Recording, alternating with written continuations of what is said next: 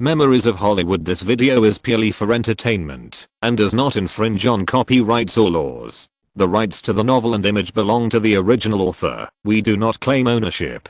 Don't like waiting and want to listen to this fanfic in full now? Subscribe to our Patreon, where you'll find the best fanfics. Chapter 51. The Halo of the Boss. However, just as Roland suppressed his excitement, bent his body, and trembled, David, who had finished telling the inside story, misunderstood. He thought Roland was angry for his transgression and for his concealment. So, when he found that Roland had turned into a shrimp and refused to look up for a long time, this rough man chose to apologize. "I'm sorry, Roland. I shouldn't have concealed these things from you. These things determine your life. You should have the right to know. But I hope you can understand. Concealment is the result of my and Ganetta's serious consideration.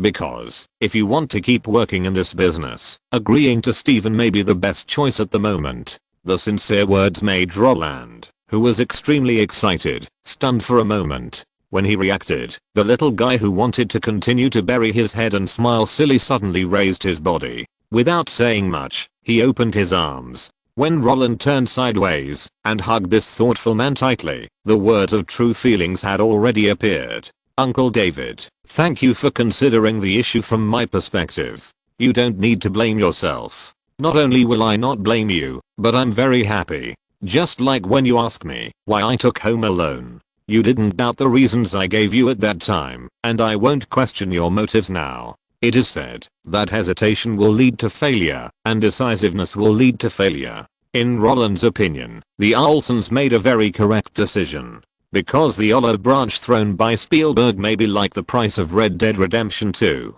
In less than one night, the two numbers of 249 and 329 were completely eliminated by Rockstar.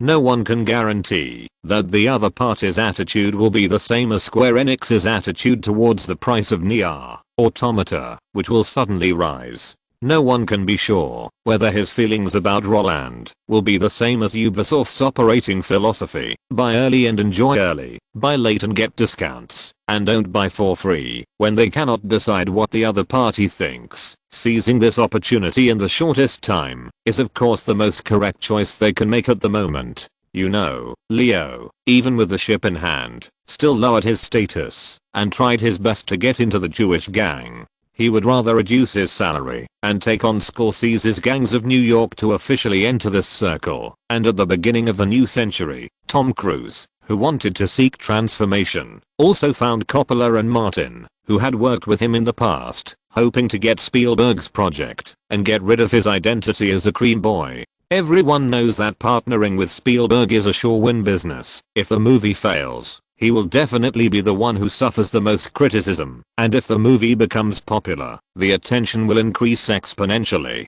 Faced with this choice, if David pushes the opportunity, then Roland will be confused and angry. As for David's self-blame, in Roland's view, this is just a way of education for the Olson family. Tell the younger generation that you are an independent individual and be honest with each other among family members. These ideas are the life philosophies that David wants to instill in his children, and at the root of it, isn't it for your own good? Although Roland didn't care about David's words, he appreciated his actions. This kind of teaching by example is much better than saying you can't do this, you can't do that, I'm doing this for you. When he hugged David and said those comforting words, David, who wanted to continue to admit his mistakes, shut up.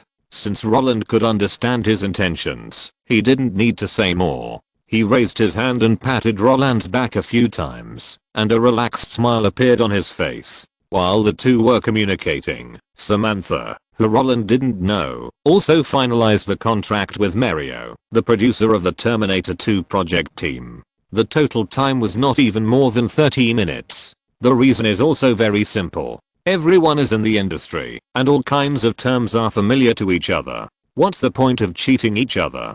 Besides, Spielberg, the big boss behind Samantha, is chatting with his own big boss Cameron. Since the two of them had already finalized the matter and were waiting on the side, if the subordinates delayed the boss's time just to make a few more dollars, wouldn't that be asking for trouble? So, when Roland and David were called in to sign the contract, they only stayed in there for less than half an hour before coming out with a freshly baked contract. Not only that, Roland also saw for the first time how awesome the aura of a big boss was. Although there was a supplementary agreement on bonuses in the contract for Home Alone, that was also the final benefit, that David had to spit out funds and cut flesh and bleed before negotiating. If you only look at the salary, Roland only got more than $5,000. This is not even as much as David paid Mohammed. But now, there was no dispute, no fuss, no lawyers, no conversations. In this silent negotiation, Roland got a reward of $100,000. If the sudden increase of 20 times in basic salary made Roland very satisfied, then the bonus clause in the contract really made him dumbfounded, because he had never thought that he could get a bonus contract in the Terminator 2 project. If the global box office of the film exceeds $300 million, a one-time bonus of $1 million will be given. If it exceeds $400 million, the upper limit of the one-time bonus will be increased to $2 million. If it exceeds $500 million, you can get the full bonus of $3 million. When Roland raised his head with a confused look on his face, Samantha, who heard this sigh, "Look normal. There is no problem with the clause. I only talked to them after seeing the agreed bonus clause of Home Alone. Don't add psychological pressure. The bonus after the box office is released is equivalent to nothing for the production team. This money will not interfere with the filming of the film. You don't have to worry about it." Samantha didn't mean to say more. After a few simple words of comfort, she waved and said goodbye to them. The way she turned and left was extremely free and easy, but the light words made Roland's eyelids jump. Of course, he knew that this bonus would not interfere with the film production, but this clause was negotiated when most people were optimistic that the film would be a big hit. To put it bluntly, this was simply the project team giving away money. Is the producer of Terminator 2 so stupid? It shouldn't be. With Samantha's departure, when David found that Roland was determined to stick to this clause, he patted the little guy on the shoulder after reading the contract and whispered, "Okay, Roland, don't worry about these things. This contract represents not only you, but also Samantha and the value behind her. The contract stipulates that, if the distributor requires it, you have to participate in the promotion and marketing throughout the process. This is actually a gamble. After Home Alone is released, someone will definitely find out that your routine is exactly the same as Spielberg's. In this case, even if Spielberg does not publicly admit it, they can still skirt the issue in terms of promotion and marketing. What's more, you still have a contract for Hook. At that time, if Home Alone is successful, you can become a point of publicity." Spielberg personally recommended the little boy to participate in Cameron's film project. The combined value of these two people's names is far more than the value of the $3 million bonus. Yes, Cameron is not stupid. After reading the copy, he also found problems with Roland's performance. Since everyone is smart, there is no need to say more nonsense. The expected bonus of $3 million is not for Roland, but for Spielberg, who may be involved in the joint publicity. Roland is definitely not worth $3 million now, but at the same time, $3 million can definitely not buy the name Spielberg. Then how much is their commission? Roland understood when David mentioned the whole process of publicity, but at the same time, he also wanted to know how much money this agent led by Spielberg would take from him. In response to his inquiry, David did not hide it. 20% of the project's salary, 10% of the endorsement contract. Even if you can take away the $3 million and $100,000, $620,000 of it will be taken by her. You may think that 20 points is a bit too much, but for them, it's just a symbol. Besides, we only signed for 2 years, and we can renegotiate after 2 years. 20% and 10%? When Roland heard these two numbers, he was relieved. Although this number is several times higher than the normal agency contract, Roland doesn't care. If the other party needs it, it doesn't matter if the 20% and 80% split is reversed. No matter how much money you make, isn't it still for spending? If money can buy the status of Zemeckis' apprentice and Spielberg's grandson, then countless people will pay out of their own pockets and rush to him. Not to mention, less than a month after the agency contract was signed, the other party had helped him get Terminator 2. Compared with these opportunities, that can't be bought with money. What is money? The point is that the other party only signed with him for 2 years. After 2 years, there are 2 epic projects as a foundation. When signing again, the price will naturally not be this price. Moreover, $620,000 is really a symbol for guys like Spielberg. Take the money as a token of your appreciation and prove to others that you are my man. As for really using it, you tell the guy with a net worth of over 100 million that you can make more than 600,000 in about a year or 2 after completing this order. Are you kidding? Their projects are all in the tens of millions, so what is more than 600,000? After sorting out the key points, Roland didn't bother about these small things. He didn't even ask David what his economic company was, because the only agency related to Spielberg was CAA. He gave the contract to David for safekeeping, and he went into Cameron's office, wanting to lick his face and ask for an autograph. However, when he ran over, he learned that Cameron and Spielberg had left when David arrived. This result disappointed Roland a little, but he was not discouraged. After the filming of the film started, he had plenty of time to pester Cameron. Although everything he got now can be attributed to the time loop, isn't it still humble and studious? In this case, squeezing Cameron dry is Roland's latest goal. After getting the role and signing the contract, David, who had nothing to do, left first. Roland and Miami returned to the previous restaurant and shared their joy with Charles, who had been waiting for a long time. After learning that Roland had completed all the procedures at the speed of light, Charles smiled and congratulated him, congratulating him on his dream coming true. That night, Roland treated him to dinner as he said. When he and Charles parted, it was already past 9 o'clock in the evening. But even so, when he returned home, he was still greeted with laughter. 2 little ones who had not slept rushed up and hugged Roland, wanting to hear him tell about his experience today. After seeing that his 2 sisters were about to empty Roland, James, who was holding a comic book, suddenly felt that the little spider in his hand was not fragrant anymore. This is my cabbage. Why are they pushing the pig? When Roland came to play before, they were not as excited as they are now. James didn't know that this was actually the difference in the circle. No matter how young Ashley and Mary were, they were also people in the circle, dealing with cameras every day. Under the influence of what they heard and saw, of course they were interested in the gossip in the circle. Even though they still don't understand a lot of things, it's still okay to listen to Roland's experience as a story. Unfortunately, maybe Roland's storytelling ability is not good. Before he could say a few words, the 2 little lolly couldn't stand it. After handing the sleeping little guy to Ganetti, Roland was also ruthlessly driven out of the house by James. Oh my, it's really unfair. I'm just chatting with your sister. Is it necessary to treat me like this? I also bought you a comic book. Really? How could Roland not see James's little thoughts? If he wasn't in a good mood today, he would definitely have a few words with the other party. After casually complaining about a few words that the other party couldn't hear, Roland took a bath and washed his face when he returned home and then climbed onto the bed swiftly. He had been studying non-stop for almost 2 months before, and he didn't want to face those oral things anymore.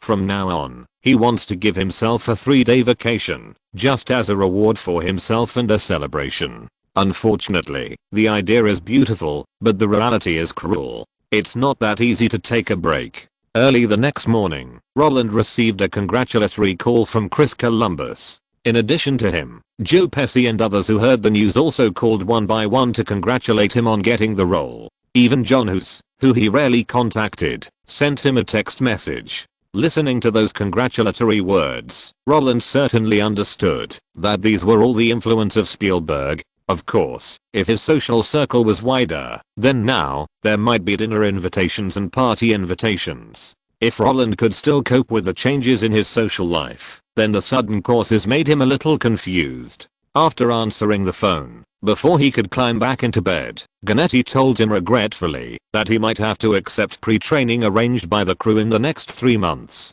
Terminator 2 is a science fiction action film. Even though the script did not design many fighting scenes for John Connor, Cameron did not want the kid he found to be out of breath after running a few steps. Moreover, if he had professional training, he could pick up a gun and go to the shooting if he had any special inspiration. So, from basic boxing and kicking courses to fencing and horse riding that had nothing to do with the movie, all of these were arranged for him. Looking at the dense schedule, Roland even suspected that Cameron had found a teacher for him because the crew had too much money. After all, it was too common for producers to embezzle the crew's funds. The guy next door named Ronan cheated the Arabs in this way. However, when thinking of Cameron, Roland felt that the possibility of embezzlement was not high. Compared with Spielberg, who liked to overspend, Cameron, who always overspent, was actually more hated by investors. Of course, even if Roland was confused, he did not refuse these courses. It's a good deal if you don't spend any money. But even so, there is one course that still puzzles him. He can understand that the crew asked him to learn boxing and fencing, hoping that he can deal with Cameron's sudden wild ideas during filming. But what the hell is fitness training? Although the 71-year-old Schwarzenegger can still withstand a kick from others, but Roland doesn't want to become such a devil muscle man. Because if he gets into a dispute with others in the future, he will have to kneel on the ground and cry and beg the other person not to die after getting angry and punching him. Note, at the beginning of the new century, Tom Cruise was indeed seeking transformation. When he first debuted, he did work with Coppola and Martin Sr., but it was not the two of them who really hooked him up with Spielberg, but the director of Mission Impossible, Brian Palmer, who recommended Tom Cruise to shoot Minority Report. At that time, Tom Cruise was shooting Vanilla Sky, so after Spielberg watched it, he took a cameo role in the film. Spielberg's economic contracts have always been represented by CAA, but it is said that CAA only takes 1 or 2 percentage points from the contracts of their Jewish gang, and even no commission for some projects. At the 25th anniversary of Terminator 2, Cameron revealed why John Connor did not have any fighting scenes in the movie, because if a child pointed a gun at someone, it would be classified as NC-17, and the Child Protection Association would never allow such a scene to appear. But without a gun, John could not beat T-1000. This is why, except for the high school student Spider-Man, there are very few movies that describe children fighting. No one will go against money. Thanks to Book Friend 160,417,205,418,266. Relief Man, KO90, Dark, for the reward. Chapter 52, Different Fitness Training.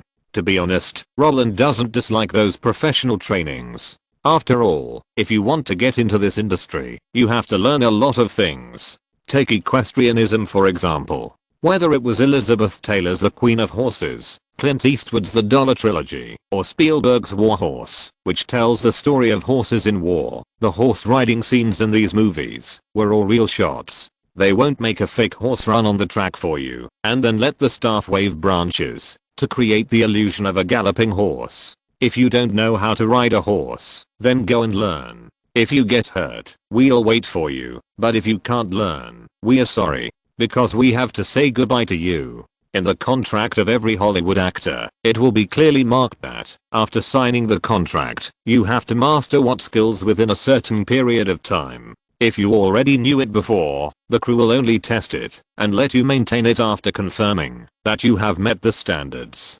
But if you don't know it, the crew will also pay for a teacher and let you go within a limited time. If you don't complete it on time, it will be considered a breach of contract and you have to pay compensation. There is no way the actor's contract is equivalent to a contract of sale. During the contract period, the actor is under the control of the crew from top to bottom, from inside to outside. Henry Cavill's beard is the best proof. Million-level beards are rare in the world. Of course, these rules and regulations are actually for the service of the work and the training before the filming of TV series such as Saving Private Ryan, Band of Brothers, The Bourne Supremacy and Pirates of the Caribbean is also to make these works better. Under the constraints of the contract, no actor will say no. Even Tom Hanks will abide by the requirements of the crew. So, after getting the schedule notified by the crew, even though Roland was surprised, he did not choose to resist, but went to the destination on time to report.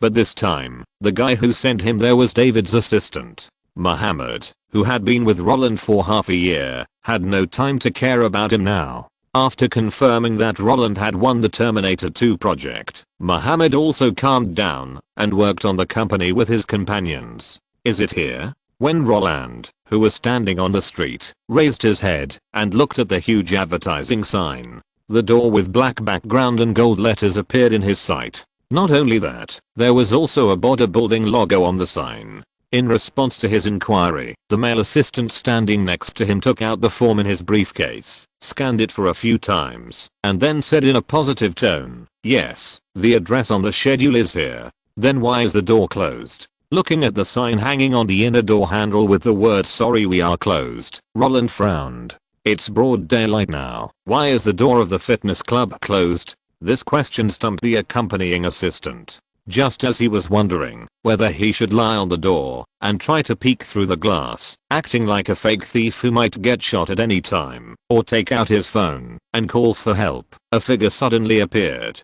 The uniformed staff member opened the door and said to Roland with a smile, "Roland Allen. Nice to meet you. Sorry, I misunderstood you. Because it is an internal training, our gym will not be open to outsiders during the training period, so I followed the boss's instructions and hung up the sign of closing.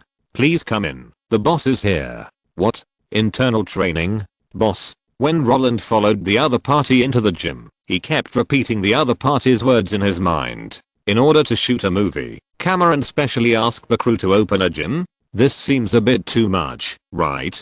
Compared with Nolan's side job as a corn farmer, is it possible that the truck driver's side job is actually the owner of a gym? It's no wonder Roland would think so. Who makes Hollywood guys more weird than each other? Let's talk about Leonardo, who likes to ride a bicycle. He doesn't get married and hangs out with supermodels every day, but what's the result? He is a daughter slave. The point is that little Lali Ruby is not his own child, but his good friend Maguire's. He is so excited to help others take care of their children, which really makes people doubt his motives. When Roland followed the staff to the second floor with a strange idea, the sound of lifting irons due to metal collision immediately attracted his attention. Looking in the direction of the sound, a mountain of meat appeared in his sight. "Is this your boss?" Roland asked. Although he didn't see the front, Roland had guessed the other party's identity. The only one who can make muscles attached to the body like a rock, except for Captain America's teammate Stone Man, is T-800. "Yeah." The staff nodded, and he turned around and wanted to leave after completing the task. However, just as he was going downstairs, he suddenly remembered something, stopped and warned, "Wait until our boss finishes this set. Before you go up, don't disrupt his rhythm, otherwise something will happen." Roland had already read the gym safety warning manual provided by the crew before he arrived. He nodded without objection, and as he responded, the staff member in charge of leading the way also disappeared tactfully. It seemed that he heard their conversation, but it was more like the exercise had been completed. Roland just looked around and casually looked at the venue. It took less than 3 minutes in total, and the future governor, who was sitting on the machine and stretching crazily, had already stopped. Looking at the red-faced man who looked like Guangdong, with bulging veins and a beard, Roland very consciously approached him. He did not speak immediately after reading all the instructions, but picked up the towel placed aside and wrapped it around the other party's right hand, then picked up the water bottle, opened the lid, revealing the stall inside, and directly put the straw to the governor's mouth. The governor raised his eyebrows at the neat movements. He opened his mouth to hold the straw and touched his head. "I didn't do exhaustion training, but you look like you must have finished reading the manual I gave you." Although the two met for the first time and didn't say hello, after hearing the governor's slightly brisk words, Roland smiled and shrugged his shoulders, as if talking to an old friend, and said directly, "I did read the manual, but I didn't know that my fitness coach was you." That's right. When Roland found out that the owner of this gym was Schwarzenegger, he guessed the other party's identity. There are countless fitness coaches in America, but for the Terminator 2 crew, no matter who they hire, Schwarzenegger is not as suitable. Compared with those coaches who need to be paid, Arnold can teach the class while training. Of course, it was strange to invite Schwarzenegger, who had won the Mr. Olympia title 7 times in a row, to teach Roland. especially since the teaching was conducted in the other party's own place. Roland found it even more difficult to understand. The point was that the other party was now a fitness consultant for the White House. However, before Roland could ask how Cameron had invited him to come out, the governor, who had already taken the water bottle, tilted his head and was very interested in the fitness coach Roland mentioned. "You mean the coach? Oh, come on. That's all a lie made up by James. You're only 10 years old. Just do normal exercise. Why do you want to exercise? He asked you to come here because he wanted us to communicate more before the filming of the movie. In his words, it was Arnold. In Terminator, you only have 17 lines. Do you know why? Because when you say the lines, I want to laugh." Schwarzenegger winked at Roland without any awkwardness when they first met. After hearing what the other party said, Roland was stunned for a few seconds, then smiled and nodded. Yes, Roland is still growing at this age, and he can learn anything, but he can't lift weights like crazy. If he follows the governor to exercise at this age, it will probably be a long time before his body has problems. At that time, it will be fun. The reason why Cameron arranged fitness courses for him was just to let him follow Schwarzenegger for proper exercise, and the remaining time outside of exercise was for them to cultivate feelings. You heard it right. Even if they are two men, in Cameron's view, they have to cultivate feelings. Why? Because the governor has not filmed a love scene so far. Starting from the first movie that made him famous, Conan the Barbarian, to the subsequent Predator and Total Recall, the governor's acting skills have improved rapidly, and his Austrian accent has been completely abandoned. His tough guy style has captured many fans, but so far, he has rarely tasted emotions on the screen. Of course, the reason why the governor abandoned emotions may be that he could not handle these scenes, or it may be related to his wife Mariah, but no matter what the reason is, the devil robots in Terminator 2 must have certain emotions. This emotion is not generated with Sarah Connor, but with John Connor. In the last scene of the film, when the T-800 fell into the molten lava, the raised thumb was the embodiment of humanity. Before that, the adventure of T-800 and John Connor was the process of transformation of both parties. John Connor, who lives in a foster family, has no father. He regards the devil Terminator, who is controlled by the program and can only complete the master's orders, as his father, while the devil Terminator from the future breaks away from the program and eventually goes to self-destruction. The father-son relationship between man and machine cannot be explained in a few words. Instead of yelling at two guys who have never dealt with each other during filming, it is better to let them get along for a while and cultivate feelings before filming. Of course, emotional cultivation before filming is also the most commonly used method in Hollywood, only for children.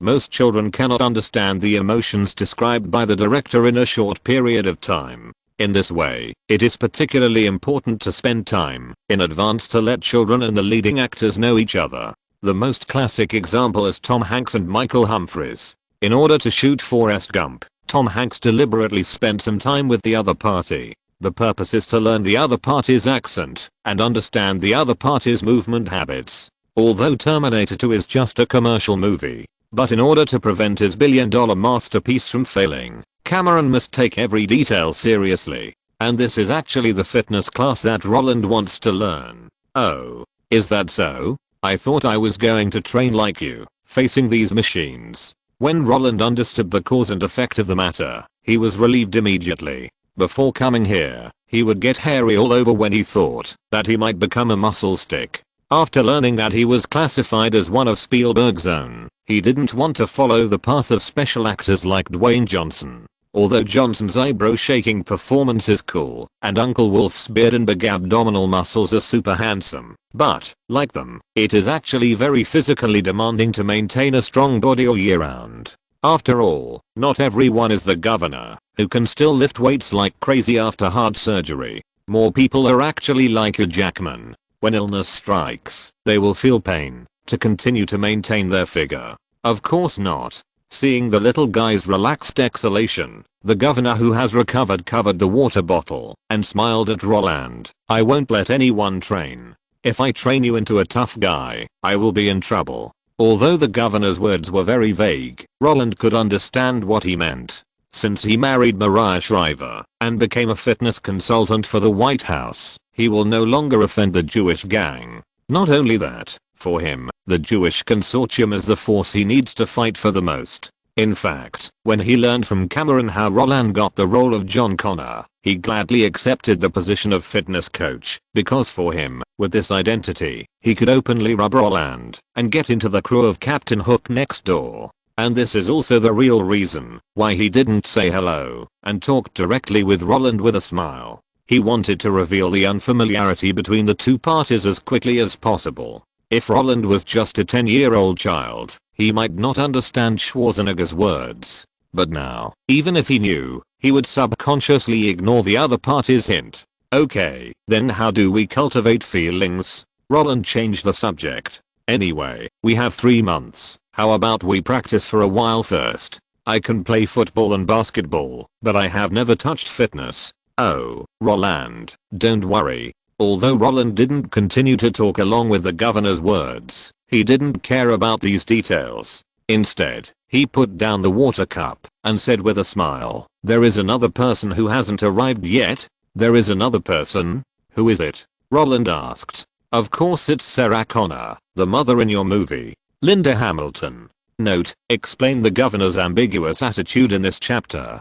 After marrying Kennedy's niece in 1986, the governor chose to embark on a career in politics. Unlike Clooney and his son, the governor's first step was to enter the White House as a fitness coach, while disintegrating the hostility of those guys in the White House towards the Germans. The governor also donated money to the Jewish Association to build mausoleums, nursing homes, hospitals and other public facilities for them. Since marrying Mariah, he has always wanted to connect with the Jews. This is his motivation. On May 2nd, 2014, Spielberg announced in a speech at the United Nations that he would establish a center for the study of racial killing and racial issues at the University of Southern California, based on the original show Foundation. Many reports say that he prepared for Schindler's List for 10 years. Yes, he should be the most suitable director in the world to make this movie, because the predecessor of the Foundation was run by his father, which was specifically used to collect evidence of the persecution and massacre of Jews.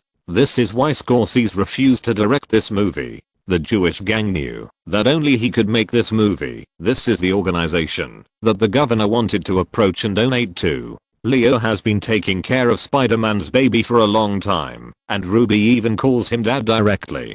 Before filming, letting children and actors cultivate emotions is one of Hollywood's conventional methods. Hankstead learned the child's accent specifically for filming. Chapter 53 Win-Win. Cultivating feelings is actually a very vague concept, especially after both parties know this motive. Everything will be very awkward.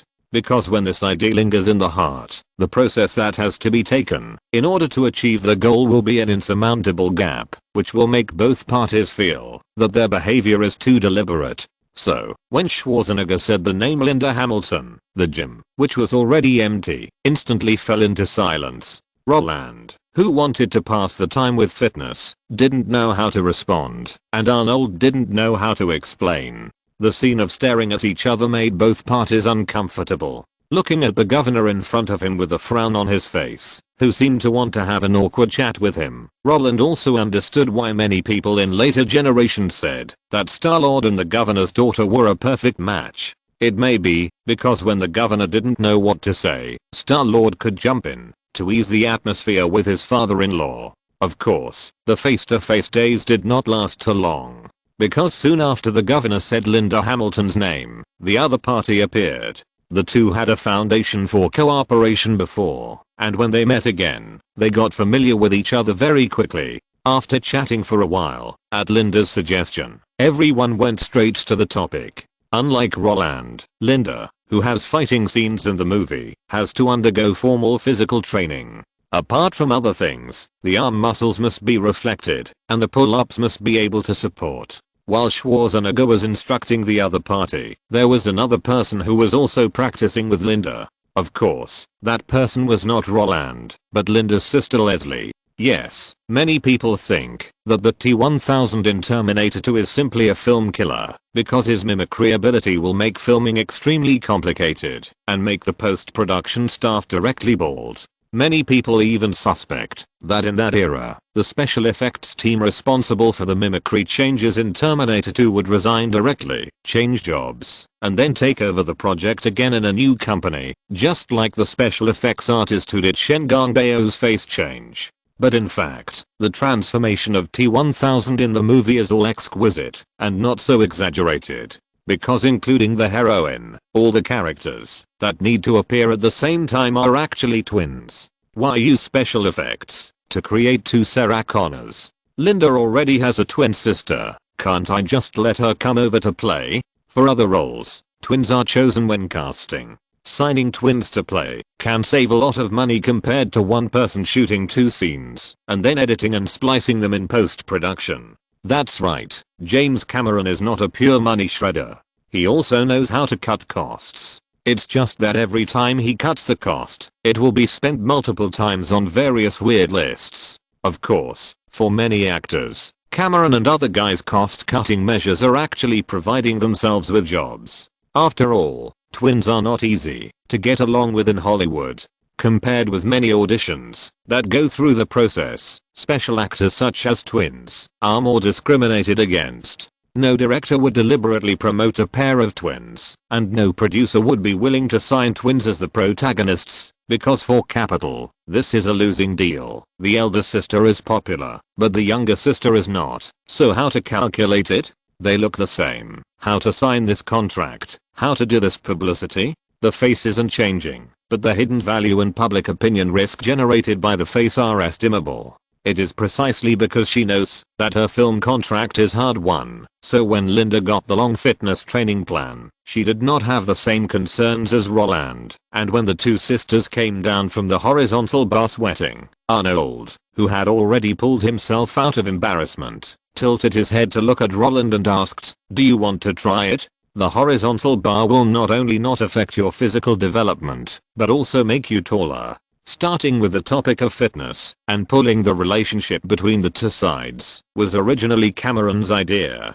It's just that the governor explained it first, which made the two people who were showing their cards feel embarrassed. After returning to the topic, Roland certainly wouldn't be stupid enough to refuse the other party. Schwarzenegger personally came to teach. This kind of opportunity is hard to come by. Even if Roland doesn't need to exercise now, he will have a good relationship with him. No one knows whether he will need him in the future. One day in the future, when Roland needs to gain muscle, calling the governor is safer than going to New York to find Billy Harrington, right? After all, no one wants to hear some strange noises when exercising. Of course, Roland's exercise schedule is not as much as Linda's. Under the guidance of the governor, he only did some basic exercises. After he and Linda finished training, he understood what Lion Po meant by success comes at a price. No one can become famous in one fell swoop with an attitude of enjoying life. More people only see the enjoyment of those big stars after success, but not their madness. Before they became famous, when the governor completed his exercise schedule for the day in front of him, one group after another, the almost self-abuse training made him see the other party's determination to join the big kids and play more advanced games. Marriage may be the driving force for the governor's success, but his persistence day after day is the root of his success. Of course, pure fitness only lasted for a week. It seems that he wanted to establish a relationship with Spielberg as soon as possible. When Schwarzenegger found that Roland could complete the daily courses he arranged after a period of adaptive training, he proposed to go to Sony's studio to take a look and give Cameron, who was watching on the scene, a surprise, so that he could review the training results. This playful mentality was also what Roland wanted. The two hit it off, took a simple shower, and went straight to the studio. However, when they arrived, they found that the truck driver didn't come today. James went to the desert in western Arizona. He got a retired M6101 from the Army through Steven's relationship. I heard that it was directly disassembled from a helicopter. In his words, it was, "I want to touch that big guy with my own hands before shooting." Yes, this is the strange list that Roland just mentioned. In order to save money on special effects, Cameron could use the method of hiring twin actors to save costs. However, before the producer could even warm up the money, the other party used it to buy a Gatling gun. In the movie Terminator 2, the Gatling gun that the governor used was real. Not only that, it was a helicopter-mounted Gatling gun, and the firing rate per minute could reach 6,000 rounds. It is no exaggeration to say that, even if it was a blank bullet, it would burn the salary of a pair of twins in 1 minute. If there were more NGs, it would not be much different from directly doing the fire special effects. It's a pity that he is not here. Hearing this news, Roland sighed regretfully. Compared with Schwarzenegger, the person he wanted to contact more was naturally the tyrant. If possible, he would certainly meet with him as many times as possible in the 3 months before the shooting. But, it all depends on the weather. However, just when Roland thought that the matter was over, after asking the staff about the whole story, the governor smiled and said, "Are you interested in going with me?" "Where to?" Roland didn't react for a while. "Of course, we are going to the desert." The governor bent down, reached into the car, took out a map, and said to Roland, "Arizona is right next to California. Although it's far away, we can fly there instead of taking Highway 10. It takes at most an hour and a half from Los Angeles to Phoenix. Then we'll rent a car and drive to the desert. We'll be able to see James tomorrow at noon at the latest. I don't know if you're interested, but I know that if James sees the two of us, he'll definitely be interested. Fly there directly?" This idea seems pretty good.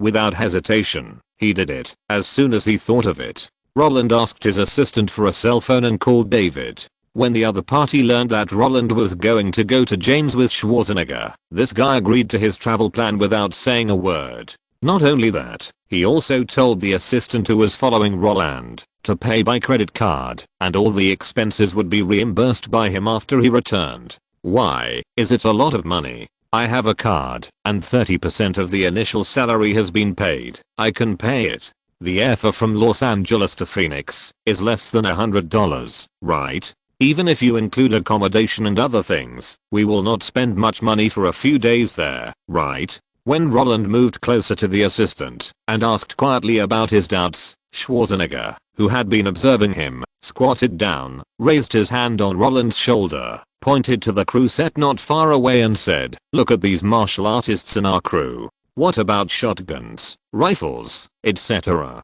We have them all, and they can all be used in California. But the Gatling guns are different. You can only use them in the Great Desert of Arizona. The Great Desert is the largest machine gun shooting range in America. You can use an M3, Bren light machine gun, Barrett, etc. there, but the bullets are a bit expensive. 7.62 ammunition costs $3 a piece. If you use a Gatling gun at 2,000 rounds per minute, you will lose $6,000 in 1 minute. Fuck you." Roland stopped talking. He was so scared that he almost deformed. $6,000 a minute? 10 minutes of shooting directly wiped out my salary for a movie. Is this playing with guns or playing with money? Why does it feel more terrifying than coin-operated mass attack? Even though he doesn't need to file taxes until the next tax season, he got 30% of the salary, which is $24,000. If the $24,000 were given to Mohammed, he could have made a game.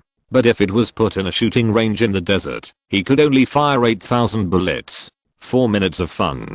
Are your bullets inlaid with diamonds? I can't afford to offend you. I can't afford to offend you. Goodbye. When Roland heard the price quoted by Schwarzenegger, he simply kept silent. He let his assistant book tickets and rooms, and he didn't care about anything else. It's not that he is stingy. It's that he really has no money. As for eating David's, wearing David's, and using David's things, I will pay it back slowly in the future. If David doesn't accept it, then I will force him to return it to his daughter. When Roland staggered with Schwarzenegger to the desert 10 miles northeast of Wakiap, the deafening sound of gunfire was like a firecracker, and it kept going off.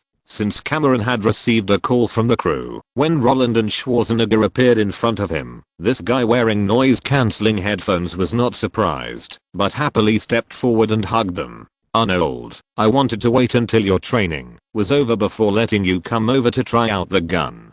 "Oh, James, isn't that a waste of time?" Schwarzenegger said with a smile. "When Roland and I learned that you came here alone to play with guns, we bought tickets and flew over directly, right, Roland?" "Yes." Arnold said that we can't let you enjoy it alone in secret. When Roland imitated Schwarzenegger's tone and described Cameron as a grandeur who was stingy with money, the truck driver wearing goggles laughed immediately. He didn't care about the two people's joking words, but shouted, "It seems that your relationship is going well. After the training, there are still some effects, right? Okay, since you are here, I won't say more. Come and try out the guns. If there is no problem, I will let them take these things back." As the governor had said before, James, who had hoped that they could get along well, was in a very good mood after he found that the two had joined forces to make fun of him. Compared with the guy who pestered Spielberg and asked for the title of screenwriter before, Cameron now smiles like a child. At this moment, he didn't even hold the two responsible for disrupting the class schedule and changing the itinerary at will, because the familiarity between the two is good for filming. No matter how much money he spends, how much he curses, how much he yells, or how crazy he is, doesn't he still hope to make a good movie? As long as the final result can satisfy him, he can ignore the process. As for inviting the two to play Gatling, as long as everyone's feelings can be improved, he won't mind, even if all the expenses are paid by the crew. What? You said investors? The money has gone into Mike Cameron's pocket, and you investors still want to take it back. However, just when Roland approached Gatling and wanted to try this big guy himself, he looked at it for a while and suddenly found a very serious problem. Where is the trigger of this gun? Hearing Roland's question, the scene suddenly fell into silence. After a few seconds, the guys including Cameron all laughed. "Roland, you reported the model of the gun to me seriously that day? I thought you really knew these things. I didn't expect you only knew the model, but didn't know how to use it. This M6101 is electrically driven. Unplug the switch and press the button to ignite." Hearing James say this, Roland's old face suddenly blushed. If he wasn't thick-skinned enough, he would have gone underground. It's really not fun to be exposed by Cameron on the spot.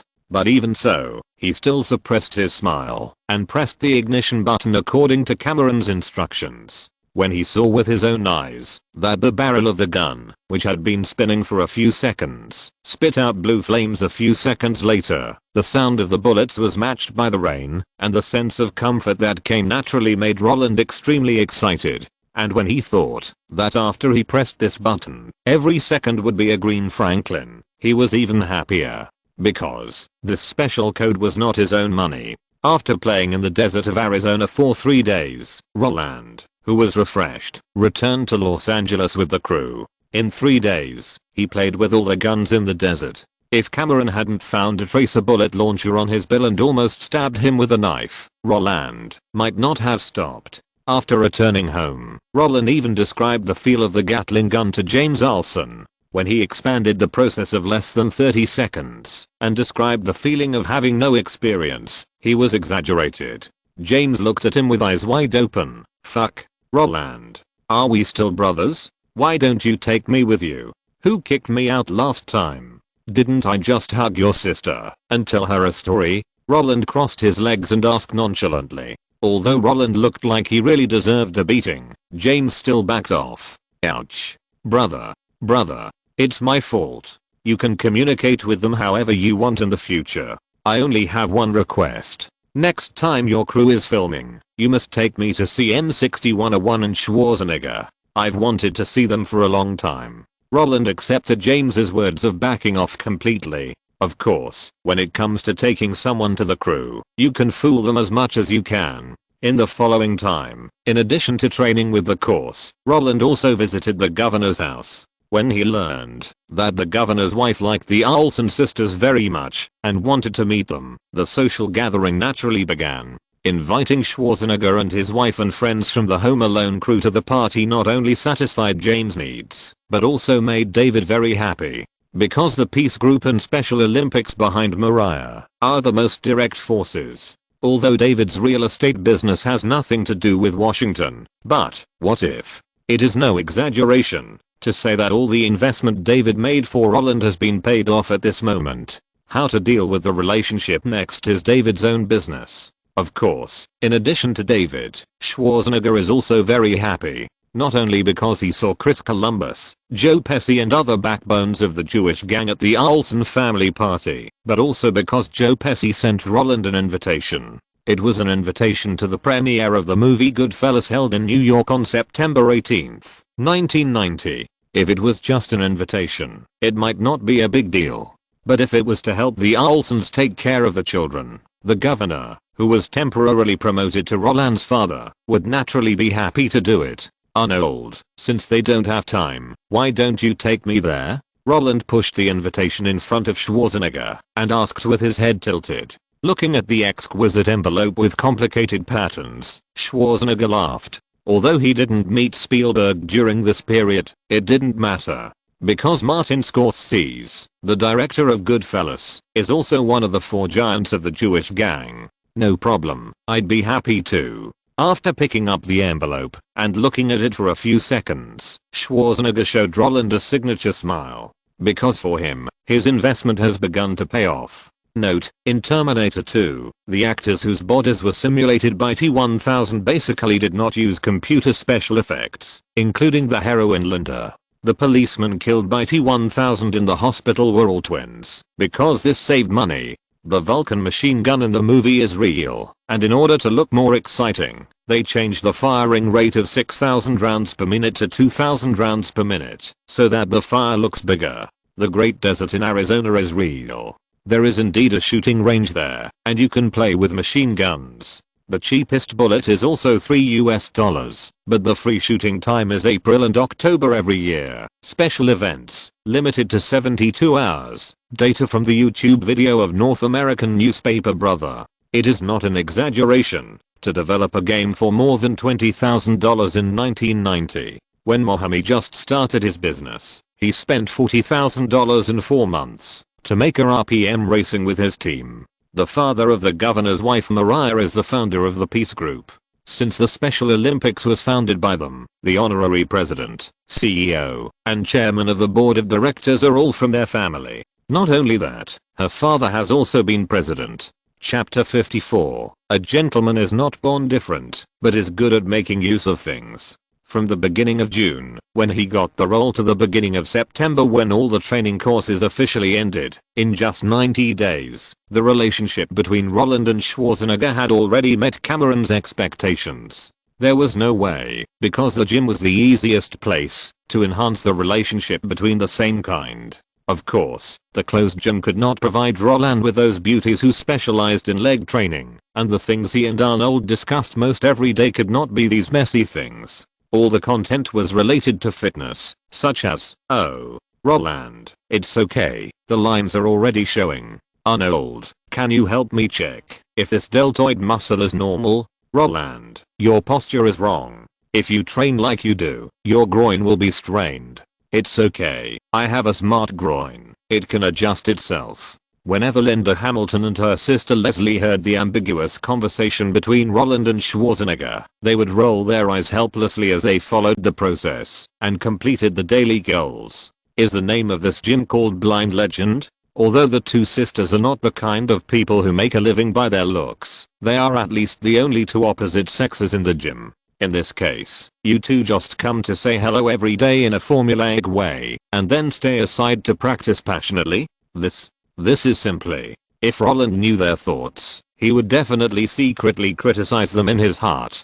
People who can be on camera are actually not ugly, but for Roland, fitness is actually more attractive. Why? Because after witnessing Schwarzenegger teaching the Hamilton sisters, Roland immediately discovered a problem. Actresses are different from actors. They can't play water guns with beer bellies. For them, fitness is simply a daily life. In this case, what if Elizabeth needs it many years later? At that time, Roland, who is studying under the governor, can't he slam the table like Zhu Washang and shout, "Let me do it"? Yes, compared with the present, Roland cares more about his future.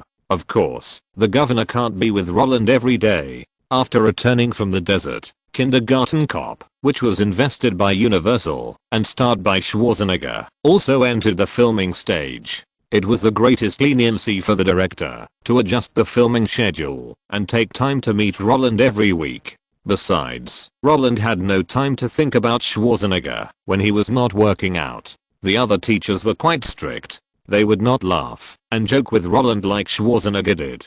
The key to getting their salary was to ensure that Roland met the standards on time and in quantity. In addition to studying, Roland also did a lot of things in these 90 days. For example, his agent Samantha took him to the Actors Guild and helped him go through all the procedures. If Roland was still fighting alone now, he could wait until Home Alone was released before making a decision. But the problem was that the situation was different, because whether it was Hook or Terminator 2, these were all projects that had been reported to the union. Although Roland could ignore the union, the consequence of doing so was to ask for trouble. After all, Roland is not Woody Allen. Even if he doesn't join the union won't dare to do anything to him. But what about Roland? Without Spielberg's public recognition, he, who has met the standards, but doesn't join the union, is likely to be tripped up by others. Of course, joining the union also costs money. The $1,500 membership fee is almost enough to make Roland call it a robbery. Many people think that joining the union is equivalent to having security, but for Roland, this statement has a strong two-sidedness. Only those who go with the flow and take things as they come will think about the union speaking for them. And for a real boss like Spielberg, what problems can the union help him solve? Before the union took action, they had already discussed what they should and shouldn't take. In addition to joining the union, Roland also went to the cinema with Gennette and others in his spare time to watch movies and pay attention to the box office market in the summer season. On June 1st, Rescue starring Schwarzenegger and Sharon Stone was officially released.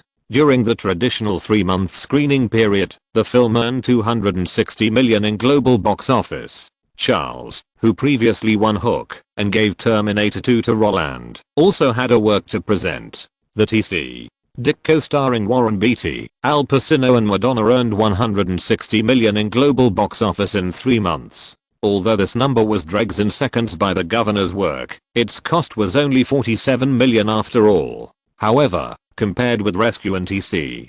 Dick, Ghost starring Patrick Swayze and Demi Moore, which was released on July 13th, was the biggest winner of the summer season. With a cost of $22 million and a North American box office of $217 million, it directly became the North American box office champion this year. After receiving the prediction of the global box office of over $500 million made by major analysis agencies, many experts even asserted that Ghost was the global champion this year. In their opinion, no movie has the ability to impact it. Love that transcends life and death and lasts until death is what many young people yearn for. Patrick Swayze and Demi Moore's embrace and kiss is definitely the most romantic love moment in the history of Hollywood movies. This movie not only tells us a warm and romantic love story, but also presents us with an audiovisual feast. I like the song Unchained Melody and I love this story. Ghost will be the best film of the year. Demi Moore and Whoopi Goldberg both have the opportunity to impact the Best Actress and Best Supporting Actress. In addition to the outstanding love, suspense and crime are also the highlights of this movie. When Roland looked at the praises written by the film critics in the entertainment section of the Los Angeles Times, a smile of emotion appeared at the corner of his mouth. Of course, he had done commentary on the movie Ghost. The classic scene of the hero and heroine playing with clay was imitated by later generations. The theme song Unchained Melody was even covered by major singers. Its influence made this movie once hailed as the greatest love story in film history, until The Unsinkable Ship came out. However, even though this movie was described as rare in the world by the media, it did not win the annual championship in 1990. The North American box office of $210 million was trampled to pieces by the last-minute Home Alone, and the proud global box office of $500 million was also eclipsed by the Guinness World Record of $533 million. Of course, the history and memory is not the reason why Roland smiled. The increasingly close release date is not the key to Roland's excitement. What really made him deal with the news with a calm mind and believed that he could emulate Macaulay Culkin and beat Ghost, or even surpass him, was not the repeated practice of more than 100 days in the time loop, nor the good news about post-production revealed by Chris Columbus at the party, but the invitation to the premiere of Goodfellas given by Joe Pesci and Arnold Schwarzenegger's colleagues. In the previous life, who was the hotspot of the publicity of Home Alone. It was Joe Pesci who hit the Oscar again with Goodfellas, Daniel Stern, a well-known supporting actor in various movies, Chris Columbus, the screenwriter of Gremlins, and John Hughes, the master of American youth films. Yes, everyone can become the publicity point of the film, but only Macaulay Culkin cannot. Even though Macaulay started acting when he was 4 years old, his popularity was about zero before the movie was released. If Roland only had the movie Home Alone, and he didn't audition for Hook, and didn't get the project of Terminator 2, then his current situation would only be a little better than Macaulay's. Fox might use children adopted by the Olson sisters' parents to hype up the popularity, but in more cases, Roland, who has no topic, will be an idle person like Macaulay. But now, everything has changed. Why did Roland desperately want to get the project of Hook? Is it because he wants to hold on to Spielberg's thigh? Of course there is such an idea, but the root is that he doesn't want to be a useless person. The uselessness here is naturally from the perspective of the distributor. The actors don't actually have to worry about the promotion and distribution of the film. More often, they only need to cooperate with the distributor. As a movie invested by Fox, Home Alone cannot be launched silently, but this is just the most traditional approach. Because if the actor really has no topic, the distributor cannot hype and promote it. Directly promote the lead actor Roland Allen. Who is Roland Allen? The audience will be confused if they don't know him. That's why Roland wants to find a way to create topics for himself. In later generations, many artists behind the scenes teams will give artists various personalities. This kind of personality is actually the content of each announcement, which creates a topic focus for public opinion. But hyping up personalities requires a large number of water troops, which was not applicable before the development of the internet. Moreover, in this era, the publicity gimmicks of traditional media and the focus of various movie fans are still excellent works. Therefore, Roland wanted to catch the other party desperately after learning about the project of Captain Hook. Because future works are also capital for publicity. Everyone does not know who Roland Allen is, but they know Arnold Schwarzenegger and James Cameron. Roland Allen, who starred in Home Alone, is a little actor personally selected by James Cameron. Will he cooperate with Arnold Schwarzenegger to co-star in Terminator 2? The two of them attended the premiere of Goodfellas together. In this way, wouldn't the topic and popularity come out? To put it bluntly, the topic of the governor and the truck driver alone is enough to beat the entire Home Alone crew, and this is also the key reason why Roland hopes that the governor can attend the premiere of Goodfellas with him.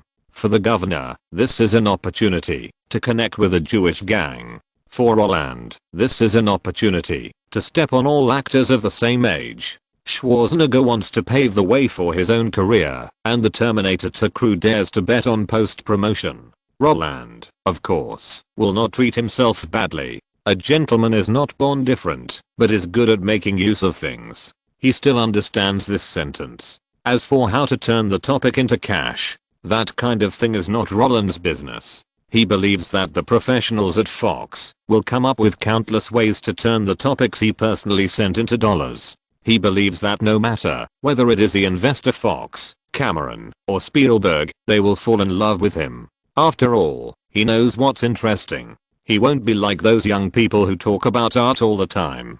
He knows what makes these big guys stand in Hollywood. Is it the kind of inspiration that will be recorded in history? No. It's the box office that old Capital loves. It's the Green Franklin. It's money. After the training course came to an end, Roland quietly waited for the arrival of September 18th and the sound of the Desert Shield broadcast on TV news. When he appeared in front of Schwarzenegger wearing a suit and leather shoes specially customized by David Seeking Taylor Shoemaker, wearing a bow tie, the other party's gray suit and black tie made Roland laugh directly.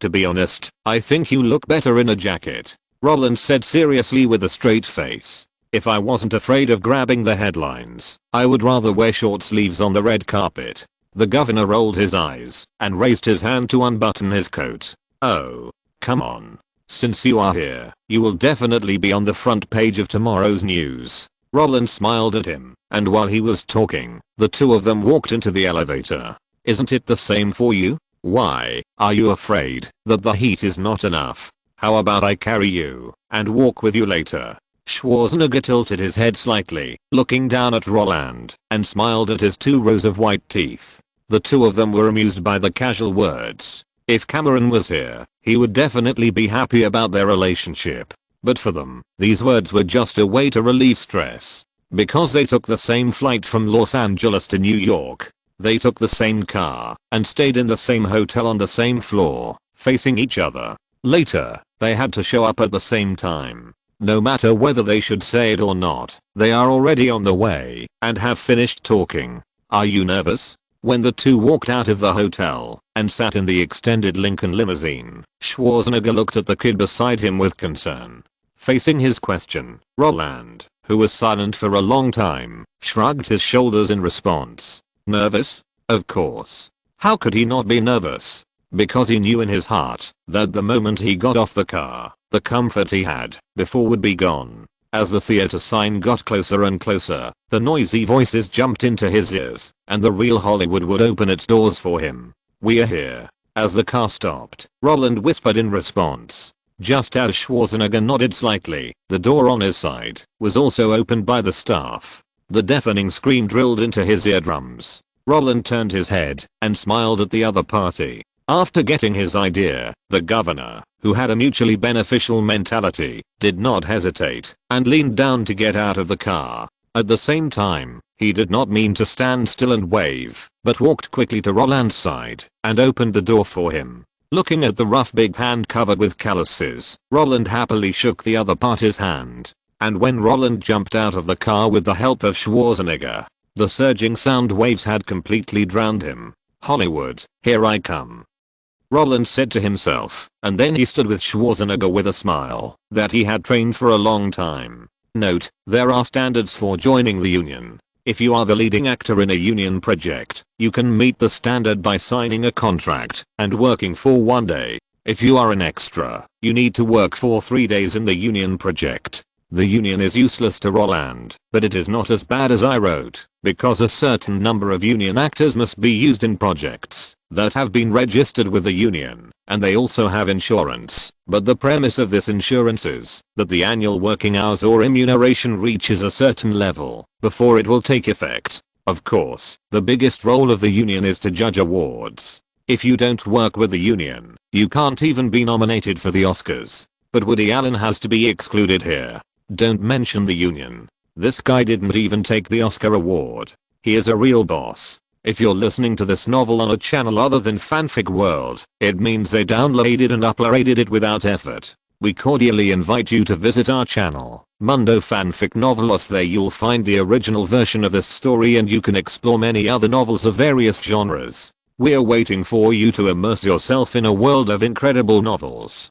Chapter 55 Photos and News. Arnold? I didn't expect to see him in this place. He's here too? It's a real surprise. Oh my god. He's very handsome. Hey, who's the little boy next to him? I don't know. Who cares? He's not his son anyway. From the moment they stepped out of the car door, screams accompanied by flashes of light surged like a surging ocean wave. The sudden rise in shearing decibels was like a sharp silver needle, enough to pierce people's eardrums. Facing those bright lights that could blind people, and those shouts that could not be heard, even if one held his breath and concentrated, the little guy on the red carpet did not lose his color at all, and did not force himself to be artificial. Although he was simply walking on the red carpet hand in hand with Schwarzenegger, the smile on his face infected the media reporters who were squatting to shoot. Looking at the figures of the big and the small walking slowly while contributing film, the reporting team who were invited to come also had countless questions in their hearts.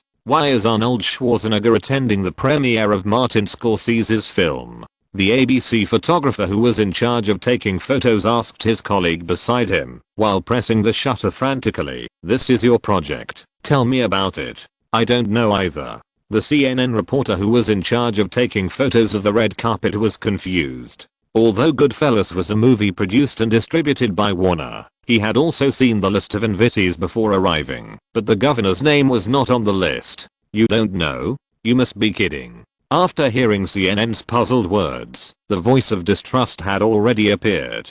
The reporter from The Hollywood Reporter was like a slippery loach, holding up the camera to capture close-ups, while talking all the time. Don't hide it. What is going on?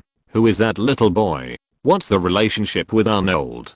Didn't you see that the group of fans on the opposite side also looked puzzled? This is big news. Yes, different from what the outside world imagines. The double-sided red carpets of the premieres of major movies and the idol fan clubs are different. The red carpet here can only accommodate fans on one side. In order to make the photos look better, the other side of the red carpet is the front line for photographers to capture reuters photos, because when shooting from their direction, no matter it is a panoramic view or a close-up, there will be a lot of human background boards, which will make the scene look very lively. Of course, while shooting the scenes, they would also change the angles according to the different reactions of the fans on the scene. Because of this, most of the time, they who were responsible for taking pictures knew which star the fans were discussing better than the stars on the red carpet. Just like now, with the appearance of the governor, they, who were still discussing the previous star, directly shifted the topic to the two people on the red carpet.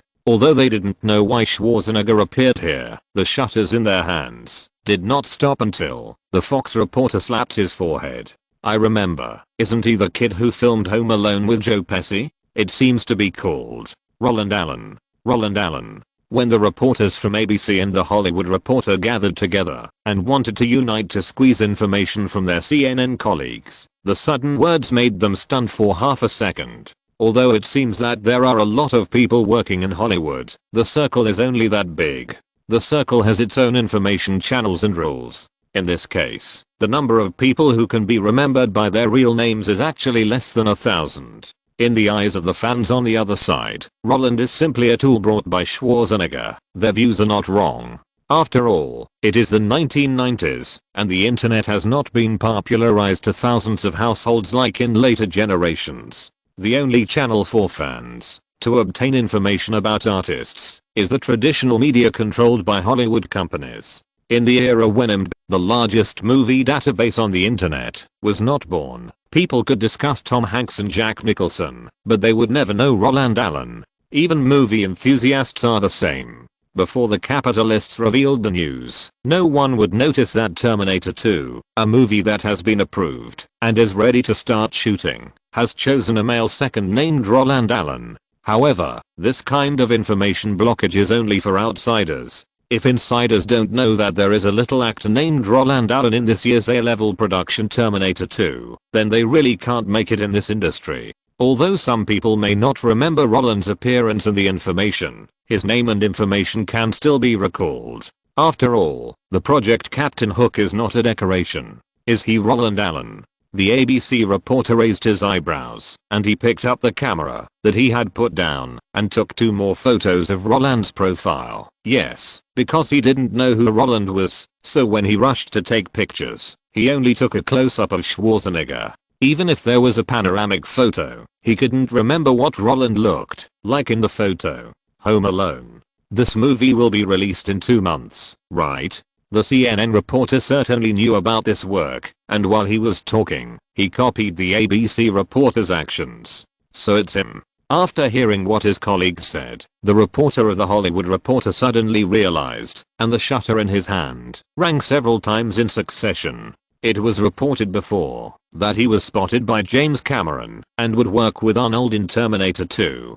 I didn't expect that they would be publicly unveiled before the crew of Terminator 2 officially announced it. Yes, they actually made it public before the crew officially announced it. What? They actually made a public appearance? When the Fox reporter wanted to continue talking along with the words of his 3 colleagues, he, who was about to become a repeater, suddenly felt something was wrong. He stared at the 2 figures on the red carpet with wide eyes for a few more times. After confirming that the child walking slowly was Roland, his eyes suddenly twitched. Fuck. Like a bolt from the blue, the photographer who had worked at Fox for so many years yelled. He naturally knew what he had missed by not taking a photo of the 2 of them. Was it a photo for tomorrow's publicity report? No. It is an opportunity to get a promotion and salary increase, become a general manager, become a CEO, marry a beautiful and wealthy woman, and reach the pinnacle of life. Why? This has to start with the Blair Witch Project.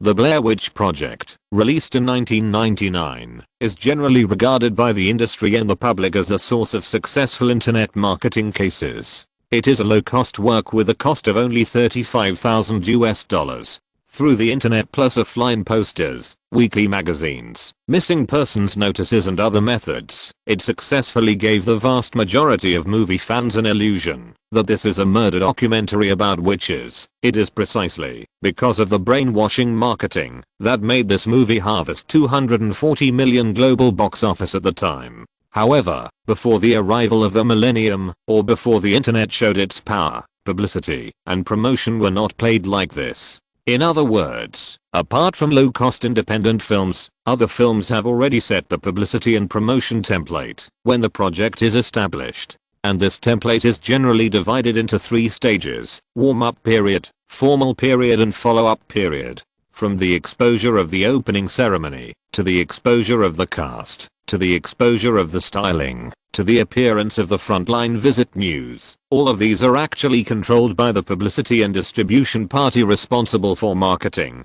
All the content that fans see is revealed by the crew themselves. To put it bluntly, in the era without the internet, before the crew released the news, even if the media knew these inside information, no one would be stupid enough to release it, because your casual revelations will affect your own jobs. Some people may think, how is this possible? As an entertainment reporter, will reporting entertainment news also be boycotted? Yes, as an entertainment reporter, you can be the first to report gossip news about actors, inspirational ideas about directors, and insider scandals about producers. You can even take all of this and go to the relevant parties to get a bargain from them, but you can't report on related projects before the capital nods. Because your revelations may affect the publicity and distribution progress of the film project team and the final income related to capital. Unlike the fixed box office share ratio in the mainland, the North American movie box office share is very floating. Before the millennium, the first week revenue share that major film companies could get from North American theaters was as high as 70 points. Even in the second week, it was 60 points. 50 points in 3 weeks, and only in 4 weeks would it fall to 40 to 30 points. In the face of such a terrifying box office revenue share, any revelations by entertainment reporters may affect the final publicity and distribution results. Once these reporters cause capital losses, then, you reporters, taking off your skirt is a small matter. If it really causes a major impact, changing careers will not save you. Because of this, before the official announcement of Terminator 2, no one knew Roland. Because the movie has not started yet, how could the official throw out this news? In this case, even if Fox wants to use the method of early overdraft to borrow the fame of Arnold Schwarzenegger and James Cameron to promote its own movie, it can't do it. If they do this, it will be a violation of industry rules. At that time, when others deal with them, they will not show mercy. Of course, this world is full of surprises. No one can guarantee that all projects can go smoothly as expected by investors. If investors can achieve their goals, there will be no movies that fail in this world. Therefore, after some actors make a public appearance and are discovered by the public, the entertainment reporters who choose to report at this time will not bring trouble to themselves. After all, the actors in your group have all walked on the red carpet together and have been seen and exposed by the public. At this time, it is not us who are causing trouble. We are just taking advantage of the situation and taking advantage of the situation to promote it. When the two words taking advantage of the situation and taking advantage of the situation to promote it appeared in the brain of the Fox reporter, he reacted and did not hesitate anymore. The guy who wanted to stand in place and wait for the next group of guests to arrive was like a madman. Without saying a word, he changed his body shape, left his companions behind, and rushed to the front of the red carpet. He wanted to make up for his mistakes. He wanted to get a promotion and a raise. Make way. Make way. With his roar, the reporters beside the red carpet immediately made way. Seeing the figure running wildly, everyone present was envious. What a good opportunity, it just fell in front of him. While these guys were sighing, the Fox reporter who had rushed to the front had no time to stop. He panted and yelled at Roland Allen, who was about to step into the news interview area. Roland Allen. Roland Allen. I'm a Fox reporter. Can you please turn around and take a picture for me? In the strong light, two figures, one big and one small, shone. In the eyes of the Fox reporter, the two figures on the steps were his hope for promotion and salary increase. He didn't know if Roland Allen could hear his words. Although they were very close, the two people walking in the spotlight were not in the same world as him. But, with his roar, Roland stopped. After getting off the car, Roland, who had always smiled, turned around and looked in the direction of the sound. Such a situation made the excited Fox reporter yell yes. The next second, he waved to Roland again and shouted, "Can you ask Arnold beside you to turn around?" It seemed that he noticed Roland's abnormality, but it seemed more like he heard the reporter's words. The governor glanced at Roland and then looked in the direction where he turned his head. When the governor raised his eyebrows and looked up in the sight of the Fox reporter, the guy holding the camera high quickly pressed the shutter and included the two people standing in front of the huge poster of Goodfellas in the camera. Bang. Punchy. With the appearance of the high exposure flash, the governor also found the reporter and saw the thumbs up. "Your goal has been achieved," the governor whispered to the little guy beside him. Roland, who was originally showing a formal smile, grinned. "Yes, I thought I would be forgotten. How is that possible? If he missed you, he would definitely be fired by Fox." Looking at the OK gesture made by the reporter, the governor turned around and continued to pull Roland forward. As for the governor's words that he knew well, Roland shrugged his shoulders and did not give a positive response. Because he saw the Fox reporter clenched his fist, waved it in the air, and then turned and left. What was he going to do? Roland knew, of course. He went to report the news. Chapter 56 Propaganda. What kind of story does the movie Goodfellas tell? Fox reporters are not interested. Who else will be the red carpet guests of the movie Goodfellas? Fox reporters can no longer recall the invitation list they have received. How will Martin Scorsese, the director of Goodfellas, view Arnold Schwarzenegger, a descendant of the Germanic people? What does this have to do with his identity as a Fox reporter? Exclamation mark. Now he doesn't want to know anything about the movie. He only knows that, after getting the photos, he can get rid of this damn identity of a foreign photographer and finally don't have to run business outside in all kinds of strange weather. Because of this, when he ran out of the interview area and got into his car in the envious eyes of his colleagues, the first thing he did was to call his boss and tell him this big news. When the other party confirmed with him again and again and received the black and white photo by fax, the relatively clear picture immediately caused a commotion. After learning the news, the Fox film promotion department, which had already returned home, gathered in the company's conference room overnight and worked all night to perfect the already scheduled promotion plan. Why did Roland Allen appear at the premiere of Goodfellas at the same time as an old Schwarzenegger? When Jones, who was responsible for the offline advertising design of Home Alone, asked this question, Garsha, who was sitting next to him and controlling the advertising placement, shrugged his shoulders and said, "How should I know? We didn't get the news before. Maybe it was a Ryuta's photo?" Ryuta's photo? Don't be kidding. This is obviously a staged photo. Jones rolled his eyes and said, "Didn't we just want to instigate Roland and Arnold to take a photo together? If there wasn't someone behind him, we would have done it long ago. Shh. This kind of thing has passed, so don't talk about it." Jones's complaints attracted the attention of a blonde woman. "Hey, Jennifer, we are all family. You are making a fuss." Jones shrugged, looking indifferent. "Yes, don't think these capitals are so noble. Maybe they are not as daring as Meng Lang, the king of special effects series, but as early as when Roland signed the contract with the Terminator 2 project crew, they had already thought about using the banner of Cameron and Schwarzenegger to promote and release. If it weren't for Spielberg in the middle, the Olsons would have received their calls 2 months ago, suggesting that they find a way to get Roland and the Terminator 2 project team to take a photo that can be exposed. As for fear of retaliation, Terminator 2 just borrowed Sony's studio to shoot a movie, and it was not a project they invested in.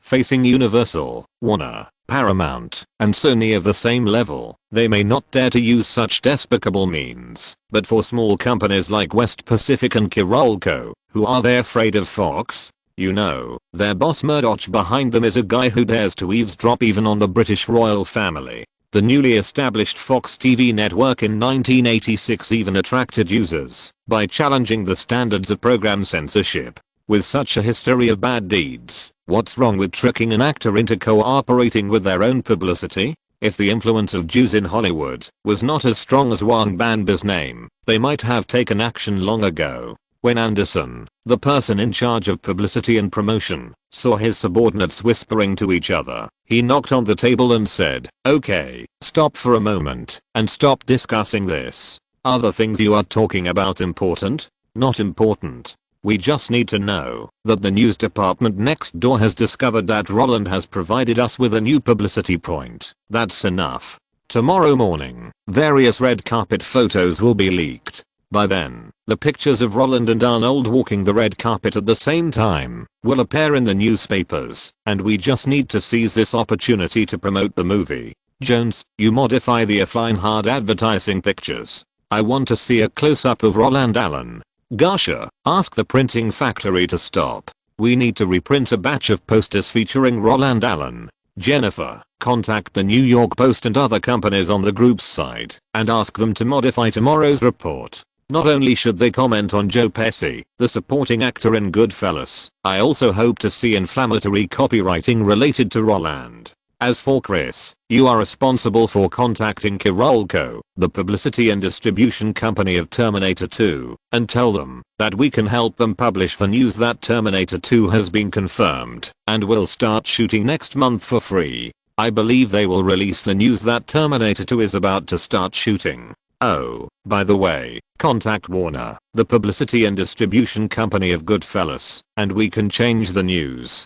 Half an hour later, all the replies except for resetting the poster were placed in front of Anderson. Regardless of whether it was stopping the printing, the media or Warner, they did not have much objection to the cooperation plan proposed by Fox. As for Kiralco, what choice did it have other than to agree? This is actually the sadness of small companies. They clearly know that there are many tricks in this, but in the face of Fox's legitimate means, they don't even want to say a word. If it were a rival of the same level, even if they were caught off guard by Fox, they would remember the matter and bite back in the future. But what about Kiralco and others? The right thing to do is to quickly cooperate with the news and announce the upcoming filming of Terminator 2.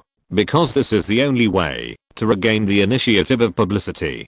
Fortunately, the film will officially start shooting in 20 days, so even if it is a little earlier, they will not be in a hurry. Moreover, Fox's free advertising can also help them save money, so it is not a loss. Because of this, the next morning, overwhelming news, like snowflakes, appeared in major media as Roland expected. CNN, a radio and television network under Time Warner, and Fox, a TV station under News Corporation, were the first to report the news of the premiere. They edited the red carpet video into multiple copies, among which the shot of Schwarzenegger leading Roland out of the car took up 2 seconds. In return, Fox's parent company News Corporation, including the New York Post, the Boston Herald, and the Chicago Sun-Times, revised their previously written manuscripts. While vigorously touting the movie Goodfellas, they also involved Home Alone through Joe Pesci. When introducing the list of leading actors, they also followed Fox's instructions and deliberately put Roland Allen's name at the end and marked that Roland had attended the premiere with Schwarzenegger last night. Coupled with Kiralco's correct decision, the next piece of news reported on the red carpet was the bombshell that Terminator 2 had been approved and was about to start shooting. When the names of Roland and Schwarzenegger in the two pieces of news overlapped to a high degree, something interesting happened immediately. Because of the time difference and the principle of timely output, the first thing people saw on the morning of September 19th was of course the morning news of CNN and Fox. Although Fox at that time was not the leading media of one of the 5 major broadcasting and television networks in North America in the future, and CNN TV station could not compare with ABC, NBC, and CBS, the combined coverage of the two of them could already cover the entire America. When the general public listened to the news and went to work, anyone who had the habit of buying newspapers would find that today's newspapers seemed a little different. Queens, New York. Bill is a stock trader. His daily job is to complete various stock trading orders according to the instructions of his superiors. Although he wears a suit and leather shoes and looks like a dog, in fact, his work has a low technical content. He only needs to be a little more skillful to earn a salary enough to support his family. For him, this mechanical labor is meaningless. If he didn't have a family, he would have resigned long ago. As usual, after getting up in the morning, Bill turned on the TV to listen to the news. The radio host's report was the best mental massage for him every morning. Unfortunately, his son was not interested in these contents. If he hadn't promised to take him out to the movies during the Christmas holiday, he believed that the little guy would be like usual, clamoring for him to open those paid children's channels. Although he agreed to the other party's request to pay less annual subscription fees, for Bill, watching movies on Christmas was actually a torture. What's the point of those family movies? It doesn't look fun at all. Okay, if you have time and energy, why not watch a horror movie, a gangster movie, just like the one broadcasted by CNN this morning? Goodfellas. This kind of movie looks exciting. Okay. Although he was complaining, Bill still sent his son to the school bus with a smile on his face. Then, he drove to work in a suit and tie. When he passed a newsstand, he had an extra copy of the New York Post in his hand.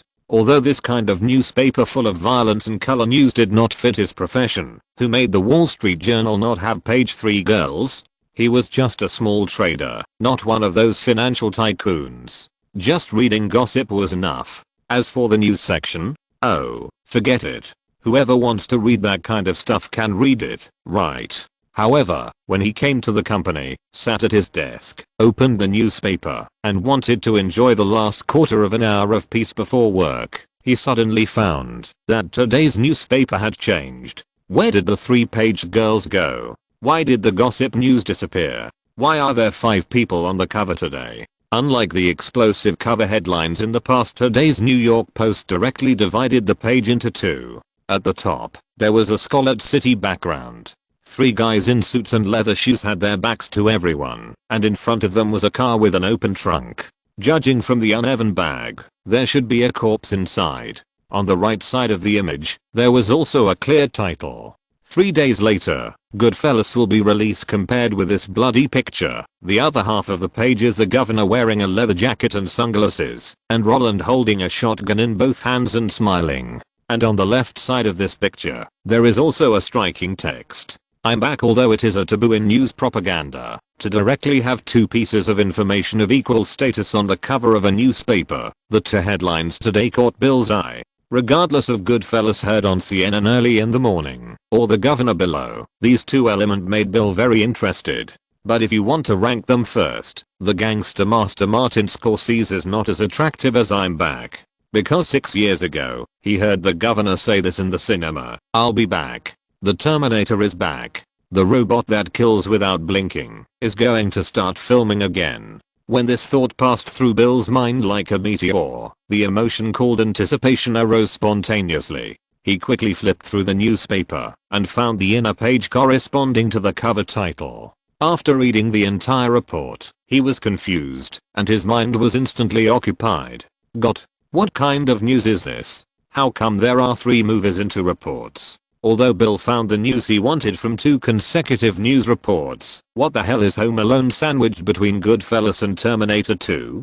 And if you look at the page, the movie Home Alone seems to be played by Joe Pesci, the supporting actor in Goodfellas, and Roland Allen, the new actor in Terminator 2. However, just when he was at a loss and didn't react, a bang sounded instantly, and a figure came from the side. When Carrie, who was sitting next to Bill, saw the newspaper in his colleague's hand, he immediately said something teasing. Oh, Bill, I knew you would be confused. I saw this newspaper in the newsstand when I was buying the Wall Street Journal just now. I was wondering at the time why the New York Post has changed. Later, I asked my boss and found out that Martin Scorsese and James Cameron have both released new films. After hearing what Carrie said, Bill immediately reacted. He pointed at his newspaper and said, "Did the boss tell me what the 3rd movie Home Alone is?" Home Alone. Carrie was stunned for a moment. He was sure that he had not heard this name from his boss. However, while repeating this name, his eyes also fell on Bill's newspaper. After spending half a minute to browse the entire page, an unexpected emotion clung to his face. Yo, I didn't expect the cast of Home Alone to be so impressive. What? Do you know this guy named Roland? Bill raised his eyebrows. I don't know him. Kerry shook his head. But you can tell there's something wrong just by looking at the content. Who is Joe Pesci? He's a guy who can act with Robert De Niro. Just imagine how amazing the kid who can act opposite him is, right? Not to mention, he was chosen by James Cameron to star in Terminator 2. There aren't many guys that James would pick, and with Joe Pesci and John Hughes, the Slinoop is amazing, no matter how you look at it. And, looking at the introduction above, this movie seems to be a children's comedy around Christmas. Do you know when it's going to be released? I'll take my daughter to see it then. What? I just asked you a question, and you've already decided to watch this movie that has no publicity? Hearing what the other party said, Bill immediately looked at Kerry with a strange look. He felt that the other party had some problems with his brain. However, as if he saw the doubt in Bill's eyes, Kerry shrugged and sat back in his seat. Come on, their Slinoop is already very good. Not to mention the director, screenwriter and supporting actors. Just the kid is much better than previous children's movies. Have previous children's movies had such a powerful protagonist? Which guy can openly tell others what his next work is before the movie is released? You know, the investment in Terminator 2 is written in the newspaper. 100 million. That's a 100 million investment. How can a guy who can get a 100 million project before the previous work is released be simple? If you have doubts about this project, will you doubt Cameron? I'm back. Cameron may mess up other movies, but he won't mess up this one, right? Hiss. What Kerry said seems to make sense. Looking at his colleague's confident expression, Bill immediately felt that there was nothing wrong with his words. 100 million investment. Since this Roland, who had never been heard of, could join Cameron's crew, he must be very capable. If he is not good enough, James will definitely not choose him. Since James chose him, it means that he is at least much better than other children of the same age. In this way, his performance should not be as embarrassing as other child stars. If so, as he closed the newspaper, a thought quickly crossed his mind. If it really doesn't work, he will just take his son to watch this one. With the names of Joe Pesci and James Cameron, this movie shouldn't be too bad, right? Note, Murdoch and his News Corporation were exposed to the wiretapping scandal as early as 2003, and there have been incidents every few years since then. When Fox News Network was first created, the scale was even bigger than that of the pornographic station HBO. The New York Post, Boston Herald, and Chicago Sun-Times are all newspapers under News Corporation.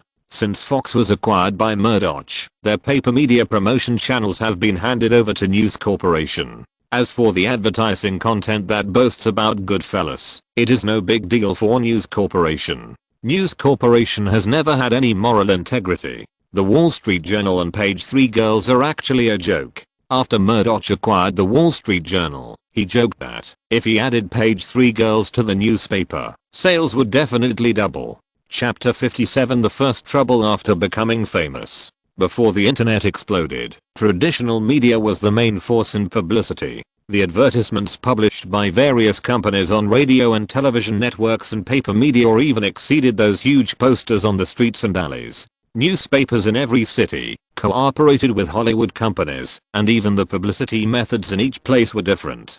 The simplest example is Houston, where there is not even complete public transportation and people drive to travel. If you don't use radio stations in this environment, how many posters do you have to put up to let these guys see the advertisements? But the problem is, aren't the media's mouths deceiving ghosts? Even in 2009, Rolling Stone magazine and Chicago Sun-Times, which had internet comparison, still dared to write random film reviews for promotion with their eyes closed. What about the 20 years before that? Haha. If the morning news on the 19th only fermented in New York, the premier area of Goodfellas, and Boston and Chicago, where Fox's sister companies are located, then starting from the evening, Fox's channels officially exerted their strength. Newspapers with the news that Terminator 2 has been approved and will be released next year appeared in every corner of America. At the same time, the anchors on the news radio stations were also talking about the news that was officially announced yesterday. When introducing the cast, they knew what they should say, because they were paid to speak freely, but liked to play double standards. In addition to the two familiar figures of Arnold Schwarzenegger and Linda Hamilton, John Connor in the character list is also worthy of our special attention. Although Roland Allen, who plays him, has only one movie shooting experience, Home Alone, which will be released in November, is the work of John Hughes. There are not many young actors who can be favored by both James Cameron and John Hughes. What's more, the guy's acting opposite him are Joe Pesci, one of the supporting actors in Goodfellas, and actor Daniel Stern.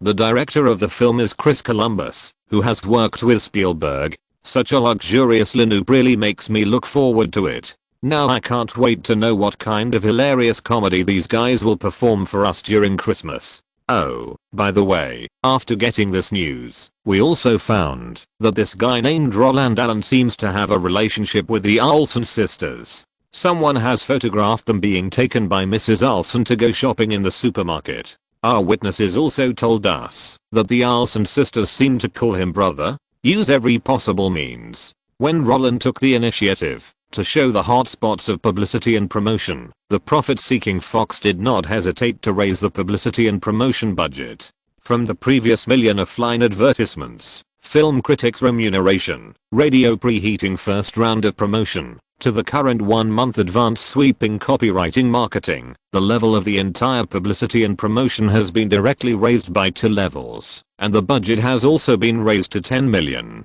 If you have a gimmick and don't use it, you are a fool, right? As for the publicity and promotion costs, they are almost catching up with the production costs. Isn't this normal? Moreover, the publicity and promotion costs of commercial films account for 50% of the total cost, which is a very common thing. Iron Man 3 has a global publicity and promotion of 100 million. Isn't it good in front of the global box office of 1.2 billion US dollars? Fast and Furious 8, the publicity and promotion costs of nearly 80 million. Didn't it make back the principal and interest in the end? Even a low-cost movie like Lost in Thailand with a cost of 30 million burned the same 30 million during the publicity and promotion, and the final result was the annual box office champion in 2012. In fact, most of the time, publicity and promotion are not just for consumers. The louder you shout during the promotion, as long as the quality is not bad, the theaters will increase the screening schedule for you according to the scale of the advertisement. This is actually a very simple truth. The theaters are not fools. Of course, they are willing to increase the screening schedule for the guys who spend money on advertising for 2 works with a score of 70 in the same period. As long as your advertisement is loud, it proves that your customer base is higher than that of the other party. In this case, the number of people who go to the cinema to watch the advertised movie will definitely be more than those without advertisements. And if on this basis, add a dazzling gimmick, as long as the theaters have a brain, they will naturally know how to deal with it. Even if the quality of the work is not good, it doesn't matter. Just like Love in the Cemetery, it made a lot of money on the first day and changed the screening schedule on the second day. Isn't that the end? Of course, these things are no longer important to Roland. Since walking the red carpet, he no longer thinks about Home Alone. He has done what he should and shouldn't do. As for the final result, that is not something he can decide. But one thing is obvious. That is, after returning from New York with Schwarzenegger, Roland was stunned by a 5-finger mountain that suddenly appeared. James, what's going on? Looking at the autograph book on his sofa, which looked like a small mountain, Roland's forehead suddenly had countless black lines. What's going on? Of course, I'm bothering you to get an autograph. James felt that Roland was asking knowingly, and he grabbed a book and tapped it in his hand a few times. At the same time, he also said, "You don't know how many classmates have found me since the CNN news was broadcast, wanting to reconnect with you. You are now a big star in our school. Even the teacher is asking me if you still have a chance to go back to class. What? Is the effect so good?" Hearing what James said, Roland, who almost turned into a black question mark face, laughed out loud. Really? Did anyone say that they would go to see my movie in November? James rolled his eyes at the expectant question. Of course, they all said that as long as there is an autograph, they will definitely let their parents take them to the theater on the day the movie is released. Oh! Exclamation mark. So awesome. Roland was immediately happy. There is a saying that goes, classmates for life, relatives for 3 lifetimes. Although Roland has not had any contact with those guys since he traveled here, judging from the current situation, those guys he has never met seem to be quite nice, right? Knowing to support classmates? Not bad. That's easy. I'll just sign. It's just a matter of getting an autograph for his fans. Seeing so many people willing to support him, it's worth it for him to work harder and be a little tired. However, before Roland could take the notebook from James and leave his calligraphy on it, a crisp clapping sound appeared. James pushed Roland's claws away and said with disgust, "Roland, what are you thinking about? They don't want your autograph. These notebooks are reserved for Arnold Schwarzenegger. It would be even better if there was also James Cameron's signature. I'm telling you, don't scribble on them. These notebooks are carefully selected by them. If there is a mistake, they will definitely pester me to find you to continue." What? Exclamation mark. Roland's smile froze instantly. Not asking me for an autograph? Fuck. It turns out that smart people don't attend class reunions. They haven't even entered society yet, and all these large-scale successful people's show. Fighting of failed people, microcosm of interpersonal relationships, ideal breakthrough point for business people, blind date variety show for extramarital affairs. These miscellaneous debuffs have appeared first. Want to get Schwarzenegger's autograph first, preferably Cameron's, and then go to the cinema to show your support. How snobbish. How snobbish. I haven't even gotten Cameron's autograph myself, and you guys really dare to ask for it. When Roland heard James' real request, he, who was smiling, suddenly had a long face. Seeing his expression, James' eyes flickered. Why, is it difficult? Or are you unwilling? Difficult? Unwilling? Of course. No. In order to harvest those classmates, getting an autograph is not a problem, right? But his interest was not as high as before. Arnold should have no problem. As for James, I can't guarantee that. You leave the book here, and I'll ask after the movie starts. Hearing what Roland said, James, who wanted to use brotherhood to beg Roland, was relieved immediately. After getting a satisfactory answer, James quickly put down the book in his hand, turned around and ran out of Roland's house. Nonsense. If he didn't run, he would be exposed.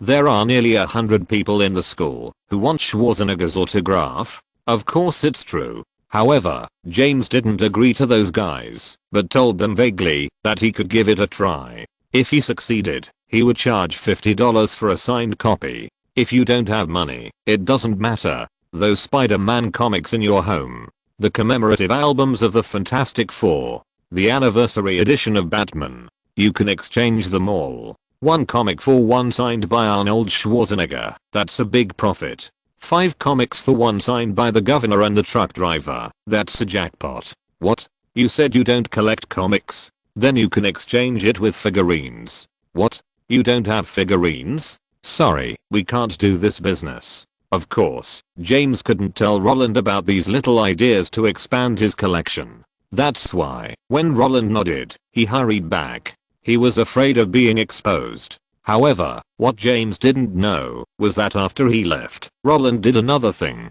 He grabbed an autograph book and left his name on the front page. Want an old Schwarzenegger's autograph? No problem. Buy one, get one free. I'll also give you an autograph of the future superstar Roland Allen. Roland didn't believe it. Would anyone refuse such a good thing as buy one get one free? Note, the incident with Rolling Stone in Chicago Sun-Times in 2009 happened on the movie Moon, which is the work of Duncan Jones, the son of David Bowie mentioned earlier, the guy who made Warcraft. The soft articles of those two media directly described the movie as visually stunning, and did not mention the problems between clones at all. As a result, people who saw the promotion went to the theater with great expectations, but found that the movie was different from what was described by the outside world, and the box office was a huge failure. It was a typical case of making nonsense just to get money. After all, the movies of the same period included Transformers 2 and Half-Blood Prince, and everyone who saw the promotion thought it was a special effects masterpiece, but it turned out not to be.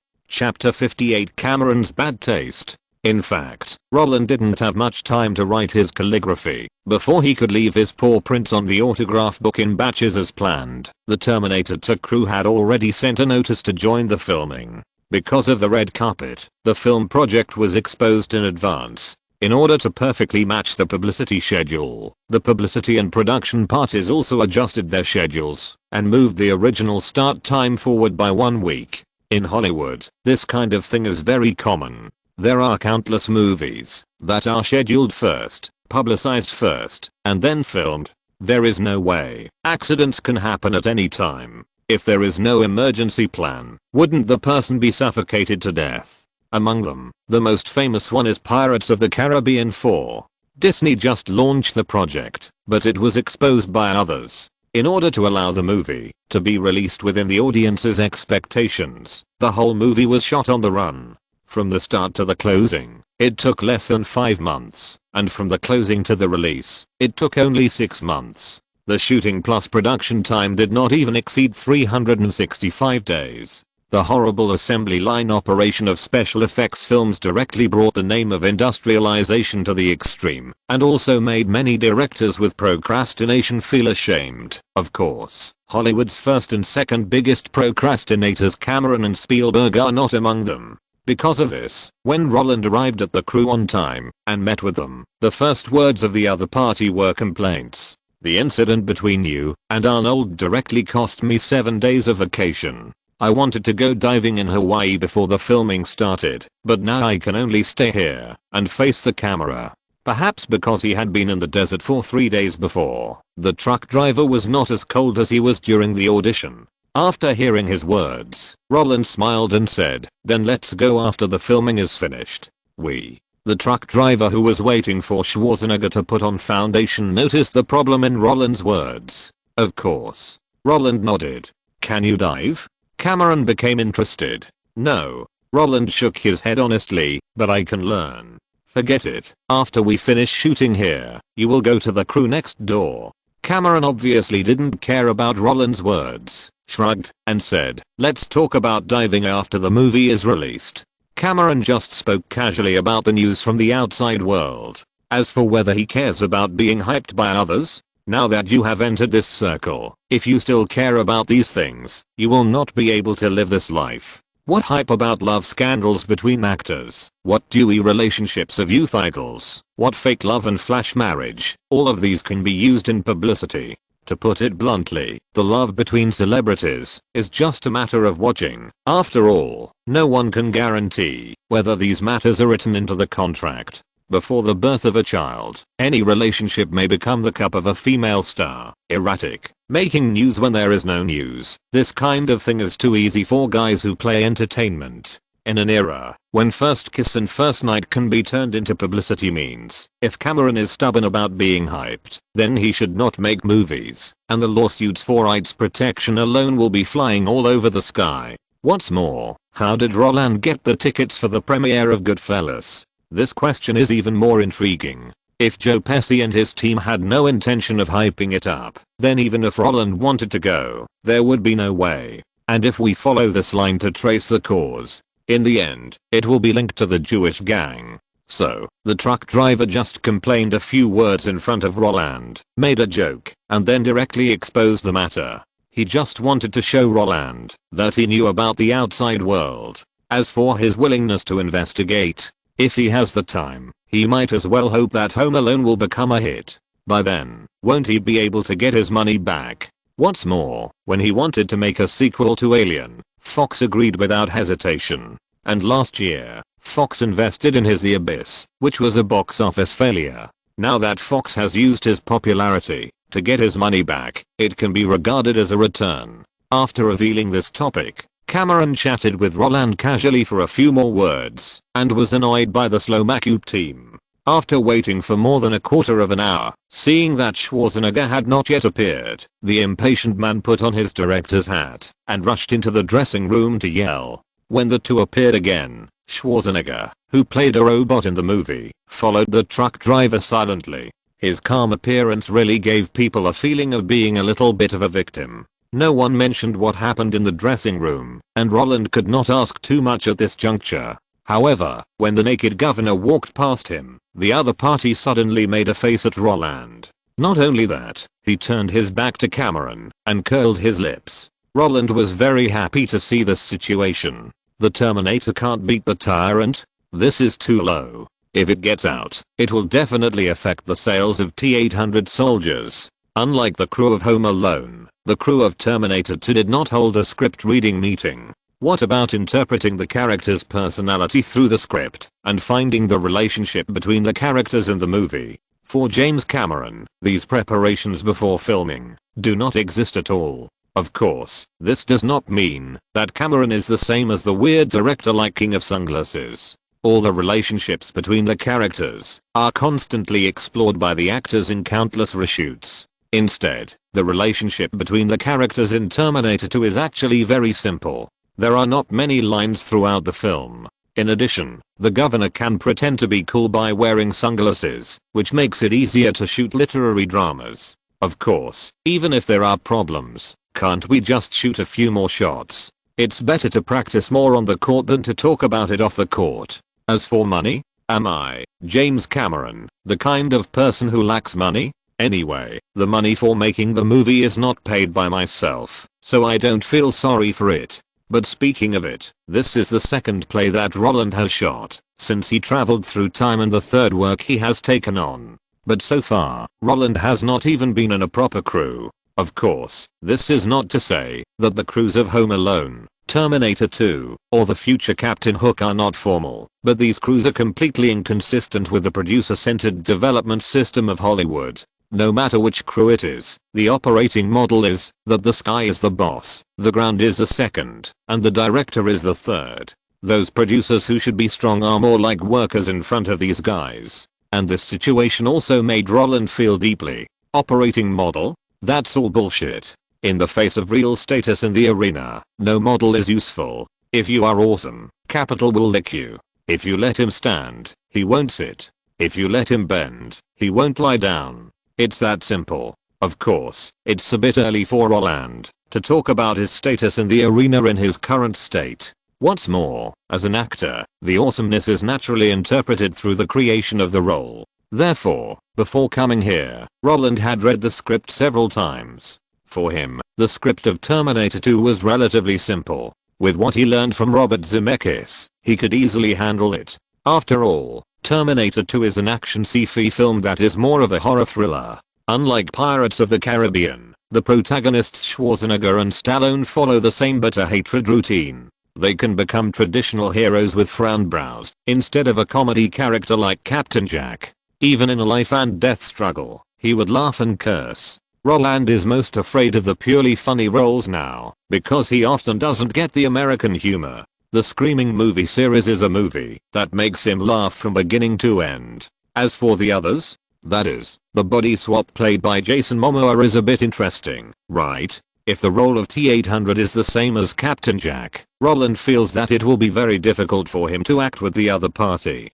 He may not be able to catch the jokes thrown by the other party, but Sunzai Ocho and Simmer face style, isn't this just letting him play on his own? Isn't it over to treat the iron-blooded robot as a harbor that can protect oneself? Of course, these preparations are all ideas that Roland came up with at home. Because there is no rehearsal, he doesn't know whether there are any problems with the facial expressions, body movements, and eye changes that he practiced in front of the mirror to enrich the character of John Connor. However, he is clear about one thing. No matter how he acts, it must be better than the original Edward Furlong who has no acting experience. And this is Roland's inner pillar. After long-term training, even if he acts badly, he will not be worse than the novice Edward Furlong. The other party is not a genius like Leonardo. He didn't have any handed-down works in his previous life. In this case, didn't his performance that year affect the box office? As long as you try your best and perform better than the other party, then the extra praise is earned, isn't it? The crew of Terminator 2 may make a small profit, but Roland will never lose. However, this idea did not last for half a month, and he was angry by Cameron. Roland, do you know how to scream? Do you know how to use your eyes? You don't have to care if there is anyone in front of you. You don't have to pay attention to the green screen in front of you. Just shout loudly. You are now facing the most advanced Terminator T-1000 from the future. He wants to kill you now. Just imagine that you are in the middle of the road now, and a car is speeding towards you. At this moment, you are already scared, and can't do anything except shouting. Just hold your head and shout, and leave the rest to Arnold. Of course, while screaming, your eyes must be strong. Don't keep staring at the front. It's easy for me to mistake you for making a love movie. Yes, Roland faced a problem with the first green screen scene after his time travel. It's not that he can't act this scene, but his performance in front of the camera is too mature. Facing the threat to his life, in fact, there is nothing, just a green screen. He did draw vigorously, but the emotion revealed in his eyes did not show the fear of seeing the Terminator, but only the tension of imagination. Aren't you talking nonsense? The T-800 with the protagonist's halo is standing behind him with a shotgun. What's there to be afraid of? If it was Edward Furlong, this scene might have been over long ago. But after seeing Roland's finished film in Home Alone, James Cameron felt that he had potential. Roland would certainly be happy about the truck driver's kindness, but if he was really asked to imagine a terrifying scene, he would have some doubts. He had not taken over a horror film in his previous life, and all the training of fear emotions was taught by professional teachers, using eyes, facial expressions were dull or hideous, controlling the muscles in his body to make them tense, and then adding scenes.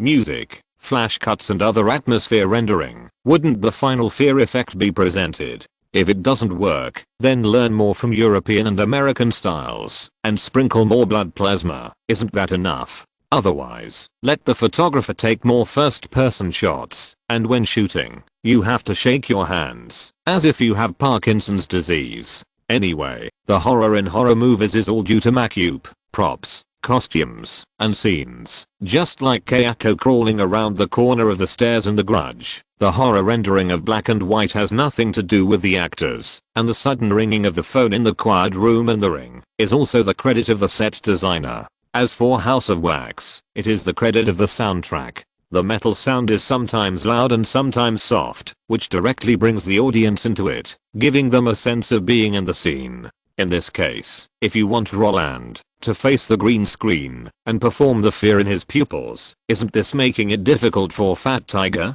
What horror movies are shot against a green screen? However, just when Roland was at a loss, Cameron, who had just roared, stopped and waved to the script supervisor, indicating that they should make some changes to the scene. About half an hour later, when Roland and Schwarzenegger appeared in front of and behind the camera again, the whole shooting suddenly went smoothly. The reason was that Cameron was really trying to scare Roland. When Roland ran along the passage, the ceiling of the passage in front suddenly disappeared.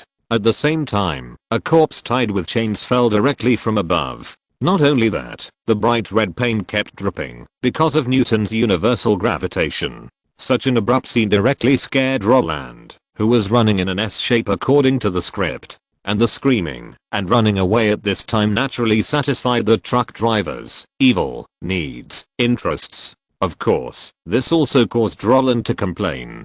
Hey, James, if that corpse hits me, we can't shoot this scene. If I run a few steps faster, the paint might drip on my head. If that happens, the shot will be scrapped. Unfortunately, Roland's words are not important to Cameron at all. But the effect is good now, isn't it? Look at your eyes. When the corpse came down, your whole face trembled. For Cameron, this kind of scare is nothing big.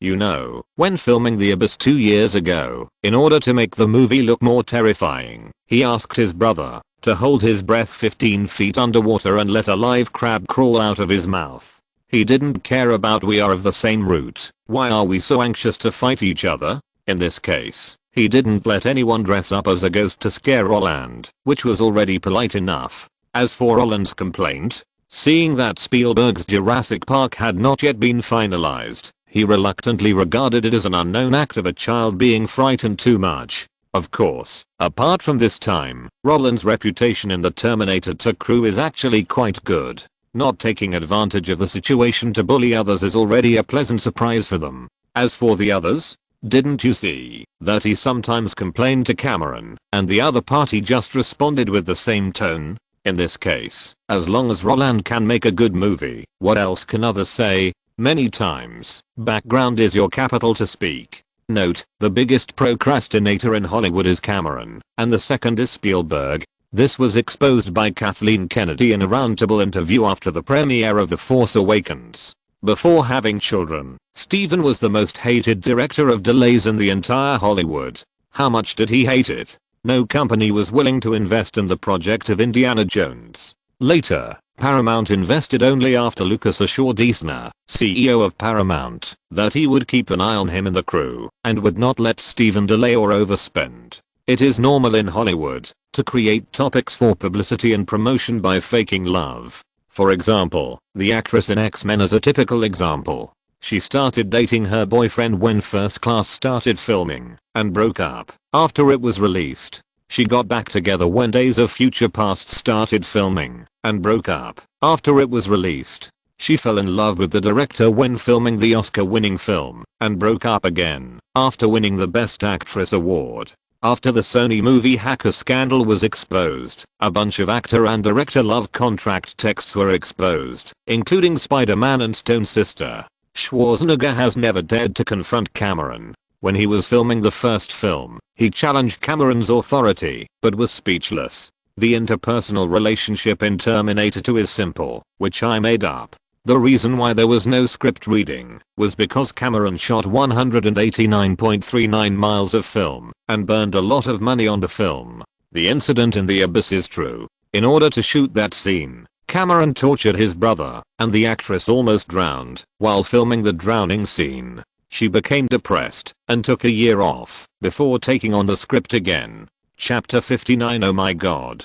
Of course, after more than a month of filming, Roland still has a negative nickname, Chatterbox, and this nickname was given to him by James himself. Unlike the foul-mouthed Deadpool, the low-IQ Star-Lord, the professional liar Ant-Man, and the active youth hormone Spider-Man, Roland, who is in the crew, really asks whatever he can get. This was mainly the sequel of boredom, because on the set, a large part of the time was spent waiting and putting on makeup, and the John Connor he played was different from T-800, Sarah Connor, and T-1000. There were no injured scenes, no fierce fighting, and no dark scenes, so only a photogenic nude makeup was needed. Plus there was no need to put foundation on exposed skin, nor did he have to accept the nagging of the tutor like other child actors, let alone worry that Cameron would grab the back of his collar and throw him out. So, while waiting for the shooting, he moved a stool to the side of the monitor, relying on his natural advantage of being a minor and not tall, and looked at the actual shooting scene at a very strange upward angle, and then took advantage of Cameron's idleness to ask some questions that he did not understand. For example, when filming the scene where the T-800 first appeared, Roland looked puzzled and asked, "James, I've seen the storyboard manuscript, and it seems to be different from the current picture. When the T-800 crossed over, it cut the ground and the truck, but when we were filming, we just dug a semicircular pit on the ground, and then used a two-stage lens to shoot the truck intact and damaged. What about the red burning light? Doesn't it need to be reflected?" Cameron didn't care at this time, and answered directly, "The overheated red light is left to the post-production visual effects. We don't have to worry about it." For another example, when filming the T-1000 liquefied shaping clip, looking at the mysterious green screen in the lens, Roland looked confused. "James, doesn't the T-1000 liquefied lens need to be fixed and positioned first? We only need to shoot the miserable state of the T-1000 before recovery and the appearance of the T-1000 when it leaves after recovery. The rest of the things are really all left to the post-production special effects." Cameron's eyelids twitched at this time, and he said in a deep voice, "Yes, at least Scott Ross answered me like this." For example, when shooting the scene of T-1000 chasing John Connor and T-800 on location, looking at the green curtain rising on the scene, Roland asked curiously, "James, first use the green screen to shoot the escape scene, then shoot the explosion scene, and finally let the post-production to connect and graft. Won't it cost a lot of money?" At this time, Cameron couldn't help it. "Damn. Are you asking 100,000 whys? Do you need me to buy you a copy of Blue Cat's 3000 questions?" By the way, I'll get you a copy of Rainbow Cat and Blue Rabbit 7 Heroes produced by the same director. I'm making a movie, not doing scientific research. The stunt company told me that this scene can be done, so I'll shoot it like this. Why are there so many whys? As for how much these scenes will cost, as long as it can be done, I don't care how much it costs. Cameron took a deep breath, stared at the stager hand, turned the brim of his cap upside down, and said in an almost helpless tone, "Don't ask me about stunts. If you want to know how the final effect was made, then go find Steven and ask him to take you to Industrial Light and Magic. If even the guys there can't answer your questions, then I'll have to get you a ticket to Mars. I hope there will be intelligent life there to help you solve your doubts." Cameron, who has a bad temper, was annoyed by the questions. He likes stunts, but that doesn't mean he can tinker with them.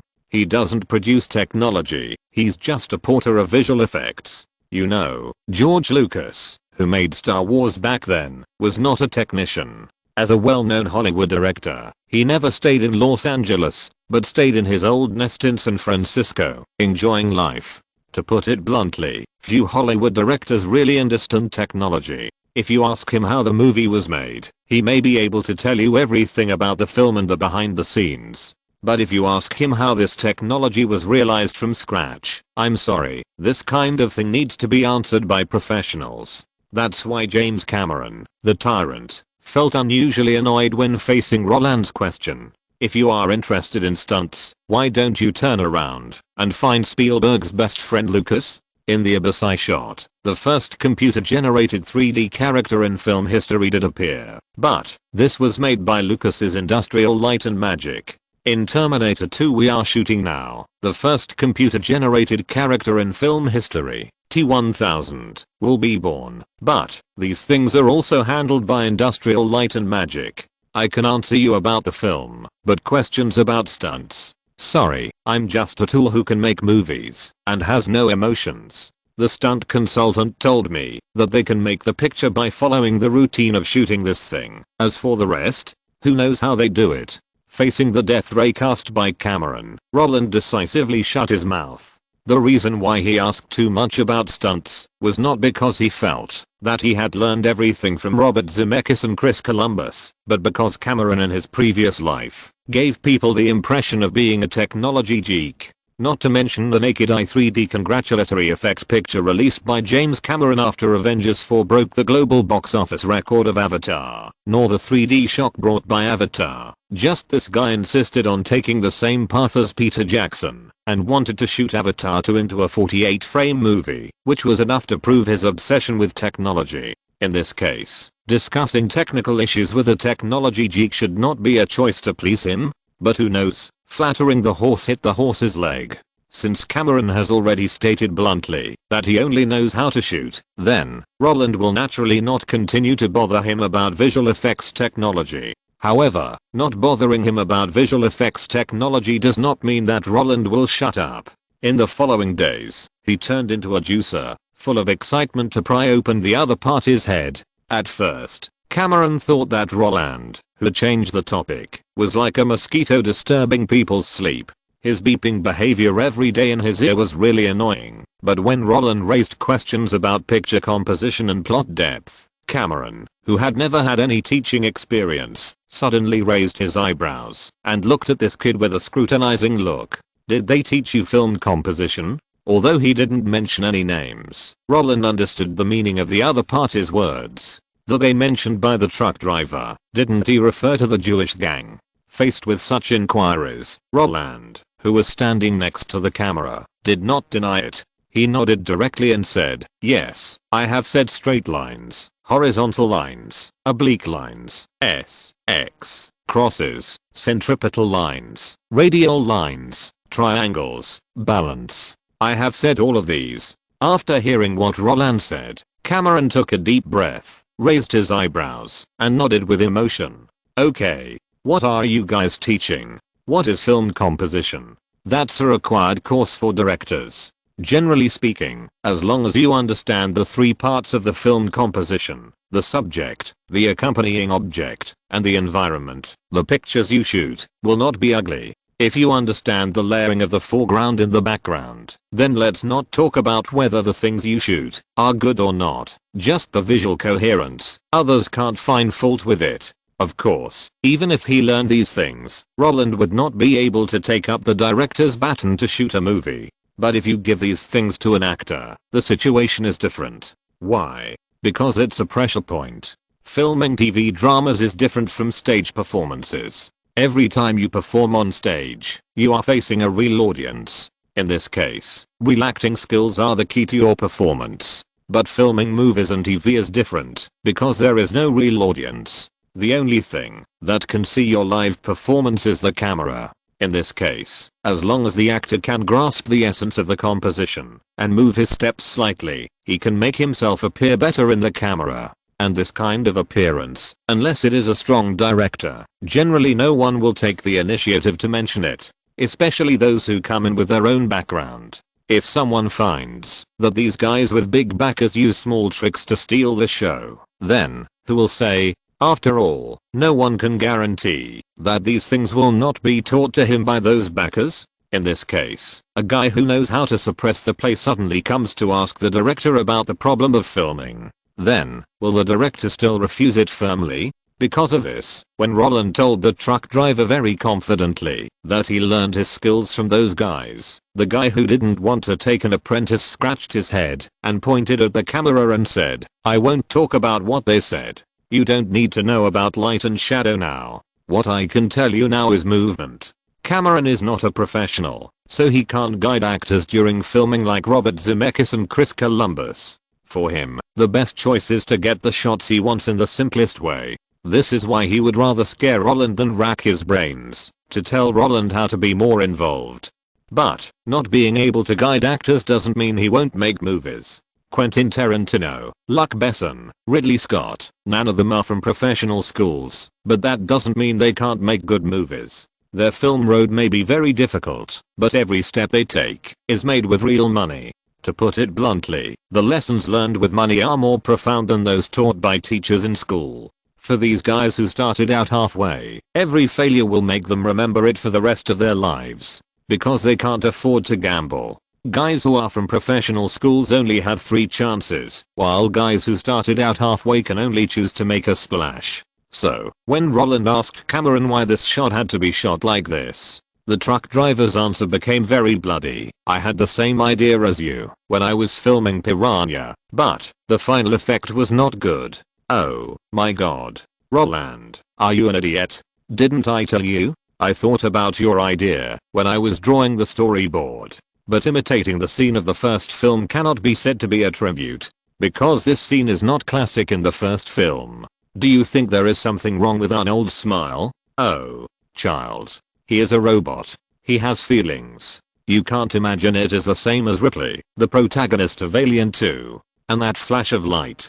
On the one hand, it creates a concept that they are surrounded for the audience. On the other hand, it makes Arnold's smile even more eerie and weird. It's like the T-800 in Terminator. The scene of burning the skin. The eyeballs are exposed. That's what I want to express now. In fact, after the truck driver officially began to teach Roland found that the guys in the crew looked at him differently. They used to treat Roland with a polite attitude, but now, those guys have become much friendlier. And this friendliness cannot be described in words. More often than not, it is actually integrated into their actions.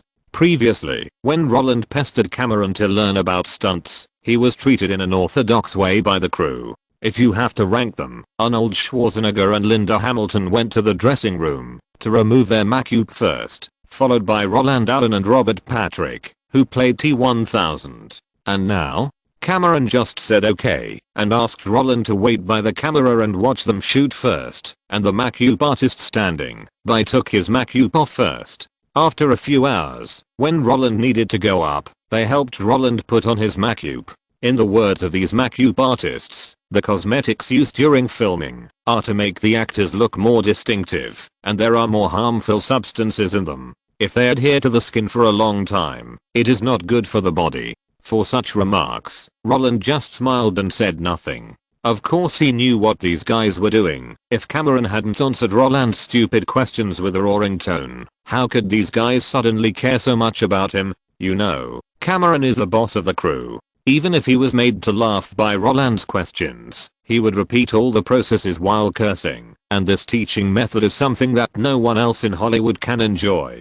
To put it bluntly, when Cameron slapped his forehead and spit flew, some things could not be changed. Even if he didn't say it directly, others would think, damn it, this bad-tempered director actually started to take apprentices. Note, Scott Ross, former manager of Industrial Light and Magic, founder of Digital Domain. Before the creation of Digital Domain, Cameron's visual effects for his films were all done by Industrial Light and Magic, and Digital Domain is actually a variant of Industrial Light and Magic, because among the three major shareholders, only Cameron is not from Industrial Light and Magic, and the others all started their own businesses. Of course, Cameron can design stunts, but that's all he can do. He knows what kind of scenes he wants, and if he really has to do it, he can't do it. Lucas, as I wrote, stopped caring about things after filming Star Wars. It was only after Spielberg used his Industrial Light and Magic to make Jurassic Park that he realized that his company was so awesome now. Martin Scorsese said when Star Wars prequel was released that Lucas had too much power and didn't need to be a director himself. If it weren't for Steven showing him a super realistic Tyrannosaurus Rex, he wouldn't have made a movie. As for why Steven covered up for Lucas? Because Lucas was not there. Steven was the boss of Industrial Light and Magic. You know, as early as 1977, when Star Wars and Close Encounters of the Third Kind were released at the same time, Lucas signed an agreement with Steven, and the two parties exchanged 2.5% of the share of each other's films. For this, Steven earned more than $10 million that year. Even so, Lucas gave Raiders of the Lost Ark to Steven for free. In 2011 and 2012, Lucasfilm was handed over to Kathleen Kennedy, who was brought up by Steven.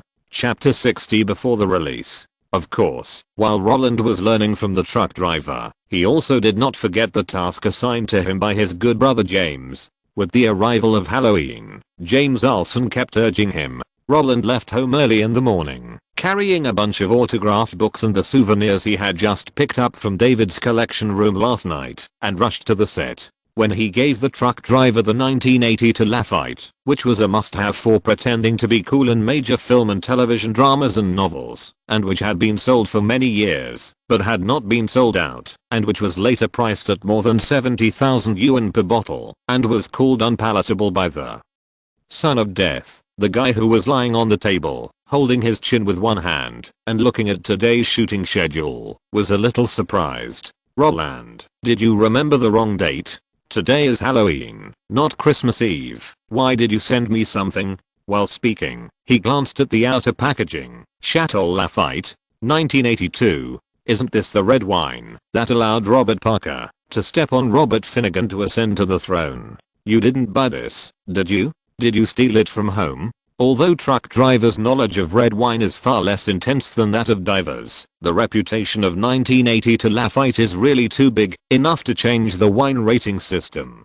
In this case, Cameron, who drinks a bottle of wine for no reason, will of course understand the public information. He also notes that the original ex-factory price of this bottle of Lafayette, which was 17 euros, has now been sold for thousands of US dollars, and this price is unacceptable to Roland now. Stealing? Can what scholars do be called stealing? Roland secretly complained in his heart. Facing Cameron's doubtful eyes, his expression was natural and unpretentious, without any psychological pressure at all. James, what are you thinking about? Do I need to do that kind of thing? Happy Halloween. This is what David asked me to bring to you. In his words, it's to thank you for your teaching me in the past month. Because the movie is in the shooting stage, inviting you to the backyard party at this time may interfere with the filming progress of the crew, so I sent a small gift to express my gratitude. Although Roland said it seriously, Cameron did not accept his nonsense. He looked at Roland with a scrutinizing look, and the distrust in his eyes was fully displayed. Come on, just make it up. Go on. I see what else you can say. You know, Cameron is Canadian. Every Halloween, Scotland, and parts of Canada will hold mass ceremonies to commemorate all the saints in heaven. Compared with this traditional way of commemoration, the behavior of those monsters and ghosts created by businesses for commercial interests to go on the streets to make trouble and ask for candy completely violates the sacred meaning of Halloween when it was first created. Even though Cameron has never publicly expressed his beliefs, but in order to avoid controversy, people in the circle basically won't drag him to participate in any Halloween celebrations. After all, no one knows whether their goodwill behavior will cause disgust to this hot-tempered guy. Unfortunately, Roland doesn't know. He thought that Halloween was when his dad would take a CJ7 and go to the streets to cast spells, shouting "Go away, demons and monsters." Seeing that Cameron had no intention of responding, Roland, who was staring at him, felt a little guilty. After a stalemate of more than 10 seconds, he gave up and shrugged, saying, "Well, isn't it because Home Alone is going to be released this month? James Olson, who lives next door to me, has helped me promote the movie a lot in school. He encouraged my former classmates to go to the theater to support me after the movie was released. It was because of this topic he brought up that my former classmates remembered the news that I was filming Terminator 2 with you. You have a lot of fans in my school, and they hope to get your autograph." So James took a bottle of wine from his father's collection room, hoping that you can satisfy your fans. The twists and turns of words were full of many logical errors. But even so, Cameron, who understood, still laughed. "Want an autograph? I thought you were going to ask some stupid questions to embarrass me. Put the wine back and let James return it to his father.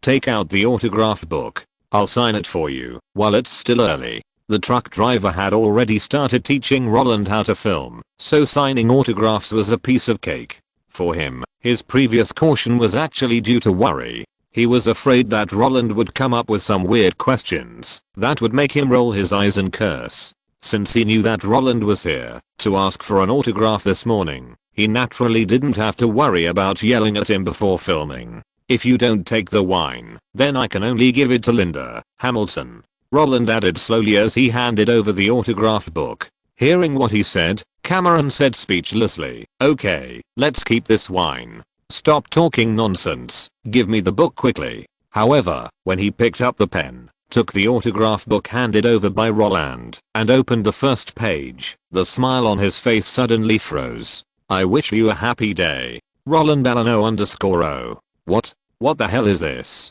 With doubtful emotions, he turned to the second page. "I'll be back, Arnold Schwarzenegger. ?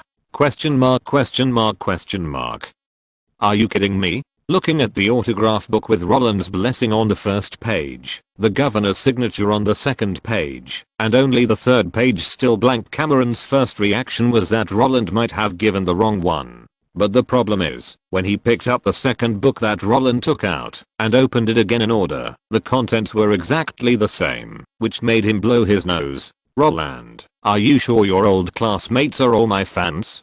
Cameron looked at Roland with a smile and asked clearly, "Are you sure you didn't take the wrong autograph book?" "No." Roland, who hadn't reacted yet, shook his head like a rattle. "Then can you explain what the signatures on the first 2 pages are like?"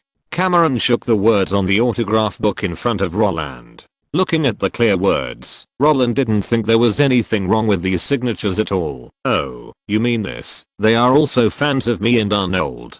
Haha. You are so shameless. Saying this on Halloween is simply a lie. Your Little Brats movie hasn't even been released yet, and those kids are asking you for an autograph? Are all the kids nowadays knowledgeable, or are they just stupid?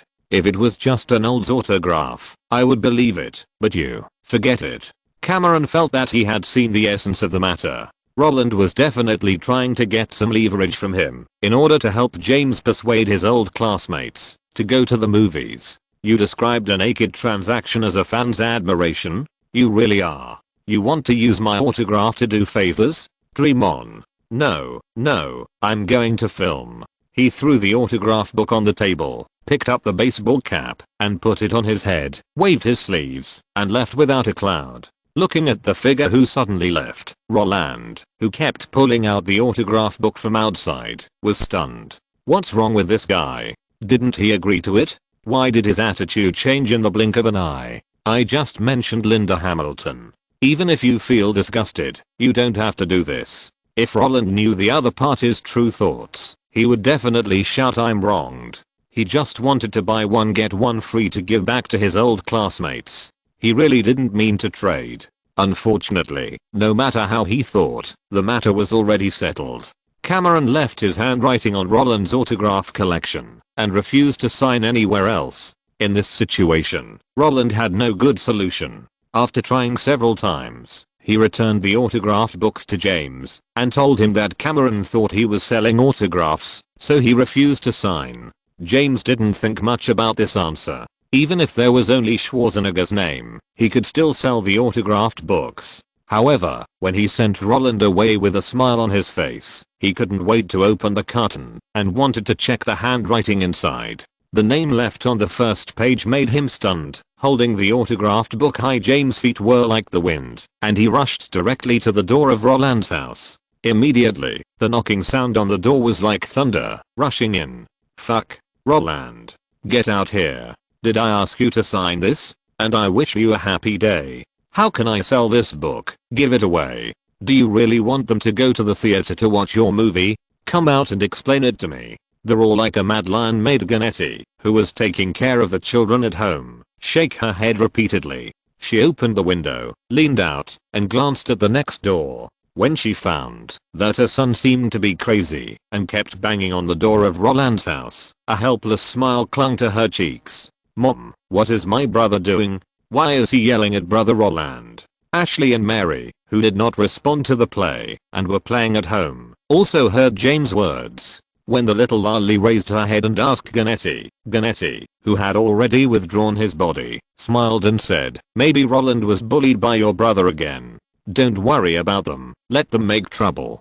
Come on, let's continue to play with our sister." Although Roland's leaving a handwriting in the autograph book bankrupted James's business of making money, after calming down, he only scolded Roland for a few words, and then he mustered up his energy to help promote the film in school. After more than a month of warm-up, since the time entered November, the advertisements of Home Alone have been completely rolled out.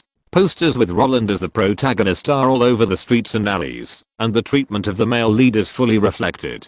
Not only that, even if Roland did not have time to promote, in the interviews and programs arranged by the publicity and distribution party, from producer John Hughes to co-star Daniel Stern, they all praised Roland according to the process. Although the leading male actor's refusal to participate in publicity and promotion was indeed somewhat inconsistent with industry rules, considering Spielberg, who has not made any public information so far, neither the investors nor the producers had any objection. What's more, even if Roland did not show up, Fox's publicity and promotion department still contacted Cameron and their special correspondent directly captured two heads, one big and one small, leaning over the monitor to watch the filming, and the adult was gesticulating and explaining the strokes to the child. When this set video was exposed on the Fox program, the host asked in an exaggerated tone, "Chris, according to the information we have received, Roland Allen, who is participating in the filming of Terminator 2, seems to be very studious. He is full of curiosity and interest in the art of film. Yes, when we were filming Home Alone before, he also sat next to me and participated in the entire filming." Columbus on the show nodded. "He is different from the child actors I have met before. He is like a sponge, constantly absorbing knowledge from the outside world. No matter who the other party is, no matter what field the other party is good at, as long as the other party is free and has time, he will tentatively ask. It is because of this that we work very happily together. Will his inquiries cause trouble to you?" the host asked with curiosity and concern. "As far as I know, in order to ensure their absolute voice in the crew, many directors will be very disgusted with those who ask questions, because they will feel that the actor's behavior is challenging their status." No. Roland's situation is different from what you said." Columbus quickly denied. Roland's original intention was to improve himself and make a good movie. If his question was wrong, he would apologize on the spot after we explained the reason to him. If you don't believe it, this video is proof. Even James Cameron can tolerate his questioning. Is there anyone who would suspect that he was messing up on the set? If he was really messing up, James would have thrown him out long ago. Yes. Joe Pesci also took over the conversation and said, "After all, everyone knows James' temper. Even if we have the ability, we can't get him to cooperate to shoot such a picture." After the Fox program was broadcast, America's interest in Roland became even stronger. Because no matter how others brag, it is impossible to change the fact that Cameron is an old stubborn. And in this case, the child actually conquered him? This may be the best advertisement. The protagonist of Home Alone can move Cameron. After this news came out, the North American Theatre Alliance directly raised the movie schedule for November 16th by 3 points.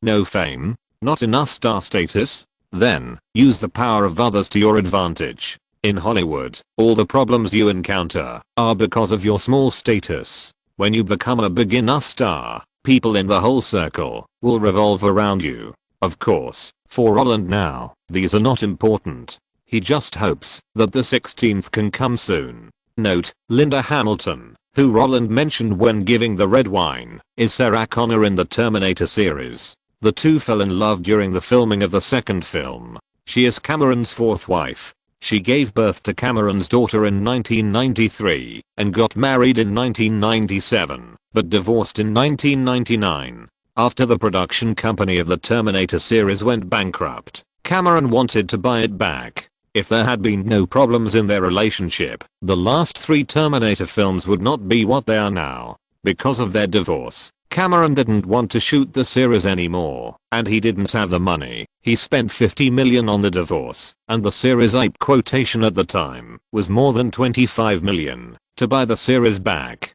Therefore, he was only listed as a screenwriter for the 3rd film and had nothing to do with the 4th. After the 5th film was handed over to the children of Oracle founder Ellison, the other party found Cameron to re-sign as the screenwriter. As for the 6th film, that was not released. Cameron was the primary producer. Only when he comes back can the movie be called an orthodox sequel. Chapter 61, A Life Like a Fairy, A Dream Come True. According to the publicity and promotion plan formulated when the project was established, Fox was originally going to hold a premiere at the filming location of the project before the film was officially released, in order to stimulate the enthusiasm of the local people to watch the film, and by the way, buy off the film critics and let them learn from the old lady of a certain station, and write a promotional article worth $600,000 to stir up the popularity of the film. After all, Joe Pesci and others are not big traffic users, and it is unrealistic to rely on them to increase the first week box office. However, since the Terminator 2 project was exposed, Fox decisively cut off the premiere. Since the heat has risen, those film critics who are regarded as tools do not need to appear. Why invite them at this time? Let them continue to praise. The people are not fools. Blind praise will only cause public disgust and easily backfire.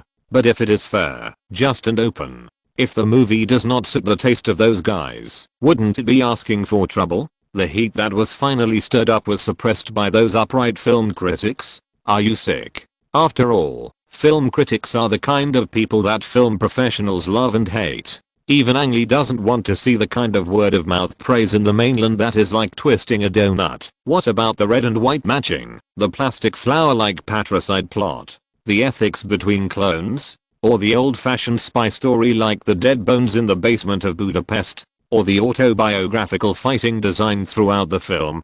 The Navy-like praise cannot cover up Ang Lee's statement that after the release of Billy Lynn's Long Halftime Walk, he said that there was not enough money and he could only shoot a movie with a stronger story. Gemini Killer, which has an investment of up to 138 million yuan and uses the latest technology on the market, doesn't it tell the story of sons loving you? Based on the tone of the Father trilogy of the year, the audience is not blind. There are too many movies related to cloning, such as Escape from the Island, Alien, The Sixth Day, God's Gift, Moon. Under the impact of these movies, the whole theme is no longer attractive. For this reason, after the movie is released, the overwhelming feedback from the audience will only make them regard those film critics who fully recommend it as the Navy, share their anger with their companions, and mark the movie as garbage. Even if the visual effects of this movie are really great, positive praise is already so bad. What about criticism? Isn't this a true portrayal of the external network?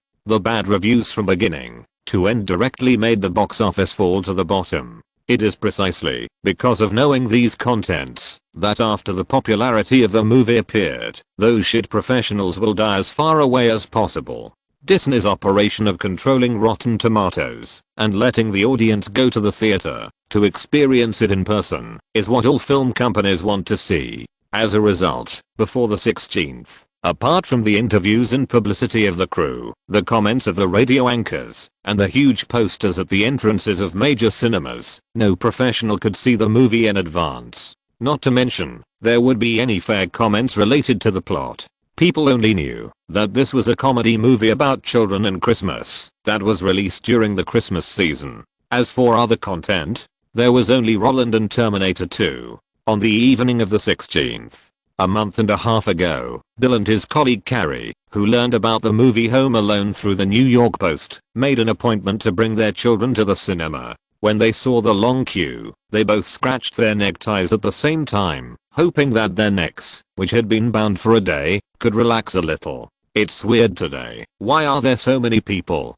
Bill muttered, and while holding his son's line, he complained to his colleague behind him. "Today is not a holiday. Why are there so many parents with their children out?" Well, isn't that the answer? Facing Bill's inquiry, Carrie pouted at the poster beside him and said, "Who made two movies about children, be released at the same time today? One is Disney's The Rescuers, an Australian adventure, and the other is the recently popular Home Alone. Of course, those young men and women should be here to see Stallone's Rocky 5, right? Their posters are hanging over there." Before Carrie came, he had already figured out the 3 movies to be released today. In addition to the recent Home Alone that can be heard every day, Stallone's Rocky sequel is another movie that has received a lot of attention during the same period. Unfortunately, although the previous movie Rocky 4 cut $300 million box office with an investment of $30 million, the reputation is not very good.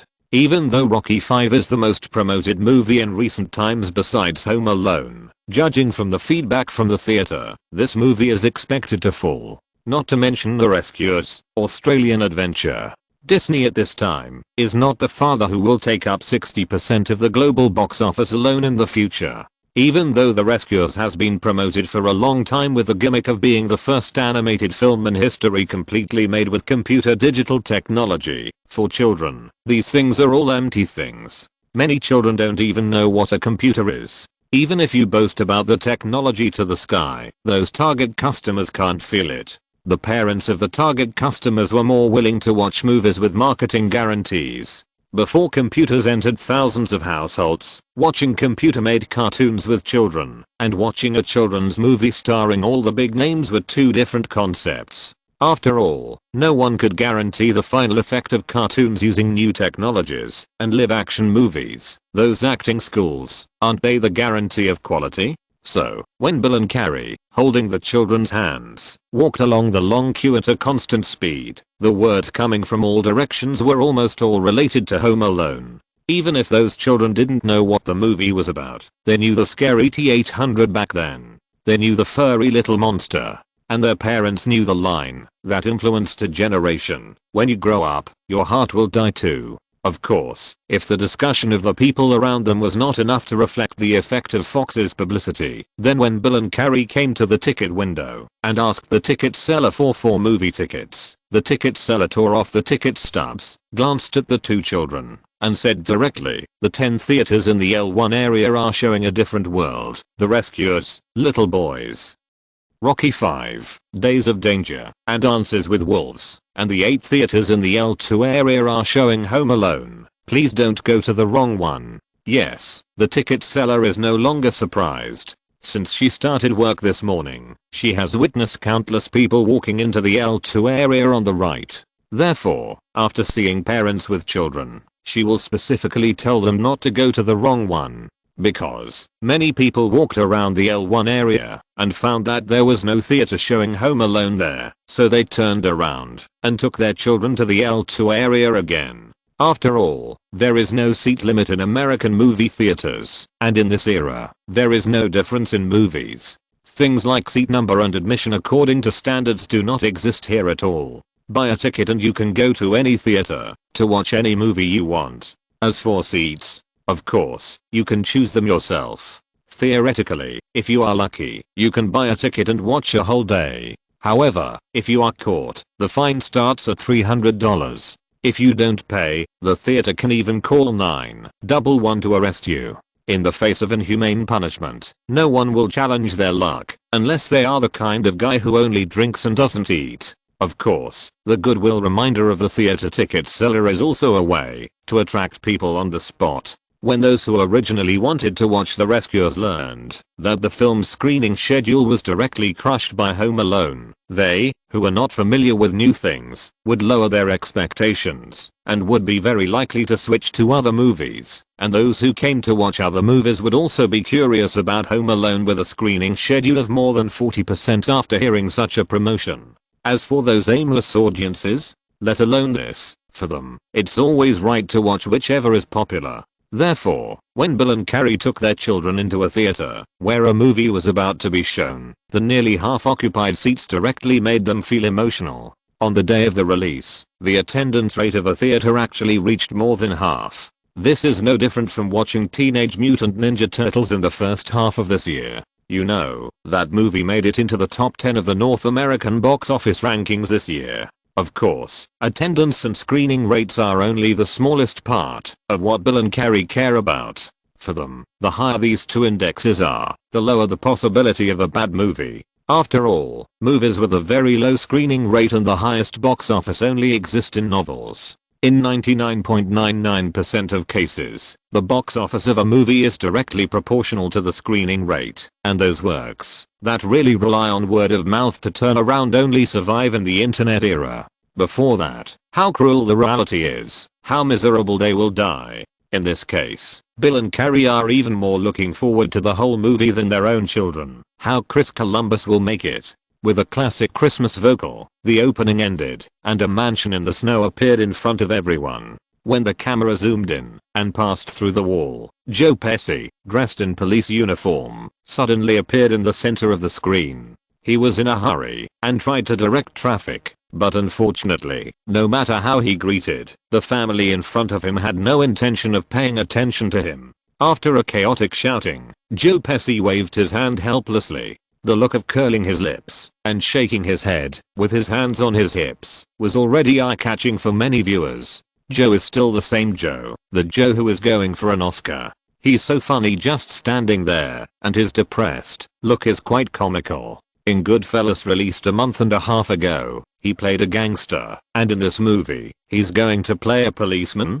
The brief camera language at the beginning is enough to set the narrative tone for the entire movie. If Joe Pesci's small movements penetrate into the body and mind, allowing people who are familiar with him to quickly find the feeling, then when the scene switches, the protagonist who has been promoted for a month and a half makes the audience feel what kind of movie this is. When Kevin, played by Roland Allen, appeared in the camera and complained to his mother on the phone that his uncle wouldn't let him see a movie, the feeling of a child who was bullied by adults and went home to complain and cry to his mother made the parents feel the same, and the children on the scene felt that this was the fact. When they saw his mother, who was on the phone with her friend, telling her son helplessly that the movies that adults didn't let him see must be bad movies, and Kevin, who heard this, threw himself on the suitcase that his mother was packing, pretending to be nothing, and opened a book, wanting to use this behavior to protest the unfair treatment he had suffered. The whispered conversation, as if it had been discussed beforehand,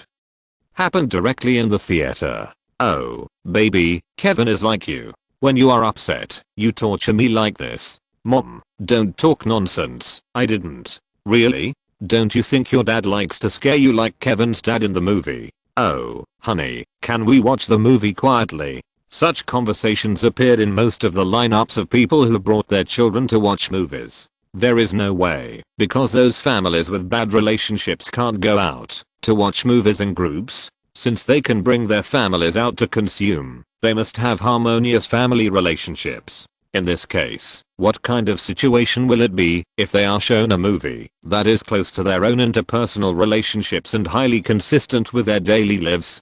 What's more, in America, it is too common for a family to have multiple children. In such a family, all kinds of problems will naturally arise. Parents cannot take care of everything and take into account the feelings of every child. It is normal for the big ones to bully the small ones, the middle ones to despise the small ones, and the small ones to have no foothold. Therefore, amid the discussions of those family audiences, when the movie progressed to the point where the whole family rejected Kevin, who was doing wrong, and his mother locked him up in the attic alone, a sense of substitution called embedded life suddenly appeared in everyone's mind. For these families, the background explanation in the first 10 minutes was more like a microcosm of their daily life. The realistic style made them feel empathy. Of course, if the movie is purely realistic, it will naturally not make the children who come to watch the movie feel refreshed. Doing things that cannot be done in ordinary times is what they want to see. So, when the cheerful music sounded, and the family left the protagonist Kevin at home, because they had to catch the plane, the little guys who were still immersed in the painful reality suddenly widened their eyes. Wow, Home Alone is about the protagonist Kevin staying at home alone. No longer having to face the nagging of his parents. No longer having to face the targeting of his brothers and sisters. No need to face the boring life of getting up early to go to school and going home at night. You can eat the food that ordinary adults don't allow you to eat. You can watch the movies that ordinary adults don't allow you to watch. You can play the games that ordinary adults don't allow you to play. Oh my god. This is simply a fairy-like life. This is simply the wish I want to realize in my dreams. T800? I don't know what that is. Now I just want to be like Kevin, alone at home. Note, Disney's manipulation of Rotten Tomatoes refers to the release of Captain Marvel this year. Because of Brie Larson's remarks, many foreign netizens gave bad reviews to the movie on Rotten Tomatoes. Then Rotten Tomatoes closed the website's desire to watch index and the pre-release comment function, and stated that this has nothing to do with protecting Captain Marvel, but is just normal maintenance of the website. This behavior was rated by netizens as Disney's control of reviews. In that era, the reason why American cinemas did not involve seats and showtimes was that there were no people. They had many theaters in one theater, and large theaters could even have more than 30. In this case, the full-time staff assigned to each theater would have to be at least 100 people. According to their labor costs, hiring people to divide the theaters and seat the people according to the number was a very uneconomical thing. They would rather have vending machines and have people patrol the theaters to catch those who evaded tickets, rather than hiring people for each theater, because if they hired people, they would go bankrupt in 2 months during the off-season of the box office. Although Dances with Wolves was ranked 3rd in the North American box office rankings in 1990, it was screened in a regional rotation, one state at a time, and its box office explosion was after it won the Oscar, so the number of screenings in the article was not made up. The Rescuers was indeed the first digital animation produced by computer, but Disney was still a younger brother in that era. If you're listening to this novel on a channel other than Fanfic World, it means they downloaded and uploaded it without effort. We cordially invite you to visit our channel, Mundo Fanfic Novelos. There you'll find the original version of this story, and you can explore many other novels of various genres. We're waiting for you to immerse yourself in a world of incredible novels. Chapter 62, a movie that combines warmth and humor. This is John Woo's best narrative method. In a private theater in San Francisco, there were only 2 people sitting in the large screening room. George Lucas, with a beard, folded his arms and leaned on the seat when he saw Kevin on the screen go from being confused when he first learned that his family had disappeared to being excited about accepting reality. His eyes narrowed. Starting with the real portrayal of people in reality, using a short plot to make them empathize, and after the public is involved, use dramatic techniques to describe a story that the public usually wants to do, but dare not do. In this way, the audience will naturally think that this movie is very good, because the content on the screen is the life they usually desire. Although the movie only lasted 20 minutes, Lucas had seen through the core of it. Unlike The Shawshank Redemption, as a comedy movie for children, this cannot be a thought-provoking and profound story. It can just tell some things that cannot be told, played, or enjoyed in daily life. Children shouldn't be asked to think deeply about things like that. As long as they feel happy, it's already a success. To put it bluntly, the framework of the whole story even reminded Lucas of No Time for Edding, where the truant master Phyllis also attracted audiences of the same age by doing things that ordinary people couldn't do. Or, in other words, this narrative technique was what John Hughes used to make a living. But unlike The Breakfast Club and No Time for Edding, the audience of Home Alone is children in every household. As long as the children are willing to watch it, the number of tickets sold will increase exponentially. After all, children will never go to the cinema alone, right? Compared with the previous two movies, the rhythm of Home Alone is more cheerful.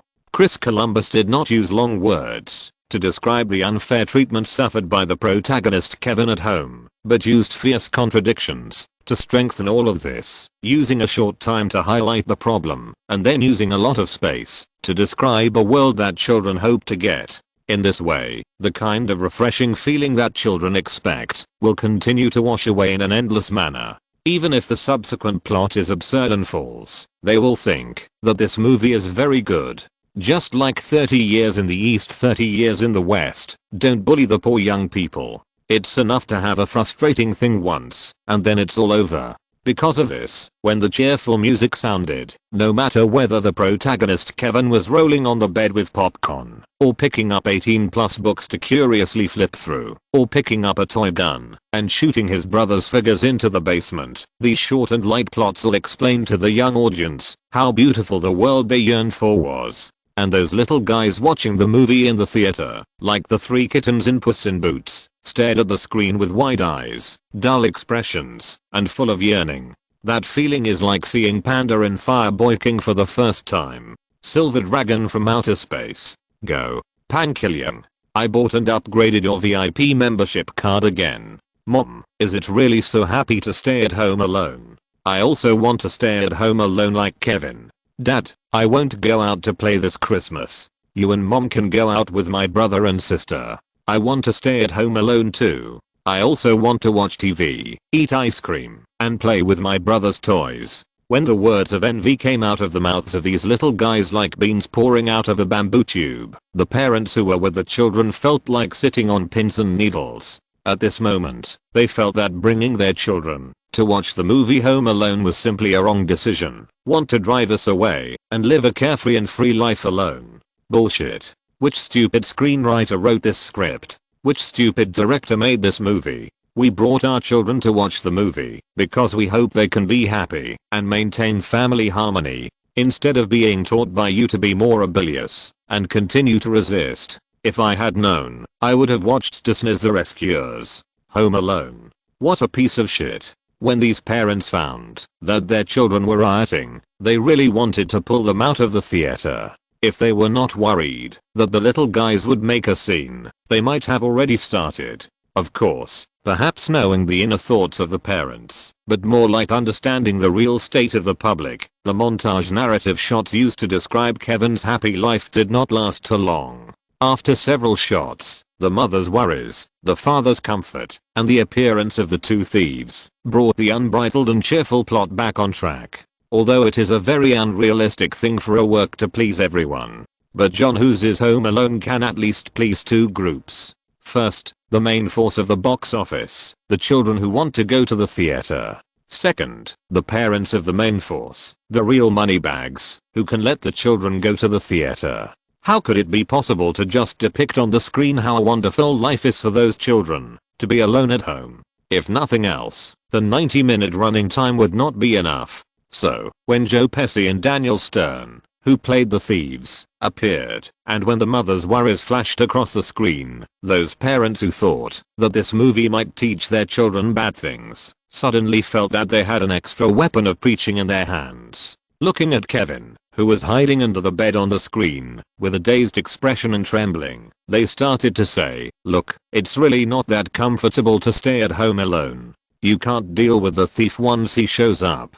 You don't have the ability to face danger yet. It's easy for something to happen if you stay at home alone. However, before these parents could carry out the behavior of teaching by example, the picture on the screen changed again. Kevin, who was shivering under the bed, gave himself a soul-stirring encouragement, and then he rushed out of the house with courage, shouting at the people around him, wanting to have a head-on confrontation with the two thieves. Unfortunately, just as he was venting his anger, the terrifying murderer described by his brother suddenly appeared. Seeing the figure holding a shovel and dragging a trash can, Kevin, who was the eldest of the world, the second of the earth, and the third of me, suddenly changed color, screamed, turned around and ran, and his two short legs were like flying swords and riding the wind, directly helping him rush back to the bed. Then, he trembled. Ha ha ha ha. Kevin is too timid. If it were me, I would definitely not be scared by that weird old man.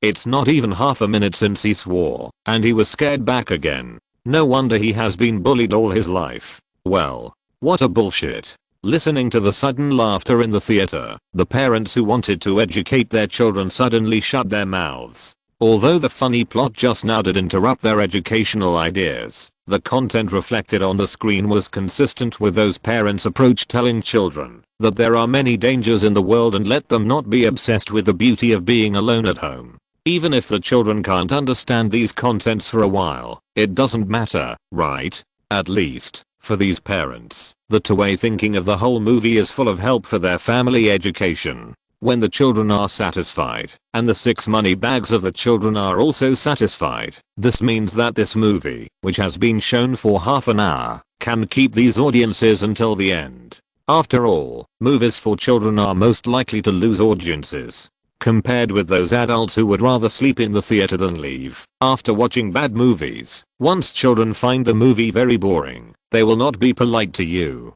It is considered light to leave directly, and it is the most uncomfortable to say bad things to each other. Of course, compared with the first half an hour, the subsequent plot is naturally not so superficial. In order to satisfy the children, Kevin in the film naturally has to show his intelligence. At the same time, in order to satisfy the 6 money bags, the thief in the film naturally has to show a little smartness. Once entering this stage, Kevin in the film has officially caught people's attention. Whether it is looking for pocket money, going out shopping alone, or using wisdom to get rid of 2 thieves on the street, or decorating his own house to scare off thieves, or the final battle, 1 against 20, the clever Kevin becomes particularly interesting against the backdrop of 2 stupid thieves. Of course, the most satisfying plot for parents and children is the scene at the end of the film, when Kevin is caught by 2 thieves and hung on the button of his clothes. After all, children are children.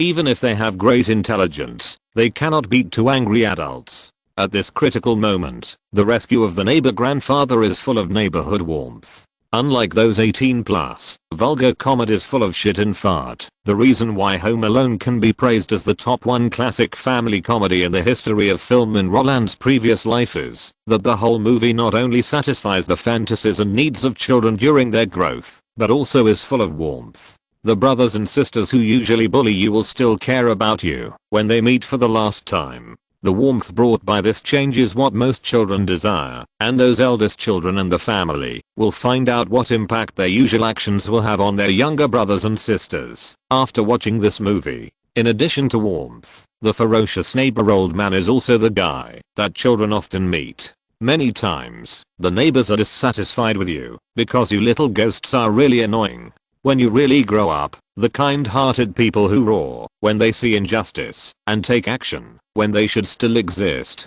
In the embrace of goose feathers and white snow, the film came to an end. With the presentation of subtitles, the faces of the audience who stood up and left the theater all showed happy smiles. Although the viewing mentality was not consistent when it came, for the vast majority of the audience, this is a very good movie. There is no complicated editing and shooting techniques that are like those in the Oscar-winning movies. The story is not only funny, but also full of interpretations of family, kinship, and neighborhood relationships. The children can understand it and enjoy it, which has achieved the original purpose of those parents. At the same time, the educational significance contained in it is really a pleasant surprise. It is this surprise that was not mentioned by the film critics in advance that made the parents think of Amway. They want to share this movie that can improve the relationship of their children with others. Mom, Kevin is so handsome. It's a pity for George that he didn't see this movie at the first time.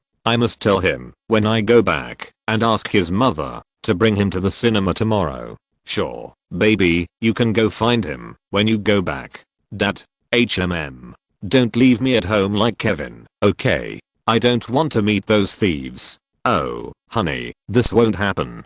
Jonathan, what's wrong? You seem to like my Skywalker toy. Yeah, didn't you know about this a long time ago? Okay, it's yours. Wow. Is this true? Of course it's true. Do you still doubt me? No. I'm just a little surprised. Hiss. Of course, if possible, I actually want Solo more. Solo? Well, how can you be more greedy than Kevin in the movie? Oh. Okay, sorry, I shouldn't say that to you. I'll give it to you if you want it. I'll open the cabinet when I get back. Then, can you give me Chewbacca as well? Anyway, they are. Get out. Similar conversations like this appear in every corner of America. For the guys who have watched the movie, T-800, Terminator, Gremlins, these are no longer important. The young audiences who came with the unknown have already received the best Christmas gift. On Christmas Eve, they can fulfill a dream they once had, turn their fantasy into a beautiful story, and spend 90 minutes in laughter and joy. They are already satisfied. As for the money bags, watching the eldest son share toys with the youngest son, this breakthrough far exceeds the face value of the ticket spent by the family. Of course, compared with the public who are ready to recommend the movie to their friends, the two people in San Francisco are even happier. After watching the movie in a private theater in San Francisco, the bearded man twisted his neck, glanced at the little brother next to him, and said with a smile, "Chris is much smarter than you. If you had not devoted yourself to the field of literature and art, 1941 would not have failed. Don't think that you are David Lean, and that any movie you make can be the greatest epic. You see, Chris's idea is right. Embrace business first, and then talk about art after you have established a foothold in Hollywood. If you can't even make money and can't prove to the world that you have countless fans, then how can others go to see your art films?" Such sermons have appeared many times over the years. Listening to Lucas' words, Spielberg, who was watching the movie with him, shook his head with a wry smile and said, "George, come on. You've told me these things many times, and I've done what you said. You can't let me shoot 4 or 5 Indiana Jones movies first, and then go for the Oscars. I invited you to watch the movie today, just to let you see the child." "Child? Kevin? Roland?" Spielberg said so. Lucas rolled his eyes at him, and shook his head. "I have an apprentice. You also have an apprentice. My apprentice is outdone by your apprentice, and then you bring your apprentice's apprentice to annoy me, right? Okay. I admit that you are better at teaching students than I am. Are you satisfied with this?" The words of complaint and surrender made Spielberg laugh. Although the movie Home Alone had nothing to do with him, he would be very happy to win Lucas. You know, they have been fighting each other since 1967. Jaws became the global box office champion. Sorry, my Star Wars beat you down. Star Wars raised the box office ceiling to a level that no one can reach. Sorry, my The Alien pushed it up again. Of course, although they are constantly competing in various fields such as box office, winning or losing is not important to them at all. They enjoy the pleasure of victory at the moment. As for what this success can bring to themselves, they don't care at all, because they have no shortage of money or status. As the lights in the theater came on, looking at the smiling little brother, Lucas poked him with his elbow. "I'm asking you, have you ever had contact with him? Didn't you tell me last time that Robert hadn't confirmed that Roland was taught by him? Contact? Don't worry." Spielberg shook his head and said, "Look at Roland's performance. Who else in the world do you think can teach him? His position in front of the close-up is the way we often teach. When I was shooting Raiders of the Lost Ark, you were watching from the side. Harrison's close-ups were all taken by me with the camera. Now Hollywood can use this, except for Robert, isn't it you? If you had taught him, you would have boasted in front of me a long time ago. As for Robert's denial, you know that he doesn't want to shoot a feature film the most, but a special effects film. He goes to industrial light and magic whenever he has the chance. He doesn't admit it, even when we catch him. In this case, if he really wants to deny it, who can make him admit it? That's right. Spielberg said so, and Lucas nodded in agreement. He knew that Zemeckis was very obsessed with movie stunts. Under his orders, Industrial Light and Magic even had a team working on motion capture technology. And every time he was discovered, he denied it flatly. It's like this in normal times. How else do you want him to admit it? Okay, then I'll follow the previous process and send a press release. The Jewish gang is stingy. That's a well-known fact. But when it comes to their own people, they will think of all kinds of conveniences. Whenever their companions have a movie released, they will go to see the movie as soon as possible, and then you will magically find that the next morning, those directors who didn't show up much all posted film reviews, and those reviews were even more explicit and terrifying. Lucas took a deep breath, and while recalling the film, he also said, "For the difficulties Francis caused to John, I will mention John. For Martin's sake, I will mention Joe. For Woody's sake, I will mention Daniel. For your sake, I will mention Chris. And of course, the most important is Robert's student Roland."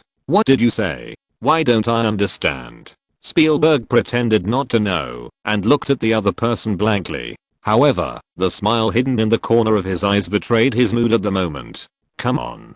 You don't understand every time it comes to this time. Lucas raised his fist unhappily and hit Spielberg on the shoulder. I'm helping your people write the PR draft. If you say you don't know again, then I won't write it. Okay, just kidding. You can write whatever you want. Spielberg shrugged and broke his composure in a second. Really? Lucas was a little unconvinced. Of course.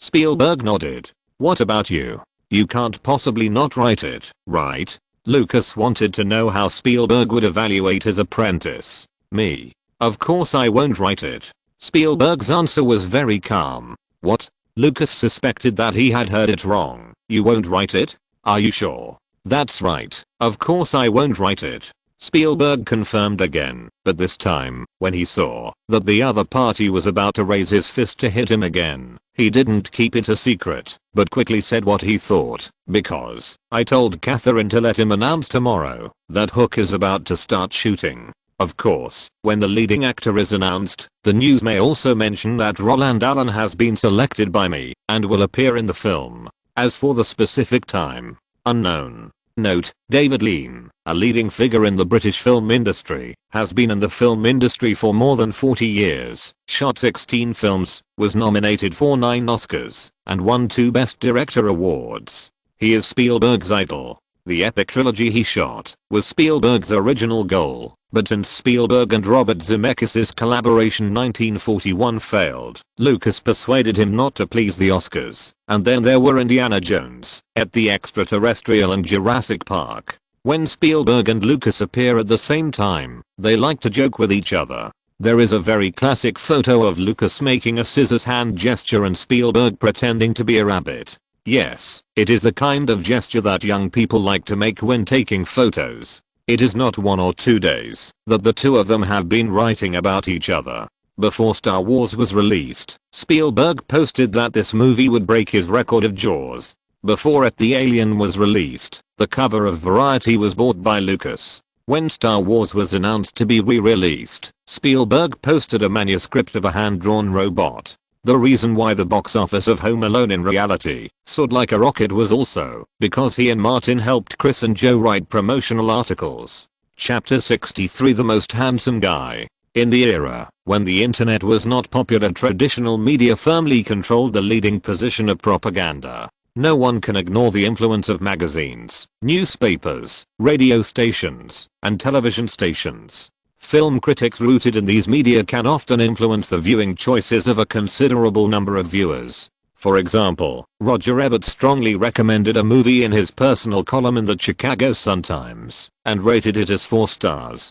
In this case, the box office of the movie the next day increased by a few 100,000, which was considered light. This was still the influence of critics. What if they were replaced by directors who had box office guarantees? That kind of public opinion bombardment is undoubtedly a depth charge. On the second day of the release of Home Alone, since North American cinemas had not yet been connected to the internet, the statistical data of cinemas in various places were still being compiled and reported. The North American Cinema Alliance had no chance to get the data for publication, let alone verify it. At this moment, various media such as The New Yorker, The Hollywood Reporter, and The New York Times, which had already been sold to the public, published the film reviews of their columnists. Unlike Variety, New York Daily News, and The Washington Post, the Los Angeles Times directly sold its cover page. The movie poster, that imitated Edvard Munch's famous oil painting The Scream, was directly printed on the cover of the newspaper. Not only that, the two thieves outside the window were also modified by the newspaper. The original Joe Pesci and Daniel Stern disappeared, replaced by Darth Vader, the Dark Lord of the Sith, and Darth Sidious, the Emperor of the Galactic Empire. Such a handwriting made the insiders who saw the newspaper secretly smack their lips. Is a cover page of the Los Angeles Times too expensive? No. Compared with the printing rights of the Dark Lord and the Emperor of the Galactic Empire, the clearly marked pages are not worth anything at all. You know, the PR draft with the background of Star Wars characters has only appeared 3 times so far. Every time it appears, it means that it is a massacre. And when the guys who got the newspaper turned to the page corresponding to the cover advertisement, the naked evaluation made them envious. There is no doubt that John Hughes' torture of children's growth has reached a shocking level. 18 years ago, when I was shooting American Graffiti, I never thought that there would be a guy in the future who could fully reflect America on Wheels and Youth on Wheels. After shooting The Breakfast Club and No Spring for Edding, John Hughes turned his perspective to those children who want to understand the world and want to look at everything. The movie Home Alone is not only a warm family comedy, but also a realistic film reflecting the current growth of children. I really can't imagine that it was chosen by James Cameron. In the film, Roland Allen, who is currently filming an action sci-fi film, can actually play a child who is trapped in growth anxiety so well. While he made me laugh on the screen, he also made me understand that, if I plan to have children in the future, I must guide them correctly. How to make every child grow up healthily in a large family is something that parents need to think deeply about. After all, not everyone has the opportunity to be alone at home like Kevin, played by Roland Allen, and not everyone can be as lucky as him. If Kevin met Darth Vader and Darth Sidious instead of 2 thieves, then perhaps we have to ask T first. -800, there is a chance to keep his own home. If Lucas only implicitly expressed his optimism about the film and used the 2 villains of Star Wars to stretch Roland's box office, then Scorsese, who later rated Marvel as not a movie, was a little too exaggerated.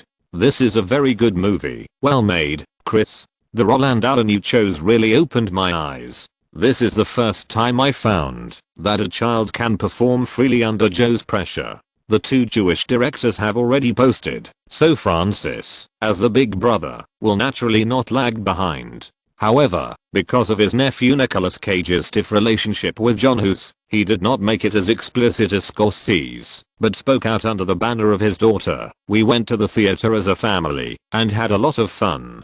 Sophia also told me that Kevin in the movie, Roland Allen, who plays the protagonist, is very cute, especially when he was fighting with Joe and Daniel. He was very smart and flexible, which was really funny. I suggest that families with children take them to see this movie. It is different from The Godfather 3, which will be released in December. It is suitable for everyone. Directors are not film critics. They make a living from their works, not their pens. For them, it's no big deal to brag about their own people. What's more, this movie is already very good.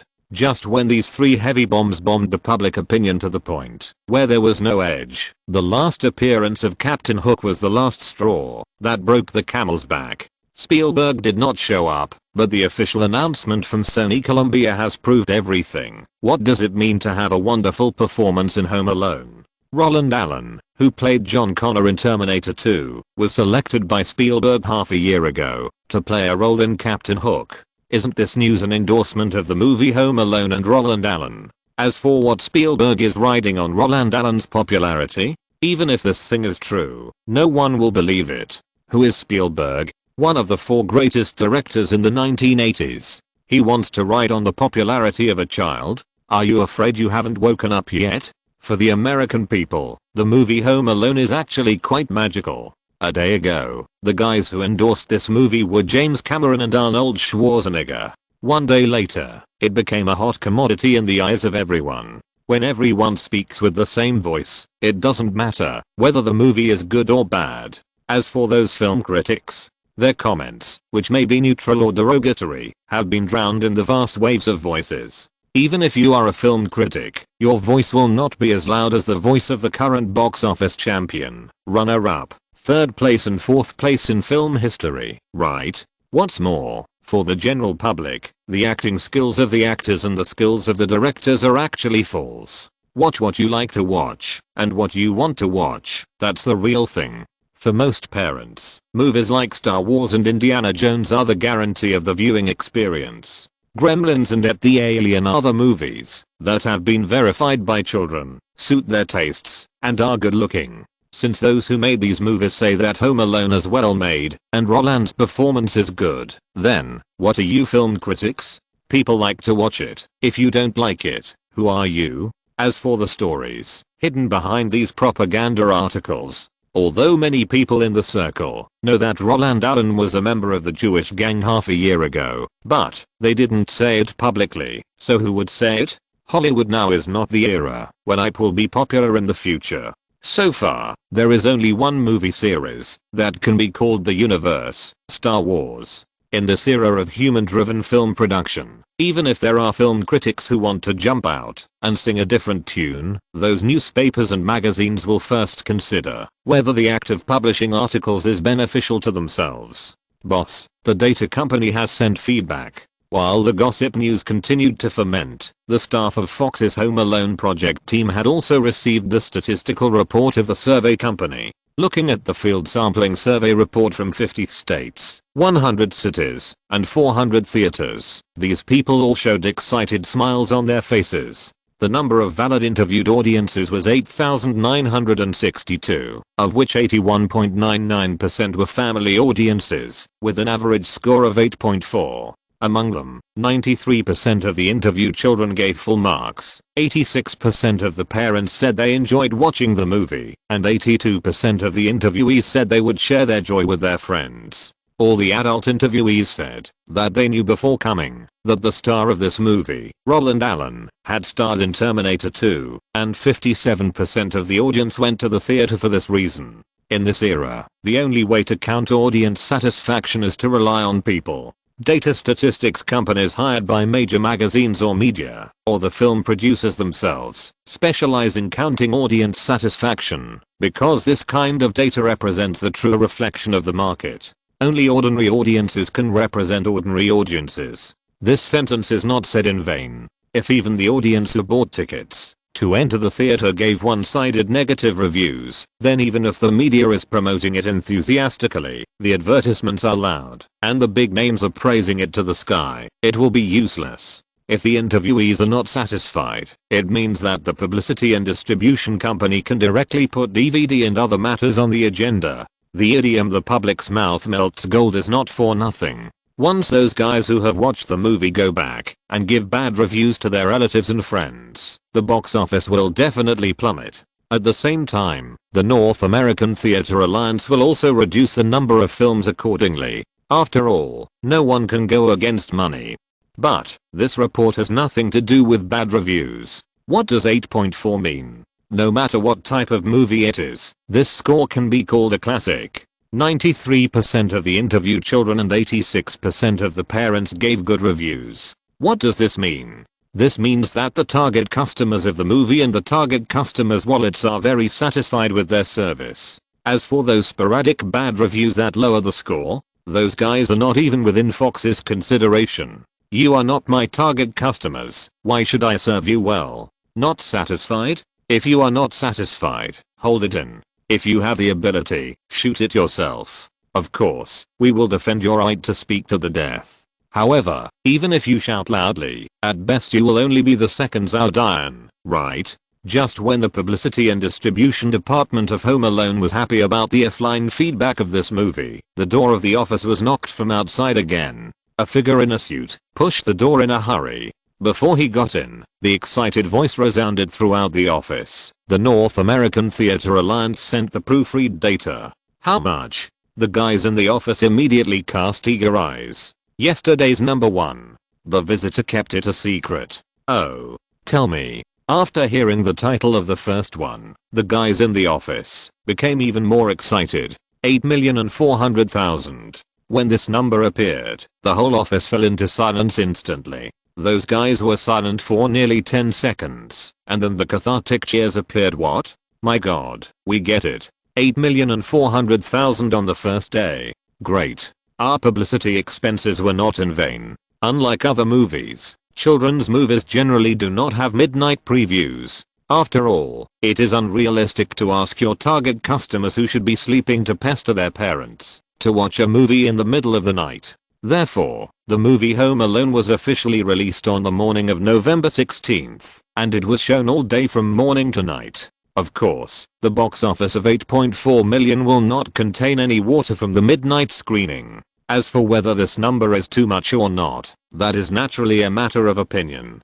Compared with the exaggerated performance of Star Wars, The Rise of Skywalker in later generations, which broke the pre-sale box office of Avengers 4 Endgame by 45% in 1 hour, the box office of 8.4 million on the first day of the premiere is not even a little brother, but in the 1990s. This number was already the first, the second, and the third. After all, in the whole of 1990, there were only 2 movies that reached the box office line of 10 million on the first day of release. One was Teenage Mutant Ninja Turtles, that attracted all ages, and the other was Arnold Schwarzenegger's Rescue. Unfortunately, both movies counted the early morning preview box office. Without that, no one could beat Home Alone. However, although this number is exaggerated, it is also within Fox's expectations.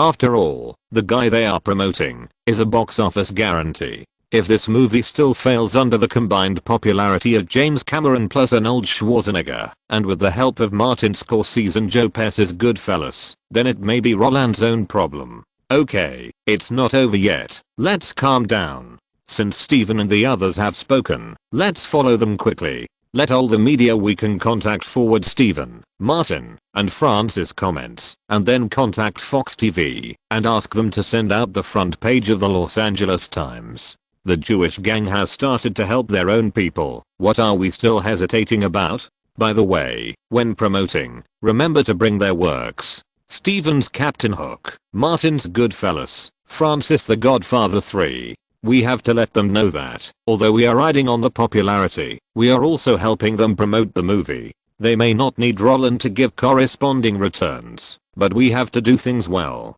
The final share of the distributor and the producer is the final figure given by the North American Theatre Alliance, after deducting the publicity and promotion expenses from the box office share. This algorithm seems unfair, but in Hollywood, no producer will be stupid enough to ask the distributor to reduce the publicity and promotion expenses. Because everyone understands that the bigger the pie, the more money will be shared. What's more, the movie Home Alone was invested by Fox. They can promote their own movies however they want. In front of the real money Fox spent, and the mutual help of the Jewish gang, the market also gave a strong response. After the first day's box office performance of 8.4 million, the next day gave an astonishing figure of 10.83 million. After the weekend, the upward curve directly exceeded the 13 million mark.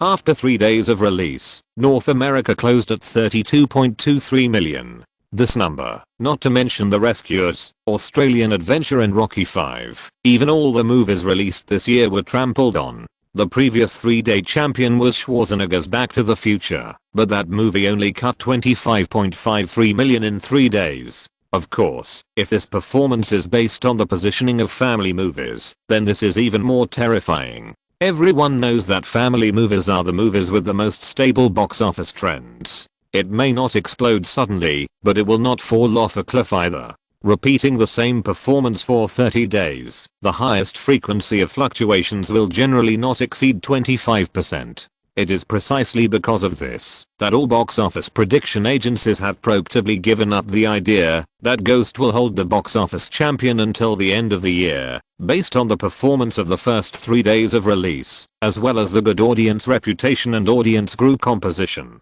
Because no one will doubt that the North American box office of the entire movie will be less than 300 million. What is this concept? Now, there are only a few movies that can break 300 million in the North American movie box office rankings. Star Wars, A New Hope in 1977, E.T. the Extraterrestrial in 1982, Star Wars 3, Return of the Jedi in 1983, and then, the movies that are closest to 300 million box office are only Star Wars 2, The Empire Strikes Back in 1980 and Jaws in 1975. At first glance, these movies seem to have no problems. But after thinking carefully, some people will find that these are all Jewish movies. And the fourth movie to break 300 million will also be this. Oh my god. Of course, with the explosion of the box office, the popularity of the entire crew is also rising. Chris Columbus's past deeds have been dug up, and John Woo's pursuit and dreams are also topics that major media are competing to report. As for Joe Pesci and Daniel Stern, they are already well-known actors with their own popularity. Now they are just 10 floors higher, but compared with Roland Allen, the explosion of these people seems a little less impressive. Although there is no IMDb and no popularity ranking of filmmakers, these cannot stop people from discussing his enthusiasm. After all, no one can explain how people across the country played the same game in the era when information was blocked. So, almost overnight, Roland, who was still unknown, instantly became the most handsome guy in the whole of America. Note, it is normal for children's movies to not have midnight shows. It is a waste to arrange midnight shows for such movies. It is better to show horror movies. Of course, movies like The Cemetery of Love are just trying to avoid film reviews. The box office has been adjusted upward, based on hype and publicity, but even if it is not adjusted, the actual North American box office of Home Alone of 280 million was the fourth highest in North American film history at the time. Even after 30 years, it is still the 98th highest in North American film history. Chapter 64 Roland and Talk Show. The first week of the movie grossed 71 million, and the prediction agency predicted that the final North American box office would reach 300 million. What does this mean? Does it mean that Home Alone may become the fourth movie in the history of North American movies to break 300 million? No. It means that all the movies of the same period have been hammered. America has the most active film market in the world, and a certain number of new movies will be released every week. But even in such a vibrant place, the total box office is only so much each year. Home Alone came out of nowhere and took a bite of the cake desperately, directly dividing 300 million of it. That means that with a limited total amount, the money that others can earn will be much less, and the direct victim is Stallone and his Rocky 5. In Roland's previous life, no matter how terrible this movie was, it still killed nearly 15 million in the box office in the first week thanks to Stallone's popularity. But what about now? Of course, it is impossible for it to have one more dot, but the first digit was still ruthlessly erased, and this result directly made the investors of Rocky 5, United Artists and MGM, unable to laugh. Although they wanted to curse, facing the comedy storm like a tsunami, the words on their lips were swallowed back. As for the star of this film, Sylvester Stallone, he showed no mercy and directly sprayed. I have seen Home Alone, and I don't think it is a very good movie. To me, this movie is no different from Babes and Toys. The plot is too weak and illogical. The thieves played by Joe Pesci and Daniel Stern are not in line with common sense. They are obviously thieves, so why did they catch Roland Allen, the kid? Stealing is their main job. Why did they catch the kid? What's more, after facing a series of blows, they did not die, which is the most incomprehensible. This movie obviously wants to teach children bad things. Even if you suffer electric shocks, fall from buildings, you can still survive, even if you are hit on the head by an electric iron. I'm very disgusted with this kind of plot. I'm even very angry that they can make such a movie to mislead our future. Although Stallone is not the first guy to question the content of the movie, he is the most famous one in this trend. Except for those film critics who are not afraid of heaven or earth, more people in the circle either choose to remain silent or choose to stand with the Jews. Only Stallone, who is extremely incompatible with Schwarzenegger, will openly spray. Yes, Stallone and Schwarzenegger are incompatible. And this is what Columbus and others told Roland when he participated in the later publicity. In Roland's previous life, Although Stallone cooperated with Schwarzenegger in the Expendables series, Escape Plan and Unbelievable Love, they hated it for decades before that. Is it because they experienced the golden age of Hollywood action movies, and there is no room for two tigers in one mountain? No. It was because Schwarzenegger cheated Stallone in order to marry Kennedy's niece. Arnold knew Mariah in 1977. But at that time, no one thought they could be together. In 1984, The Terminator became a big hit, and Schwarzenegger gained a firm foothold in Hollywood. It was because of this movie that they had the opportunity to be together. But Arnold, how should I put it? Too smart. After The Terminator, while filming The Queen's Sword, he fell in love with a Danish actress in the crew, Brigitte Nielsen. The two were so passionate that she kept pestering him. And when Mariah found out about this, so he gave Arnold an ultimatum. So, in order to save his own future, Arnold took the initiative to contact Michael Stallone, who had just divorced and stuffed Brigitte into the crew of Rocky IV. I don't need to say more about what happened later, right? Brigitte married and divorced Michael Stallone and took away a large sum of money, while Arnold, who worked with you, successfully married Mariah, and through you, he got in touch with Martin Scorsese for a while. These are the original words that Chris Columbus, Joe Pesci, and Daniel Stern said to Roland during the promotional break. In their opinion, Stallone's revenge was too unwise. However, they could understand it. After all, anyone with a discerning eye could see how the movie Terminator 2 would become after Roland became popular. And the higher Schwarzenegger climbed, the angrier Stallone, who was at odds with him, became. Of course, the grudges between Schwarzenegger and Stallone had nothing to do with Roland. At least, he thought so. Moreover, he didn't think there was anything wrong with what Stallone said. Although Home Alone is a comedy, the plot inside is indeed a bit magical. What's the difference between the two thieves played by Joe Pesci and Daniel Stern and the big bad wolf and I'll be back? They are all invincible. In this case, if a child imitates it, it will definitely be a big news. However, although he agrees with Stallone's evaluation in his heart, Roland will not do something like slapping himself in the face. Not only that, when he was on the show, no one would ask questions about Stallone, just for the sake of ratings. But the fact that the media didn't pick on him didn't mean Roland could have nothing to do. After 2 or 3 shows, the most common question he was asked was how he got rich. Yes, you are the third person to ask me how I was selected by the project team. Faced with such a question, Roland certainly couldn't mention Spielberg, who had never communicated with him face to face. He could only smile and put all the blame on the Olsons who loved him. After my parents died, they gave me a new family. In order to help me get out of the sadness, they found a way to get me an audition, and the project team for that audition was Home Alone, so it was just luck that made me successful. I want to thank director Chris and producer John for their favor. Oh, your story is so touching.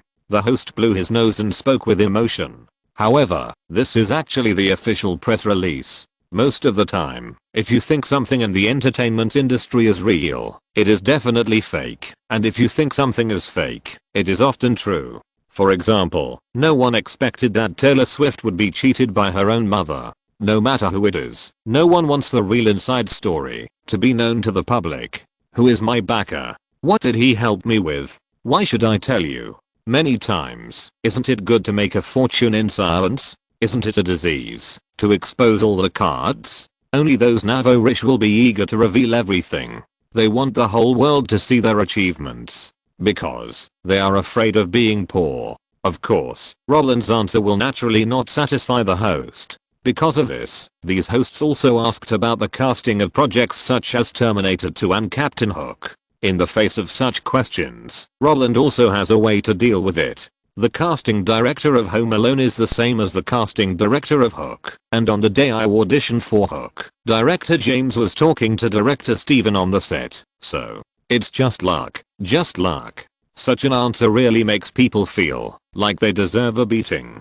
But people living in this era are not as knowledgeable as they will be in the future. The young audiences who were watching the show really believed Roland's words. On TV, Roland Allen, who was about the same age as them, was so lucky. Why? Why could he get film contracts wherever he went? Why? If it was pushed back a few decades, Roland might have been labeled a European dog by them. But now, that kind of strong envy has spread to the whole of America. Of course, in addition to envy, these children also discovered a problem. Roland seems to have become successful after being adopted by the Olsons, right? Thinking of how the Olsons had previously trained the most popular child star sisters in America, and how they made Roland the most popular child star after adopting him, the little kids were shocked. Of course, the little kids closest to the Olson family, or the little fat kid who was active among the little kids, became the most popular. This sudden burst of attraction was even questioned by the talk show host. As far as I know, your good brother James Olson has become a celebrity in the school you once attended. Many people have bought your and Arnold's autographs from him. How does it feel to be famous? Do your hands get sore after signing for a long time? Yes, James, who was still angrily criticizing Roland a month ago, finally achieved the achievement of turning waste into treasure. Those autographed books piled up at home are the biggest fortune he has ever handled in his life. He exchanged nearly 100 autographed books for out-of-print comics and figurines. As for the unit price, in a school with plenty of money, it has been called for $100. Although Roland already knew everything, he still pretended to be ignorant for the sake of the show. What? James actually sold my autograph? He told me that he needed my autograph and Arnold's autograph in order to get my classmates to support me. Oh, so you were deceived by James? The host leaned forward and asked with interest, if what you said is true, then I promise that he can only eat vegetarian food in the next few days. Roland did not answer the host's question directly, but clenched his right hand and cosplayed the little boy pursing his lips at the beach. Such an indignant look directly made the audience at the live broadcast site laugh. The host laughed and said, okay, I know why Chris and John chose you. Your experience makes me feel that the role of Kevin is tailor-made for you. Because you, like Kevin, will also face various troubles in growing up. Roland's talk show was decided by Fox. Fox's publicity is very professional. Before the movie is released, they let those already famous guys appear on major talk shows to promote the movie. After Roland really cashed in on his fame, he will be the finale and the subsequent publicity to attract more children's interest. Although talk shows are not suitable for children, it is one of the few intersections between big names in film and television and variety shows. Not only because of their high ratings, but also because there is an unwritten rule in the American entertainment industry that only those C-list and below will appear on major variety shows. If there are guys above C-list participating in variety shows, there is only one word to describe their behavior: losing face. Although the final box office has not been released, and Roland's ranking cannot be defined, but no one will put Roland in those low-level programs when those big guys have already spoken. Let's not talk about whether Roland will agree or not. Just for themselves, they will not take the initiative to break the rules. Because of this, the talk shows that Roland participated in were actually scripted.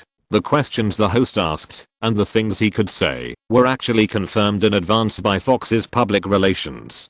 But, even if it was confirmed, there are traps here. For example, after talking about the content of the filming, the host who was signaled by Fox suddenly threw out a digression. The movie Home Alone is so popular, do you have any plans to make a sequel? The movie is in theaters, and the sequel is on the agenda. This kind of thing is very common in Hollywood.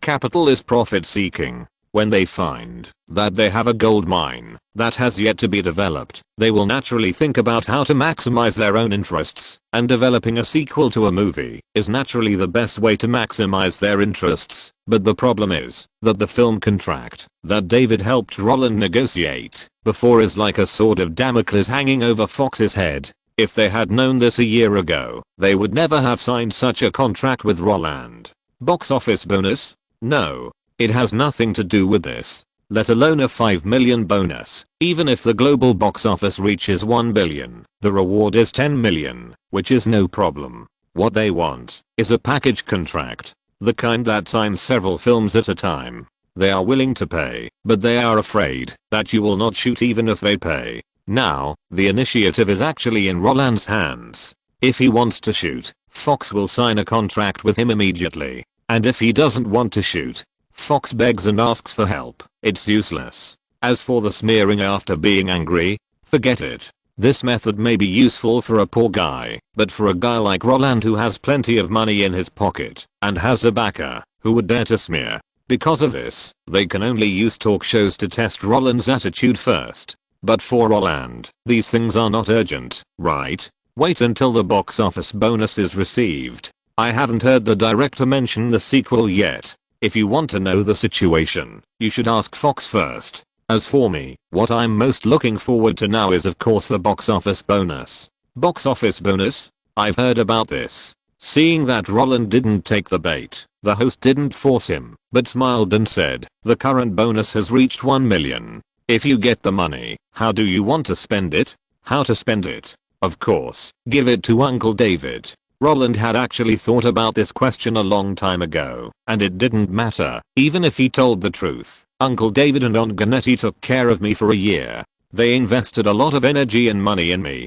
They hired teachers for me, met my various needs, and made a lot of efforts in various social activities. I'm very grateful to them, so after getting the box office bonus, it shouldn't be a big problem to give it to them, right? Roland was not setting up a persona, and since Spielberg and others posted the article, he didn't need to set up a persona now. Regardless of whether he was in the circle or not, no persona could rival the identity of the younger generation of those big guys. As for him, it is natural to return the first pot of money earned from Home Alone to David. If it weren't for the Olsons, Roland would not have been able to get the audition, let alone the opportunities afterwards. Opportunities are always more important than money. Moreover, in order to take the initiative, David paid out of his own pocket to solve the problem of the studio, and the money was as high as 7 figures. In the face of this series of caring actions, Roland felt that, if he swallowed the box office bonus for development, he would really have no conscience. Now that he has become famous, money is no longer important. If the Olson family can always treat him like this, let alone the box office bonus, even if the Olson family can give him his last name, he doesn't mind. Of course, no matter what Roland thinks, when this sentence spread to every corner of America, many families who have not seen the movie suddenly want to go to the cinema. Regardless of whether Roland's words are true or false, the concept of family harmony conveyed by the entire crew is what everyone needs. In their opinion, only a crew that implements the concept of loving each other as a family can cultivate an actor like Roland, and they also hope that their children can learn from Roland, communicate more with adults, and live in harmony. However, even if those audiences dug the ideas contained in Roland's words into the Mariana Trench, these things are no longer important to Roland. After participating in the post-promotion activities arranged by Fox, he boarded the plane without stopping, ready to fly back to the Terminator 2 crew to report his vacation to the big boss truck driver. However, just as he was on his way to the airport, the assistant sitting in the co-pilot turned his head, covered the receiver of the mobile phone, and whispered, "Roland, there is a call for you." Who? Roland, who had been running for 7 days, was exhausted. He yawned and thought secretly in his heart. Since the movie became popular, everyone he knew has called to congratulate him. In this case, who would bother him at this time? And just as he raised his hand to take the phone, the assistant helped him solve the problem. He said, "His name is Mohammed." Note, the affair between Schwarzenegger and Stallone was exposed by Stallone himself. Not only that, when Bridget was talking to Stallone, the divorce agreement between Stallone and his ex-wife had not come into effect. What should have been a consensual matter was eventually ruled by the court as extramarital affair. The point is that when Bridget was getting together with Stallone, she was still in Europe and had a husband and children. This scam allowed her to make a lot of money from Stallone, so much so that Stallone was so angry that he added a paragraph in his personal biography that, if he had a choice, he would not look at the photos Schwarzenegger gave him, Bridget's nude photos. Chapter 65, Shan K-Boy. "Oh, Mike, you are the last one to call me among all my friends." When Roland complained to Miami on the other end of the phone, while holding a mobile phone weighing about 750 grams, the young man in Los Angeles had a smile on his face. He ignored the dissatisfaction hidden in his words and defended his behavior. "But, I should be the one who called you at the most appropriate time among all your friends, right? I watched your talk show in its entirety and calculated the time to call you. If I'm not mistaken, now should be your most idle time, right? No. Although the two parties were not face to face, Roland still shook his head repeatedly, but with a smile on his face. He didn't agree with what the other party said at all. Now is not my most idle time, but my rest time. You disturbed my rest. Really? Then should I apologize to you? Now I run to the gate of Los Angeles airport, crying and waiting for your forgiveness? The smile on Mohammed's face became even wider, and his tone of voice was quite brisk. Of course, if you know what's good for you, you should book me a table at the best restaurant in Orange County. You know, I haven't had a good meal for a week, because of the publicity. It's either airplane meals or work meals. I'm almost sick of eating. No problem, I can book a restaurant you want to go to now. The sudden call made Roland, who had been tired for several days, relax. Not only because of the friendly relationship between Roland and Mohammed, but also because Mohammed knew a lot about Roland. When communicating with him, Roland didn't have to hide anything, and he didn't have to worry that Mohammed would set a trap for him like others. After exchanging a few pleasantries, Roland successfully got a meal from the other party. When the laughter faded, Mohammed also said congratulations. Congratulations, the movie is a big hit. Compared with Charlie Cosmo who filmed Sleeping Dogs, Your Eyes is amazing. I have been catching up on some knowledge related to Hollywood recently. If you get a box office bonus of 3 million, will it be officially promoted to the B-list? B-list. Roland felt that Mohammed's imagination was limited. Those forecasting agencies gave a North American box office of 300 million. Do you think the global box office of the entire movie can only stop at 300 million? Are you looking down on the overseas market? You know, Hollywood film companies can make money by global distribution. Once the global market is fully rolled out in December, with the current upward momentum, 500 million will be easy. 500 million.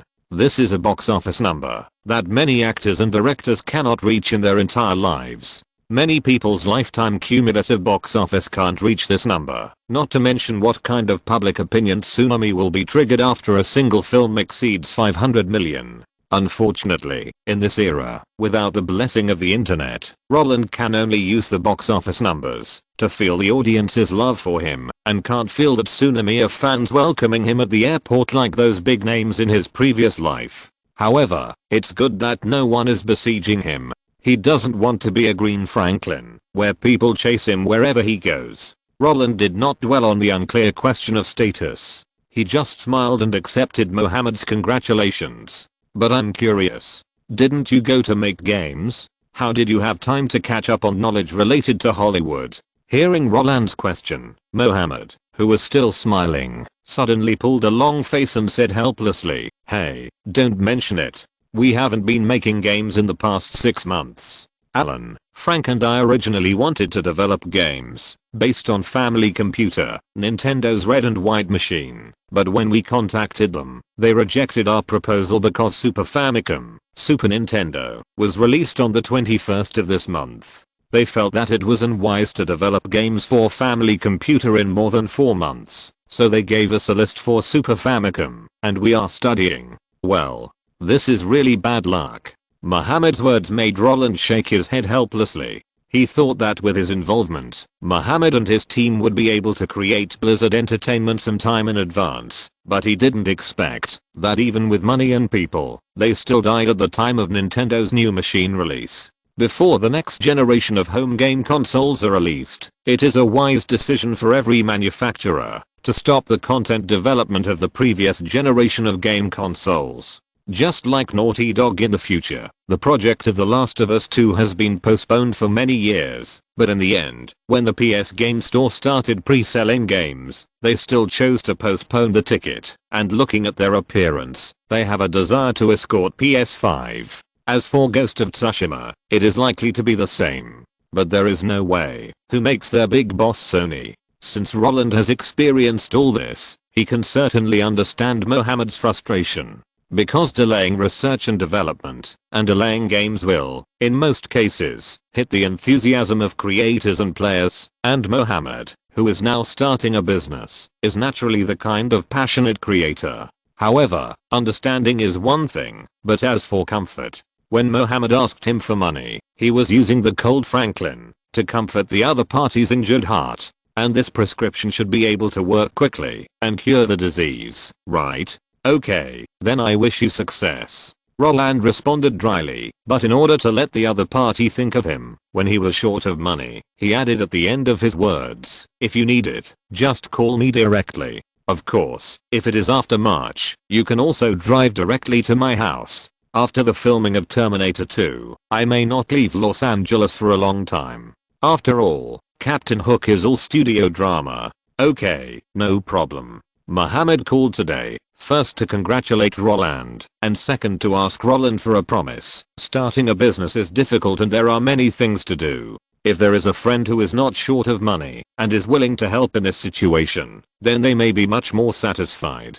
As for Roland's statement on the talk show that he would give all the box office bonuses of Home Alone to the Olsons, Mohammed, who had been with Roland for half a year, believed that Roland was a man who kept his word, but he believed even more that even if the Olsons took the money, they would give it back when Roland needed it. So, he was not worried at all about not being able to raise money. After chatting casually for a few words, Roland, sitting in the car, was a little listless because of the shaking environment. Just as he was about to say goodbye to Mohammed, squinting his eyes and taking a nap, waiting for the car to arrive at the airport, Mohammed's last words before saying goodbye actually aroused his interest and made him give up the idea of hanging up the phone. "Roland, do you know that with the release of Home Alone, your popularity in the news group has been increasing? Among the more than 300 new posts, more than 170 are related to you.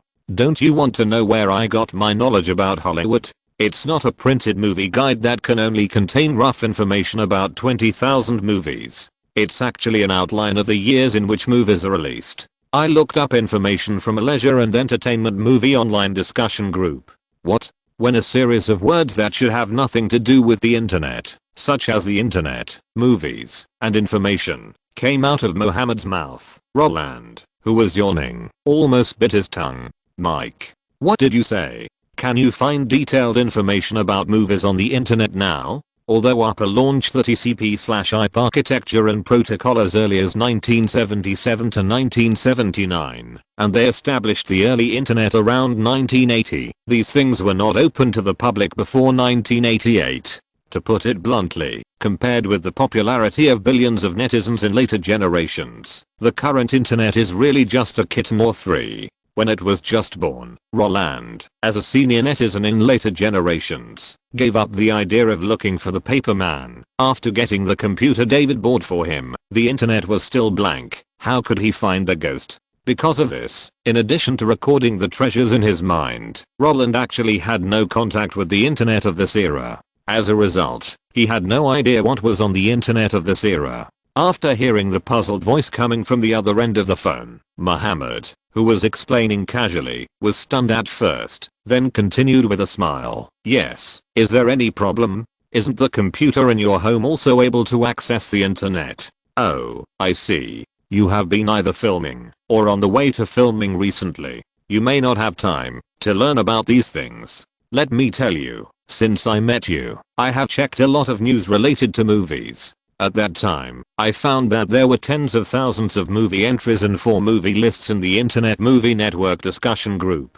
And, according to the founder of the news group, he has a lot of information. Because I have nothing to do recently, I sent an email to the other party, hoping that he could make the use of the movie database public. After receiving my email, the founder from the UK agreed to my proposal. Due to insufficient manpower and no game development, we helped them and wrote programs using the ML protocol. Until the 17th of last month, 1 month before the release of Home Alone, the database was officially announced to the public. This database was named Rec.Arts.Movies Movie Database by the British founder Cole Needham. Anyone who has installed the database can share information. Since we helped them write programs, he directly gave us 3 administrator accounts, which allow us to see your real data in the background. How about it? Isn't it amazing? When Roland heard the boastful words, he directly pinched his thigh with his hand. Damn it. Roland could no longer control his desire to curse. British. Cole Needham. Rec. Arts. Movies movie database. Damn it, isn't this the predecessor of IMDb? In his previous life, when Roland was making videos, he often surfed IMDb to buy news from overseas. Not only that, in order to see advanced data, he also bought the IMDb Pro membership service. The real number of views of each movie trailer, the real popularity of each film actor after dehydration, as well as the production details of the movie, box office details, company directory and other information can all be queried. Not only that, there is also a resume subscription service on it. Robert Pattinson, the male lead of Twilight, was discovered by the producer Summit Entertainment after submitting his resume on IMDb Pro. After the economic crisis, there was a saying that spread throughout Hollywood: if you want to be a Hollywood film producer, you need two things. One is a mobile phone, and the other is IMDb. The key factor for Amazon, the world's largest e-commerce platform, to dare to directly enter Hollywood, become a large independent producer in a short period of time, and win the Oscar for Best Actor and Best Screenplay, and receive multiple nominations for Best Picture, Best Director, Best Supporting Actor and Best Actress, etc. In addition to having money, holding the world's largest internet movie database is even more critical. Those high-level background data can tell them what things are the most favorite element of the audience. Compared with big data resources such as Google and Facebook, the data on IMDb is more accurate. To put it bluntly, it's a good thing that Netflix didn't merge with IMDb. Otherwise, others wouldn't get much of the pie of streaming media. Knowing all this, Roland closed his eyes when he heard Mohammed's words. In his memory, Mohammed in his previous life had nothing to do with IMDb. That is to say, although the tens of thousands of dollars of profit he brought to the other party did not accelerate the birth of Blizzard Entertainment, it did have a foot in the database that monopolized the world's movie data in the future. Damn, this butterfly's wings seem to be flapping a little too big. But he likes it. After a few seconds of silence, Roland, who was hit by the sudden news and had no clue, took a deep breath. Although he hasn't figured out how to eat this melon, now he can offer words of praise. And a curious mentality. Great. From what you said, we will be able to search for various movie information on the internet in the future? It seems very convenient. We finally don't have to look up books in the future. Oh, by the way, are you short of money? You ask me which one of you is short of money? Of course it's your game company and the website of the movie database. You are not short of money? Hiss, how can you not be short of money? I was just talking casually. It's okay. If you need anything, just come to my house to find me. It's not a trouble. It's just to help a friend. It's not a trouble at all. Yes, friends. We are all friends. If you need help, just ask. It's okay. Note, Amazon is the first internet film company to win an Oscar, and the winning film is Manchester by the Sea. IMDb was registered in 1996. Before that, it didn't have this name at all. From October 17, 1990, when the database was officially launched, to the time it was officially registered in 1996, it was always called Rec. Arts. Movies movie database. In 2015, when IMDb was 25 years old, its founder Cole Needham announced the reason for launching the database that year. I received an email from a netizen in California who hoped that I could make the use of the movie database public, and I agreed to his proposal. In reality, the netizen who suggested IMDb to go online was really from California, but not Mohammed.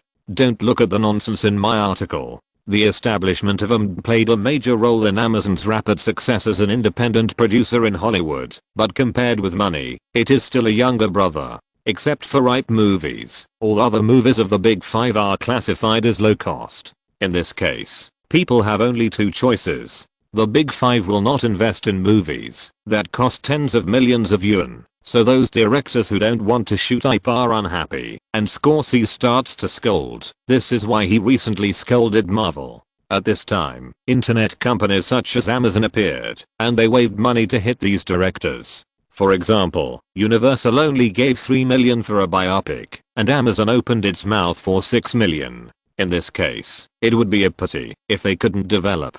Chapter 66, Building Rome. Roland certainly knew that Amidst was not short of money these days. The reason why he said that was that he hoped that Mohammed would find him when he was short of money. Not to mention that its founder, Cole Needham, was a senior researcher at HP. Just the information he collected would cost a lot of money to store and keep.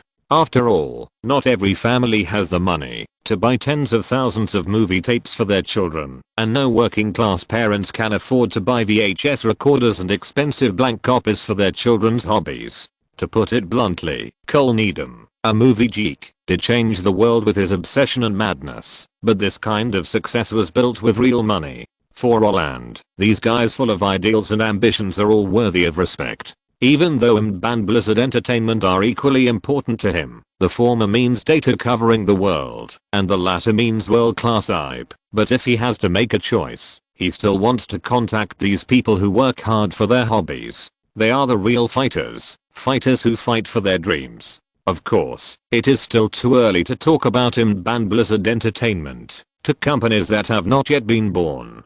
So far, they do not need angel investment, but even so, it will not prevent Roland from remembering them.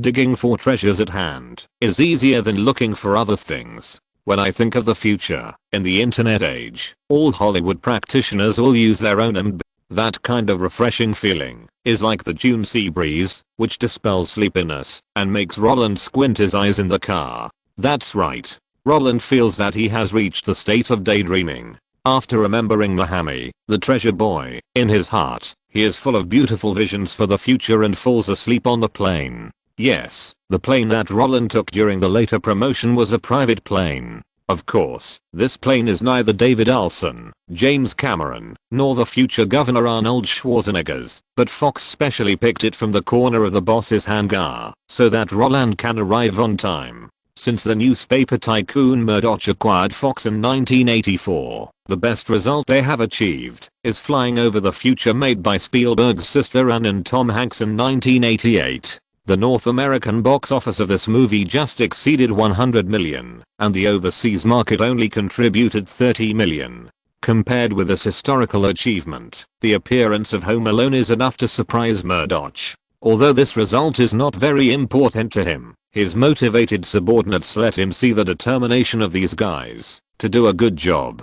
So, when the people from Fox applied for some convenience in the subsequent publicity and promotion stage, this guy who is good at letting people go directly let the people from Fox go to their own hangar to choose in person. Anyway, those planes are left there, and they have to spend money to maintain them. Pulling them out and driving them is not only convenient for subordinates, but also a good way to win people's hearts. However, Roland is not very interested in these things. He even feels that Murdoch doesn't care about the various expenses of flying planes. You know, although the breakup between Murdoch and Wendy Deng was not as big as the one between Dang Dang and the husband and wife shop, and the breakup amount was not as exaggerated as that between Bezos and his wife, the breakup fee of $1 billion was actually leaked. Not only that, after the divorce, the old man hooked up with Hollywood socialite Jerry Hall. When everyone thought that this woman with a similar love history to Murdoch was going for his wallet, Murdoch not only did not accept the opinions of his family, but married the other party. This behavior not only made his son helpless, but also told the world, I'm not short of money. For this guy who believes that money can buy sincerity, let alone borrowing a plane, even if Roland was given one for free, Roland would not be moved. Of course, if the Fox Group was given to him for free, then he felt that he was dreaming. However, even if Roland was not moved by Murdoch's behavior, when the news spread, he returned to the Terminator 2 crew and found that the eyes of the people around him changed again. If, a week ago, those guys would care about Roland in every aspect, now, these crew members even showed a state of flattery. For example, before, when Roland asked others for advice in the crew, they would tell Roland the reasons for the set, lighting, camera movement, etc. because of Cameron. But now, even if Roland did not ask questions, but just stood aside and watched how the other party operated, after shooting that section, others would take the initiative to tell Roland why they shot it that way and what techniques they used. If Roland only understood half of what they heard, they would use local materials to show the similarities and differences of each angle in different directions, and directly let Roland understand their intentions by burning a few, or dozens of knives. This kind of unsolicited courtesy also made Roland a little emotional. Looking at Roland's helpless smile due to unfamiliarity, Schwarzenegger, who was sitting with him, and looking at Cameron coaching Linda, didn't think there was any problem. It's simple. This circle speaks with the box office. The better your movie sells, the higher your status will be. The more people you make friends with, the more those guys who are looking at you eagerly below will want to curry favor with you. Before, when Steven and the others were silent, these people couldn't be too straightforward. Now, after the movie is released, they don't have to hide their thoughts. They hope to get in touch with you, and hope to get in touch with the small group of people at the top of the pyramid. Not to mention, when you went out for publicity this time, you took Murdoch's private jet. When others know that the box office guarantee and the boss of the film company are optimistic about you, naturally, you can't avoid the courtesy offered by those people anytime and anywhere. After all, smart people can see that after the final box office of Home Alone comes out, no one in your age group can compete with you for the script, and no parent of a child star will compete with you for death. Of course, Michael Stallone, who criticized you before, is a fool who is looking for death. The straightforward words made Roland laugh. He admitted that the change in the attitude of the people around him did make him a little uncomfortable, but the fact that Schwarzenegger said was a situation he would encounter everywhere in the future. Unlike those guys who are penniless, it is difficult for those who have a backer to fall back after they climb up. It's like Master Leto wanted to prevent Warner and DC from signing Joaquin Phoenix, threatening Warner with his own music career, and forcing them to cut the movie Joker. Master Leto wanted to keep his role, but even if his backers are David Fincher and Oliver Stone, and he is good friends with Robert Downey Jr., and he won the Oscar for Best Supporting Actor with Dallas Buyers Club, but even if they were combined, they couldn't beat Martin Scorsese and Robert De Niro, who were invited by Joaquin. Even 30 years later, no one could snatch the project from the declining Jewish gang. In the 1990s, when the Jewish gang was at its peak, who would be so stupid as to confront them? Even if there were some blind guys, before they started to make trouble, the investors would have killed them. Profit-seeking capital knows better than anyone who to choose to make more money. Arnold, how did you deal with all this? Roland asked curiously, leaning forward, with his elbows on his knees, shaking his legs. Deal with it? Why should we deal with it? Schwarzenegger turned his head in confusion, looking at the kid who was looking forward, and looking at Cameron filming, and said slowly, just enjoy it all. Take the scripts you like, make the movies you like, ask the questions you want to know. All their flattery is your capital for willfulness. As long as you take every movie you make seriously, as long as you can ensure that your work can continue to make money, then they will keep flattering you. You don't have to care about other people's feelings. Just do what you want to do. Schwarzenegger's experience made Roland raise his eyebrows. Indeed, in this world that emphasizes the return on capital, the guys who are awesome don't need to be timid. Interpersonal relationships are all for one's own people. As for others, Jobs criticized so many people, but in the end, didn't people still evaluate him as living to change the world? Thank you. Roland smiled and put down the water cup. Ignoring Schwarzenegger, who wanted to say something, he walked directly in the direction of Cameron. Schwarzenegger shrugged as he looked at the kid who came up to Cameron and buried his head in the surveillance camera. What a lucky kid. As long as he doesn't do anything, who can take him down? But, looking at his attitude, he probably won't do anything either. A kid who is about to turn 11 only likes to deal with surveillance cameras all day. He wants to usurp the throne. Just as Schwarzenegger stared at Roland's back and side, the scene in the distance made him shake his head helplessly. Roland squeezed out Cameron and took his place, burying his whole body in the number 2 surveillance port, observing the real-time footage. Cameron, the tyrant, put his hands on his hips and yelled at Roland, who had taken his place. Although his voice was loud, if this guy was really angry, he could kick Roland's chair away and make him fall to the ground. But what about now? Apart from scratching his head anxiously, the truck driver did nothing. This is really a case of people being compared to others to make people angry. when he thought about how he had worked so hard in Hollywood for so long and finally gained a foothold in action movies, while Roland could rely on his connections to receive on-site teaching on the expense of set. He felt sad about the difference in circumstances. However, he also understood that some things could not be changed. As the saying goes, all roads lead to Rome.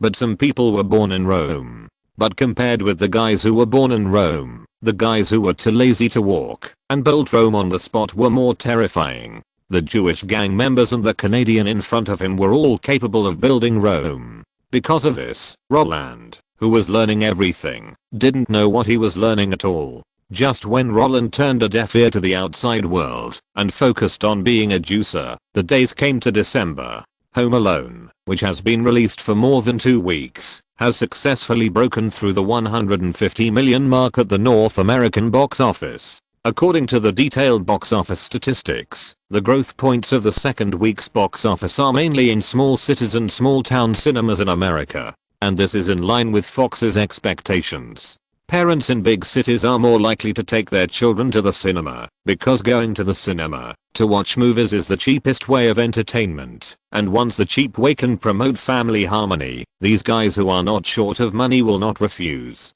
As for those economically underdeveloped areas, more people follow the trend to watch movies. Since the Daily News has said how popular this Christmas movie is, then they will naturally join in the fun when they have nothing to do. And as they follow up, the box office of the whole movie showed a downward trend during the holiday, which is really shocking. However, compared with the continuous fermentation in the American region, the overseas propaganda that has been brewing for many days is even more terrifying. The first region to release the film was Norway, known as the country of 10,000 islands, followed by Ireland and the United Kingdom. On the 14th, Sweden, one of the 5 Nordic countries, also followed suit. On the 19th, The Sound of Bells reached France. On the 21st, The Sound of Christmas appeared in the Netherlands, Greece, and Denmark. On the evening of the 22nd, this trend finally reached the hometown of Santa Claus, Finland. As of Christmas, the movie Home Alone has successfully landed in 26 countries and regions around the world, and its cumulative global box office has directly reached 300 million. Considering the upcoming Christmas holiday in the 35 countries and regions that Fox has not yet contacted, all forecasting agencies raised the box office forecast for the entire movie at almost the same time. 500 million worldwide is no longer a dream. It only lacks time. However, the more popular Home Alone is, the more headaches other companies have. The first one to suffer from it is Three Dads and a Baby. Although it is also a special film for celebrating Christmas, with the precedent of Home Alone, not many people went to the theater to watch Three Dads and a Baby, so that after the first weekend, the box office did not even break 10 million. The second unlucky person is Arnold Schwarzenegger, who has a good relationship with Roland. Before filming Terminator 2, he rushed to make a movie, Kindergarten Cop. As a commercial movie mainly for box office harvesting, it is really rough in production. If it were not for the relationship with Roland, the theater would not even want to give too much screening volume. And its performance is also very poor. After 3 days of release, the box office barely exceeded 10 million. Even though Christmas Eve is coming, the screening volume of this movie is still ruthlessly divided by the theater to Home Alone. In addition to these 2 movies, the movies released during the hot screening of Home Alone include Edward Scissorhands made by Tim Burton and Johnny Depp, and The Speechless God co-produced by Robert De Niro and Robin Williams. But unfortunately, even they became the victims of Home Alone. The North American box office of about 50 million given by the forecasting agency is completely inconsistent with the status of these bigwigs. When the box office grows higher and higher, and the predicted data is no longer cold numbers on paper, more and more problems follow. When Cameron announced a holiday, everyone went back to their own homes, and mothers during Christmas. Everyone reported to the group on January 5th to continue filming. Roland, who had just returned home, gave the gifts he bought to his friends at home. Before he had time to hug David, he heard the good news thrown by the other party. Congratulations, you are a millionaire under 11. Fox sent the first part of the box office bonus before Christmas Eve. 300 million global box office corresponds to 3 million box office bonuses. All this money is yours. Note, the data on him were recorded bit by Needham using a recorder in the early days. A blank copy can only record the credits of 18 movies. Even so, he still recorded nearly 200 copies. He really did something for his hobby. But before joining HP, Needham was actually a video game writer. The reason why IMDb was required to be made public was that Atticus wanted to know more information about beautiful actresses. Michelle Pfeiffer and Kim Basinger were the most discussed actresses in that era.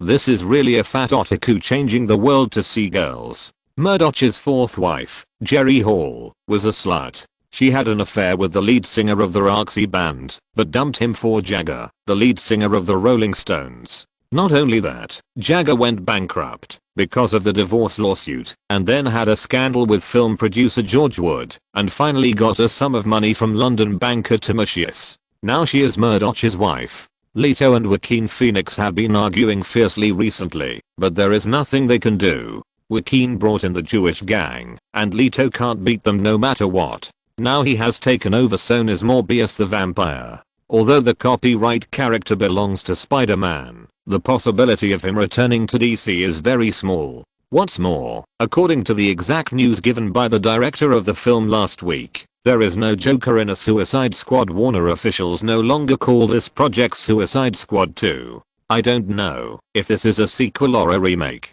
Chapter 67 Home. What? He just said it casually on a show at the end of November, but he didn't expect Fox to really do it. As the saying goes, if you are not enthusiastic about taking money, you have a problem with your brain. As a principal guy, Roland had actually thought about when Fox would pay him. For this reason, he even consulted Cameron, who had worked with Fox, about their settlement process. In the words of the truck driver, that is, don't think they will pay in advance. The money that should be withheld will definitely not be handed over to you a day earlier. Although the North American Theatre Alliance will settle the box office share with major film companies every 28 days, the box office bonuses of actors will not be given in batches. They will only be distributed after the movie is officially offline in North America. Since the truck driver said it so bluntly, Roland didn't expect to get the money at the end of 1990. But now, the other party actually paid him? It's really strange. As if he saw the surprise on Roland's face, but more likely heard his husband's words. Ganetti, who was still watching his daughter opening gifts on the sofa, turned his eyes and said with a smile, "Oh, honey, didn't we agree before? Not talking to Roland about work on Christmas Eve and Christmas. But we also said that we would give Roland a surprise." David shrugged with a smile. He didn't think there was anything wrong with his words. Didn't Roland say on the show before that he hoped Fox could transfer the money sooner? Since this is his wish, is there anything wrong with me telling him the news on Christmas Eve? Of course not. Before Ganetti could respond, the two little Lalas who were opening their gifts started yelling. Since it's a surprise, it should be in the socks. Dad, Mom means that you got the surprise announcement process wrong. You should put the bank receipt of the $3 million in the socks at the head of Roland's bed when he goes to bed tonight. When Roland wakes up tomorrow morning, he will find that Fox has already transferred the money to him. Seeing the two little Lali looking at him with excited and boastful eyes, as if wanting him to agree with their unconventional ideas, Roland did not hesitate and said half jokingly, "Oh, Ashley, Mary, if you say so, I may not be able to accept the very interesting $3 million. But, however, before Roland finished speaking, James, who had already opened the gift given by Roland, put on the Spider-Man headgear inside and interrupted in a muffled voice, "My dad will definitely not mind that the money has your athlete's foot on it. Ha ha ha ha." Hearing what James said, Ganetti laughed first. "Oh shit, I don't have athlete's foot." Roland rolled his eyes and raised his hand to hit James on the shoulder. The three little Lalas who hadn't reacted yet stared around, not knowing what was going on. As for David, who first mentioned the box office bonus, he smiled helplessly as he was doing the second part of the eye exercises, squeezing and pressing the Jingming acupoint. James' interruption also dissipated the cloud of doubt that had been lingering in Roland's heart.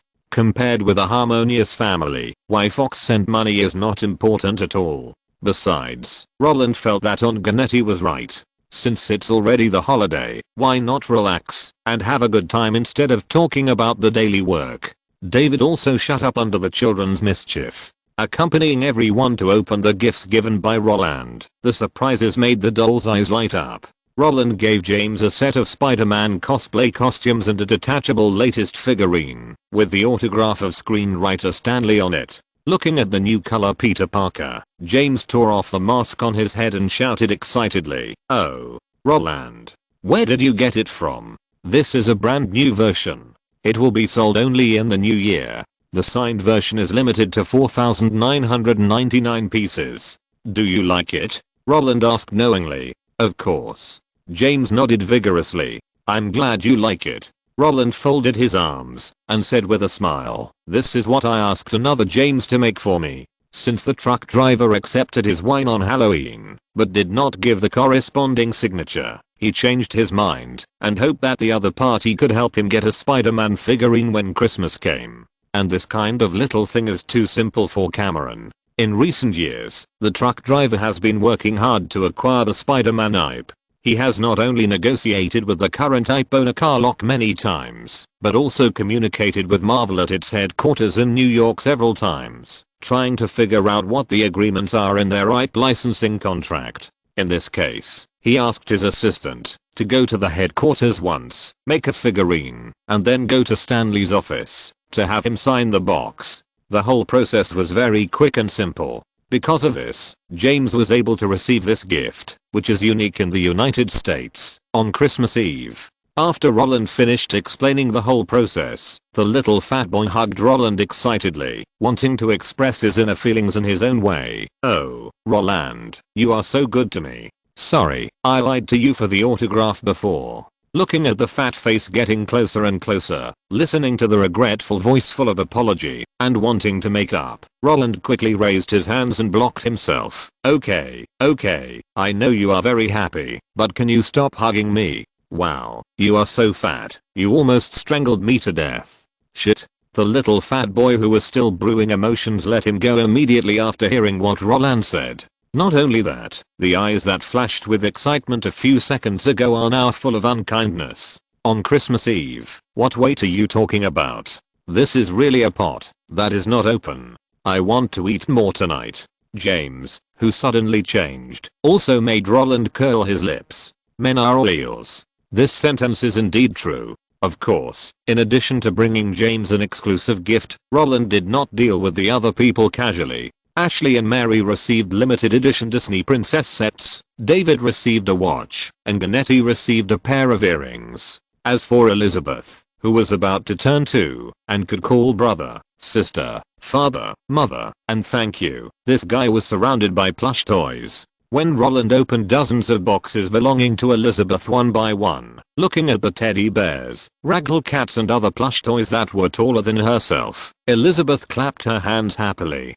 After Roland stuffed the toys in front of her, Elizabeth's two little eyes stared at Roland, and the excitement, but not knowing how to express it, made everyone laugh. After opening the gifts, the family came to the restaurant to enjoy the Christmas Eve dinner that had been prepared long ago. Since tomorrow is Christmas, the hard dishes such as roast turkey, roast suckling pig, and roasted corn porridge did not appear on the table. Salmon, molasses baked ham, minced meat pie, creamy mashed potatoes. Roland looked around and found that the dishes on the table were basically all meat. Although he didn't have to diet as much as the actresses, he couldn't go from Thor to Thor plus after a 2-week break, right? So, facing the rich dishes, Roland only mentioned them briefly. Most of the time, he was chatting with everyone. Like Ashley and Mary were going to shoot a new season of Full House again after Roland's popularity exploded. Many movie contracts were eyeing them. Even Elizabeth received an audition invitation. James made a lot of money with Roland's autograph, but half of it was confiscated by David in the end, and so on and so forth. Everyone talked about the trivial things that happened at home during Roland's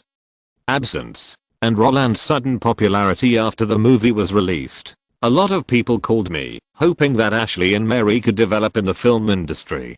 But, after discussing with David, I still hope that they will be older. Not only that, because I often take Elizabeth to the set, many crews hope that Elizabeth can make a cameo appearance.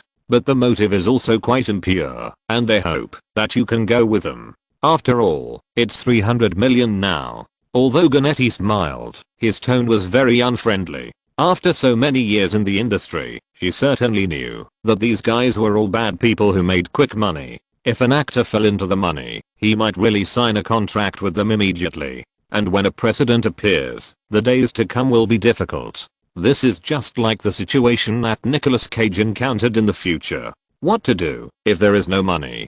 Take a bad movie. What if the reputation collapses after taking a bad movie? Continue to take another bad movie. This is actually an unsalvageable dead end. It is a very unwise choice to exchange career for money. Then, why don't you just bring my agent out? Seeing Elizabeth beside him trying to taste the big thing in the middle of the table, Roland picked up a piece of honey-baked ham cut as thin as paper and put it directly to her mouth. Seeing this, Elizabeth, who was still a baby, smiled. Of course my mother did that. Before Ganetti could respond, Ashley, who was digging mashed potatoes, said, my mother asked them to talk to your agent about cooperation. When they heard about CAA and Samantha, they all left. The childish voice made Roland laugh. The main job of an agent, in addition to helping clients negotiate remuneration, is to select films for them. But the relationship between Roland and Samantha is not that simple. Although Roland has only met with the other party once, and the other party has not discussed projects with him so far, this does not prevent the other party from having a shield, talking to the Jewish gang about a bad film project to make money. Isn't this a special brain hole? Even if they want to make money, they won't cooperate with you guys who specialize in low budget movies. To put it bluntly, these guys who covet Roland's popularity don't even have the qualifications to get a share of the pie. So, when they learned that Roland had been signed, they took the initiative to cut off the plan to let the Olson family and themselves make money together. Since everyone can't be together, let's just not contact each other. And this also reminded Roland of a question. The Olson sisters in the previous life had made a lot of bad movies. Many movies are actually just making money. And in this life, with my intervention, those film producers who made money disappeared on their own. Doesn't this mean that, unless they really want to make money, it will be difficult for them to take on a project below the standard line? Although this change is indeed a good thing for their own reputation, at the same time, in terms of money, it will be a lot less. When Roland, who had figured it out, asked the two little Lalas who were eating about this, their answer surprised Roland a little. Brother Roland, Mom said that except for filming Full House, everything else is up to you. All up to me. Seeing Aunt Ganetti nodding and smiling, Roland immediately figured it out. In Hollywood, connections are the most important resource. Ganetti is not a fool. She let her daughter roll around in those bad movies when there are ways to get promoted. Although she is not a professional producer, she still has the ability to distinguish good from bad. Unless there is really no way to get promoted. Otherwise, what parents want their children to earn those short-term, quick-acting bad money? The long-term is the kingy way. When the topic on the table was constantly shifting towards work that everyone kept silent about before, David, who had been responsible for listening and smiling, winked at Roland. Roland, who got the other party's idea, did not hesitate and stood up first, saying that he needed to go to the bathroom. Soon after he left, David also left the matter at the table to his wife, got up and went upstairs, saying that he was going to see what happened to Roland. When the two met again in the study, the fruit juice drinks and snacks on the table made David laugh. He pulled out a cork and poured himself a glass of sweet wine. After taking a sip, he sighed. Ganetti is always like this. She doesn't let me talk, but she keeps talking. Oh, look at what she did just now. First she complained about me talking about work, and then she talked about work with you at the table. This is really... Hey. Although David's words were full of complaints, Roland could hear that this man didn't mean to be unhappy. This was just a helpless daily complaint between an old couple. If he really had a conflict with Ganetti, he wouldn't hint Roland to go upstairs. Instead, he directly asked his wife to button up at the table. Okay David, shall we continue with the topic we just discussed, or should we talk about something else? Roland ignored the other party's words and grabbed a sliced orange and started eating it. Whatever, anything is fine. I know what you want to ask.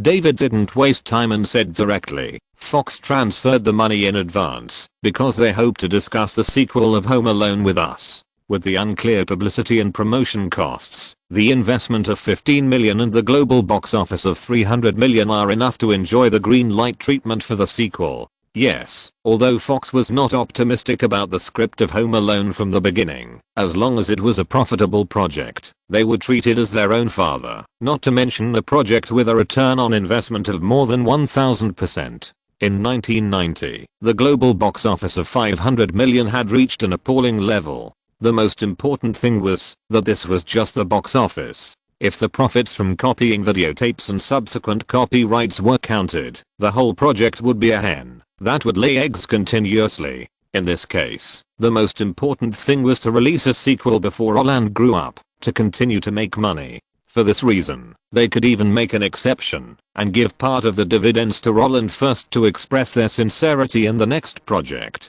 So you agreed? Roland asked with a grin. Of course, he wasn't making a funny expression for David, he was just jealous. How is that possible? You have an agent now, so I don't have to worry about these things. David shook his head like a rattle and said directly, besides, we agreed before that the decision to act or not is in your hands, unless the other party requires me to conceal something. Otherwise, you are the master of your career. The box office of $500 million, the replicable model, Roland's super high popularity and everything behind him. All these things are enough to drive Fox crazy. But even if they are willing to spend money, David has no intention of giving in. Originally, Roland wanted to make the first movie, so he, a half-baked man, came out to arrange it. Now, there are more professional people, so these jobs will naturally be thrown to them. The most important thing is that, apart from the copyright, the three leading actors and the director are all on the same boat. It is more cost-effective to let the Jewish gang sell the films in a bundle than for David to fight alone. Maximizing profits is what he, as a businessman, is considering now. As for the top priority, of course, it is Roland's own wish. And David's decision naturally coincides with Roland's idea. The final box office of Home Alone has not yet come out, and Terminator 2 will be released next summer. In this case, why should he be anxious? In his previous life, Macaulay Culkin took away $8 million in salary from the project of Home Alone 2. If his resume is not worth 10, he even thinks that there is no point in making the second film. Roland's 10 is naturally measured in million. He doesn't think there is any problem with taking 10 million for a commercial film. Although there are only a dozen guys who can get 10 million in salary in this era, and even Hollywood evergreen Meryl Streep and others have not exceeded this price in the future, Roland has no psychological pressure at all. Why would I waste my time coming to film if I don't get paid enough? If I have the time, why not stay in Spielberg's crew? Want me to get less money? No problem. Unless there is someone in your project team who can help me improve. Otherwise, why should I go? Unlike those actors, who need to care about their daily lives, although Roland has no money, he doesn't have to earn money to support his family. Even if he doesn't film, David can still support him well. Not only that, he won't be unemployed if he has a place to stay.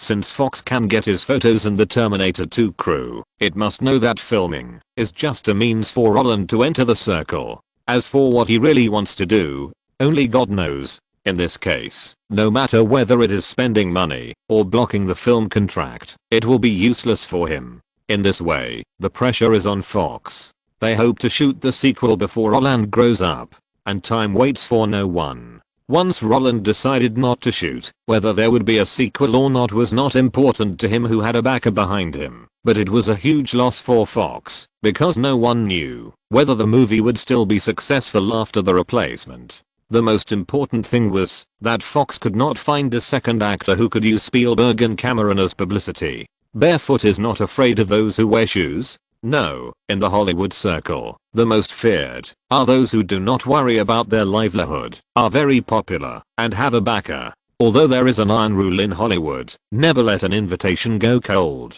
But, some guys can resist soft and hard. Roland is no longer the guy who had no way to enter the industry a year ago. Now that he has got an epic start, the choice after that is even more important. Note, it is okay to ask Cameron to get Stan Lee's autograph in the article. Cameron has liked Spider-Man since he was a child. Before filming Terminator 2, he had discussed Spider-Man with Carlock Films, the investor of Terminator 2. Carlock's boss bought the copyright of Spider-Man at that time, and he also helped Cameron and Stan Lee, the chairman of Marvel at the time, to get to know each other for the idea of Dark Spider-Man. How much did they know each other? When the Sony version of Spider-Man was filmed, it was Stan Lee who told Cameron that Sony had plagiarized Cameron's idea and was unwilling to sign the screenwriter because they had to pay. However, in 1995, Carlock went bankrupt, and half of the copyright was bought by Sony during the bankruptcy liquidation. For this reason, Cameron also discussed with Fox, the investor of the ship, to let them buy Spider-Man back, but the litigation fee was as high as $4 million, and the investment in the ship was too much, so the senior executives of Fox almost wiped their necks collectively, so they gave up. The data comes from the documentary Marvel's 75th Anniversary filmed by ABC TV under Disney. Nicolas Cage is just being willful. He doesn't want to be in Hollywood like his uncle Coppola. With his capital, how could he not be in the Star Wars series and Spielberg's feature films? The Olson sisters in real life started to make money after the Olson couple divorced, but it is understandable. According to Olson herself, the second sister Mary became depressed after her parents divorced, and later suffered from mania and anorexia. Chapter 68 Home. Okay, David, it seems that our ideas coincide. Let professionals do professional things. Since David's decision was in line with Roland's wishes, Roland naturally would not care about the time when Fox would transfer the money. He raised the juice and clinked it with David. When the crisp sound of jingling appeared, they both laughed at the same time. It was refreshing to talk to family members without hiding anything. In that case, the money. However, before David could say what was in his mind, Roland interrupted him directly. All for you. I know you may not care about these things, but I really can't ask you to help me find a film contract and help me pay for the venue. Because of the filming, your property has not been sold yet. Because of me, you lost a lot of money, so now, this money is considered as compensation to you. Roland's words were extremely firm, and his serious expression made David nod again and again. However, when Roland cast an affirmative look at David, the other party chuckled. Roland, it's really comfortable to communicate with you. I can understand your thoughts. You may think that my kindness to you is more of a guilt caused by the disaster a year ago. But I can tell you that, since I decided to adopt you, any guilt and estrangement are not something you need to worry about. No matter how much money we make, don't we spend it on you in the end? If we don't give it to you, do we have to hand it over to America to support the construction resolution in Washington? What's more, things are not as simple as you think. When signing the contract, there was no agency economic relationship between us. I signed a contract with Fox as your guardian and do not enjoy any commission. So, in this case, I only have the right to keep the funds for you. If you take it, it will be a gift relationship, just like the inheritance tax, and enjoy a 21 level excess progressive tax rate. Do you want to use most of the money to support the construction of America? What? Although Roland always felt that David would not care about the few million box office bonuses, he did not expect that David had actually blocked the way to collect money when signing the contract. Pay taxes? Now whoever mentions this to Roland will get angry. If it weren't for this problem, how could he end up in such a poor situation? If he wasn't worried that the ICE, which has the third largest armed force in the United States, would come and beat him up, Roland would even want to avoid the annual tax filing period. Income tax, federal tax, state tax, local tax. These things are painful to hear. Okay, you didn't think about taking the money back from the beginning, right? Roland, who was still happy about having the right to choose the sequel to shoot, rubbed his eyebrows and asked helplessly. After hearing his words, David just snorted.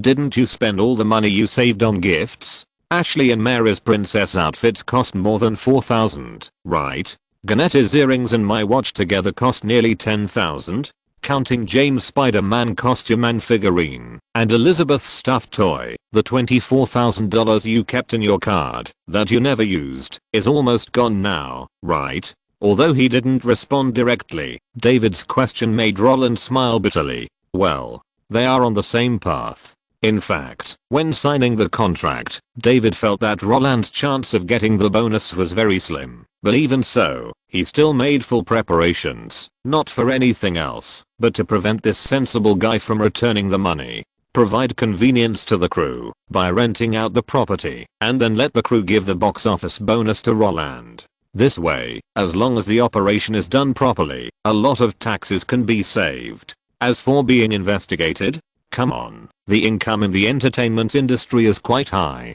In addition, the reward condition of breaking the 100 million box office is impossible to manipulate. If the IS defines their behavior as a disguised transfer, then if they tell others about it, they will probably laugh at others. Because what is the difference between this method and throwing money into the washing machine? This is really money laundering in the literal sense, or it depends on fate. The same is true for Roland spending all the $24,000 he had saved for half a year. Money can be earned again, but if you can't spend the first year after crossing happily, then you can never get it back in the future. When Roland thought of this, he instantly understood the true state of Murdoch, whom he had complained about before. Money can really buy happiness. The happiness of rich people is really so simple and unpretentious. Okay, you are cruel. Roland raised the juice and took the initiative to clink it with David's glass. You too.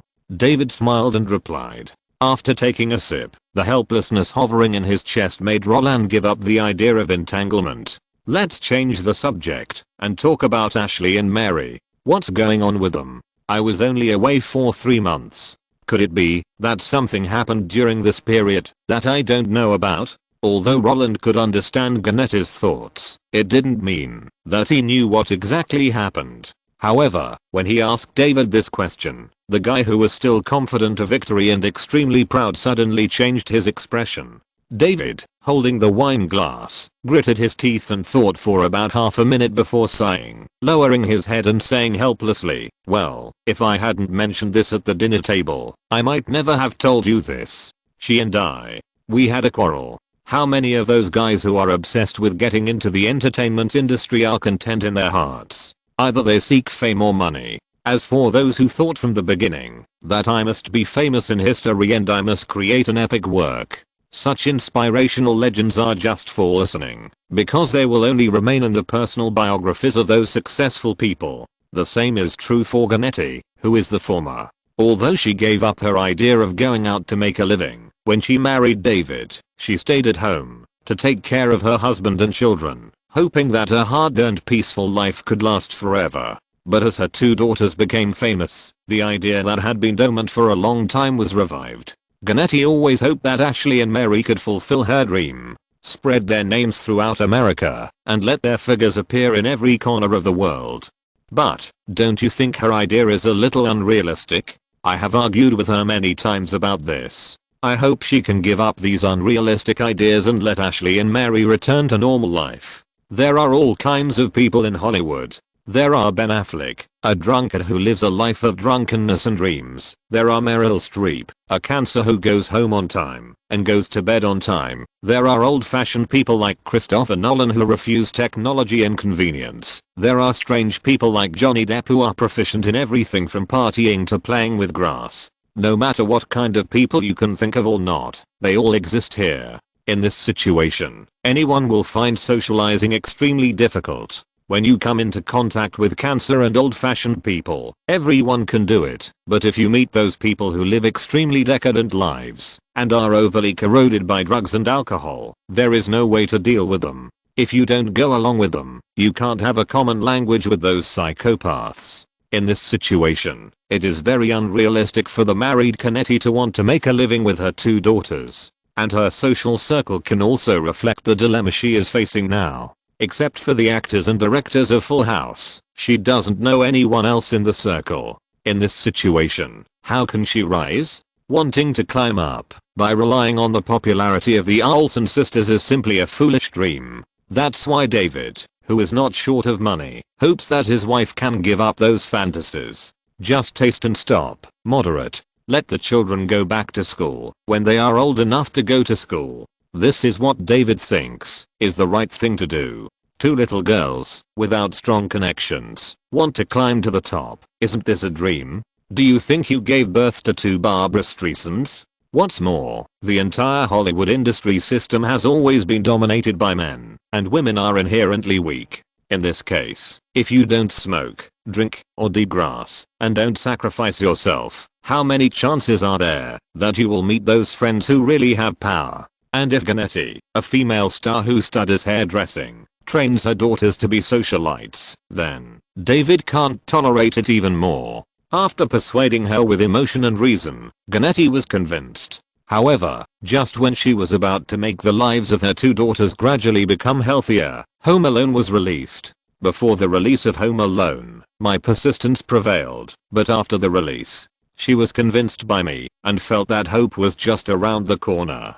Being able to connect with Spielberg was a pleasant surprise for Ganetti. Before that, she also hoped that Roland, who was selected, would have more contact with the big guys. But after a few months of silence, the other party's attitude of not caring made Ganetti think that this contract was a favor contract related to Zemeckis. Since it is a favor contract, there is not much advantage. If others are too lazy to pay attention to you, how can you get in touch with them? But with the release of Home Alone, facing the overwhelming press releases, Ganetti saw hope again. It's not that others don't pay attention to you, but that they are too busy and have no time. Since I know that those big guys have been paying attention to Roland, then why can't I continue to dream? You David said that I can't find a backer, so now, do I still need to find one? So, you quarreled over this? Roland scratched his head, thinking that the whole thing was actually quite unsolvable. David felt that he could support her family, and Ganetti, who had nothing to do, after eating and drinking, began to make trouble. In Roland's opinion, the whole thing was just a waste of time. If the Olson family was like the Gambling King's family, how could Ganetti have the leisure time to train his daughter? He would just beat James to death, and only when he gave birth to his eldest grandson, could he breathe a sigh of relief. Although I had a quarrel with her, she was still quite sober. As if he had seen through Roland's helplessness, but more like he wanted to maintain this relationship. David kept rubbing the wine glass in his hand with his fingers, and whispered, "She killed all those guys who wanted to make quick money with Ashley and Mary's fame. She didn't keep urging them to run forward, in order to consolidate her fame. I'm quite relieved about this. Yeah. With someone who is rising faster than the Olsen sisters, if she takes another bad movie, wouldn't she be mentally ill?" Although there was an old complaint stuck in his throat, Roland thought about it and decided not to provoke David. He could understand Aunt Ganetti's thoughts and David's mentality. The former, wasn't he himself a year ago? Coming out of this circle, he was full of resentment. Since he decided to go back, he naturally wanted to do his best, borrowing the momentum of others and using the resources at hand. Integrate those forces that are beneficial to him and climb up desperately. And the latter, isn't he just a father? Which father who is not short of money would like to see his daughter hanging around in a big dive vat? Roland thought that the family he is in now would not let him meet a superb father like Culkin. But, every family has its own problems. Okay David, I understand. If you need me, just tell me. We are a family, right? I won't run away directly after becoming famous. Roland certainly didn't think of running away, or in other words, he didn't think there was anything wrong with Ganetti's idea. If you have resources at hand, and don't use them, wouldn't you be a fool? If the two were switched, then Roland might have asked for help a long time ago. As for David's worries, such things naturally exist. In Hollywood, where interpersonal relationships can change every 3 months, it is really difficult to protect yourself. To be honest, he doesn't want the Olsons to divorce like in his previous life. A harmonious family is very important for the growth of children, not only for the 4 downstairs, but also for himself. He felt comfortable in this environment now. He didn't want to stand in court and choose who to follow. Even though he had been peed on by Elizabeth, cheated by James, and disturbed by the other 2 little lollies, he still liked it here. If he needed to do something to maintain this environment, he would certainly not refuse. However, these words were a pleasant surprise to David. "Oh, Roland. Unfortunately, before he could say anything, the door was pushed open from the outside. "Oh, no, Dad. Roland. I didn't expect you two to be cheating here." James took the lead and broke in first, and behind him were two little Lalas who liked to look around. Not only that, after the three people broke in, Ganetti, who was holding Elizabeth, also walked in. When the five people looked at the two guys of one-on-one with obscure eyes, David, who wanted to thank Roland, raised his eyebrows first.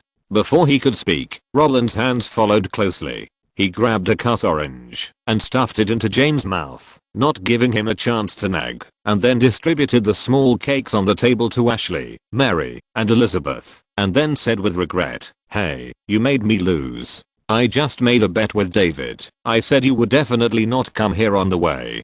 But David still understands you." While speaking, Roland also took out a coin from his trouser pocket and threw it to David.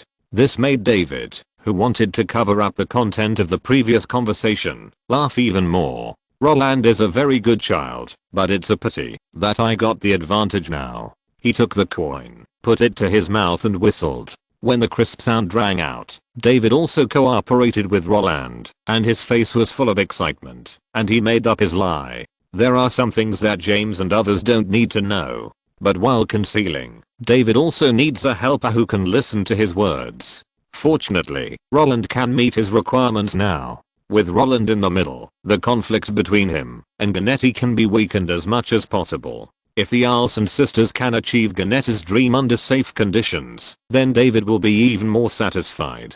With their intrusion, the moment of mutual appreciation between Roland and David came to an abrupt end. When everyone returned to the table, they talked about the arrangements for the next few days. Since Roland would not report back to the crew until the 5th, they wanted to go out and play for a few days during this period. After a simple screening, Hawaii, which is closest to Los Angeles, became their target. "We will spend Christmas at home tomorrow and leave the day after tomorrow morning, arriving at noon. We can stay there for 9 more days, come back on the evening of the 4th, and send Roland to the crew on the 5th. Oh, Roland, don't raise your hand again. I know what you want to say. Although you got the 3 million without paying taxes, I will pay for the trip this time. Except for the silence caused by the accident last year. This is the first Christmas we take seriously since you came. And we will welcome the new year in the Seaview Villa in Honolulu. I hope you are all ready."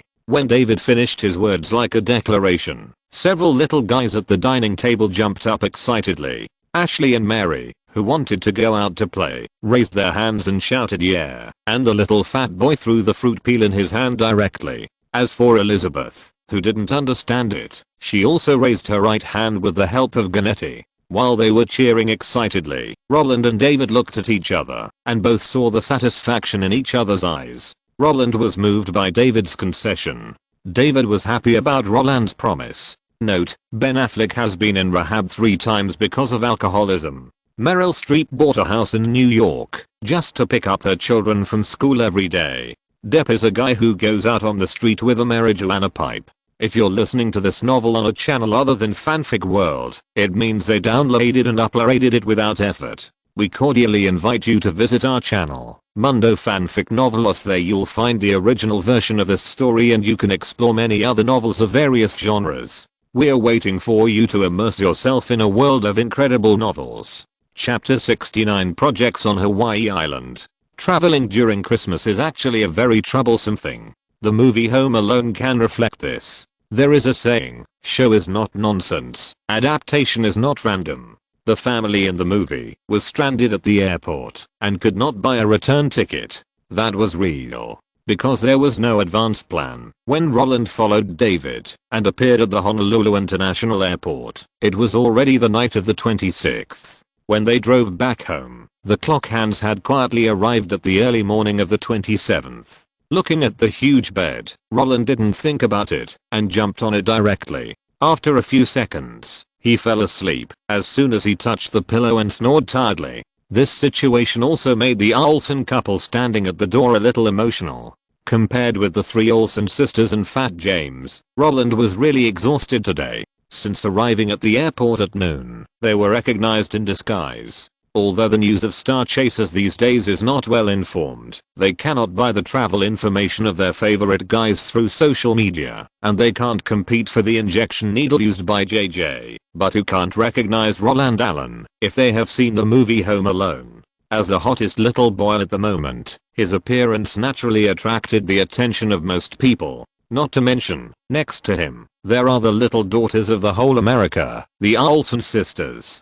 So, when their identities were exposed, the roof of Los Angeles International Airport was almost blown away by the enthusiastic waves. A group of 7 people were surrounded by excited and surprised passers-by. Even if they couldn't take photos with Roland and the Olson sisters, they could eagerly shake hands with them and ask for autographs. The Olson sisters were fine. Because they were still young, those passers-by just smiled and greeted them, but Roland was miserable. Shaking hands and autographs were trivial matters. What made him most helpless was that there were always guys who liked to make moves. It was unknown which pretty girl started it. Roland only knew that when he was hugging a fan, he was suddenly attacked and kissed on the forehead. After that, seeing that Roland was not angry, the rest of the guys followed suit and directly painted Roland's big white forehead into the monkey, but of the senior brother. From the time he was recognized to the time he checked in and boarded the plane, Roland didn't know how many guys he had greeted.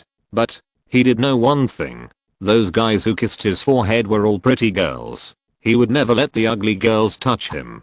Of course, while communicating, those passers-by with unexpected smiles also hoped to get more surprises from Roland. In the face of their inquiries, Roland naturally made up a lot of nonsense. Only a guy with a broken brain would reveal his true information in detail. Masayoshi Son said that he read 4,000 books in 2 years. Are they really the successful books of Rockefeller and Konosuke Matsushita? Are you kidding? He himself will never admit that more than half of them are comics. Just like the first sentence of Tolstoy's Anna Karenina, all happy families are alike. Every unhappy family is unhappy in its own way. Similarly, there are only a few models of success, but there are thousands of reasons for failure. When Roland answered the questions of fans, the content of his words remained the same. Although he was very tired from communicating with fans, he was excited by the feeling of being liked. Even though he had fallen asleep, the smile on his face had not faded.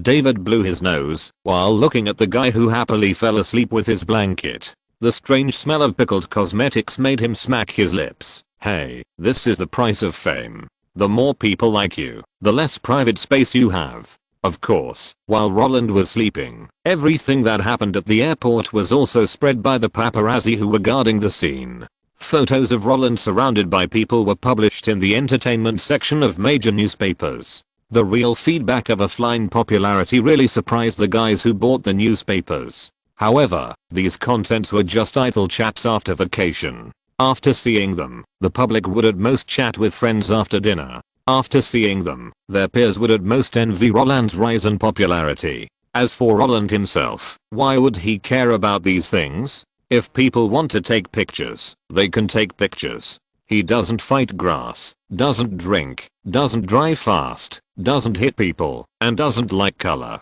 He is a good boy in the new century. Since he doesn't even create negative information, why should he be afraid of nature's porters? Because of this, the next morning, after the extremely broad-minded Roland finished washing up, he talked about the travel plans for the next few days at the dining table with the Olsons.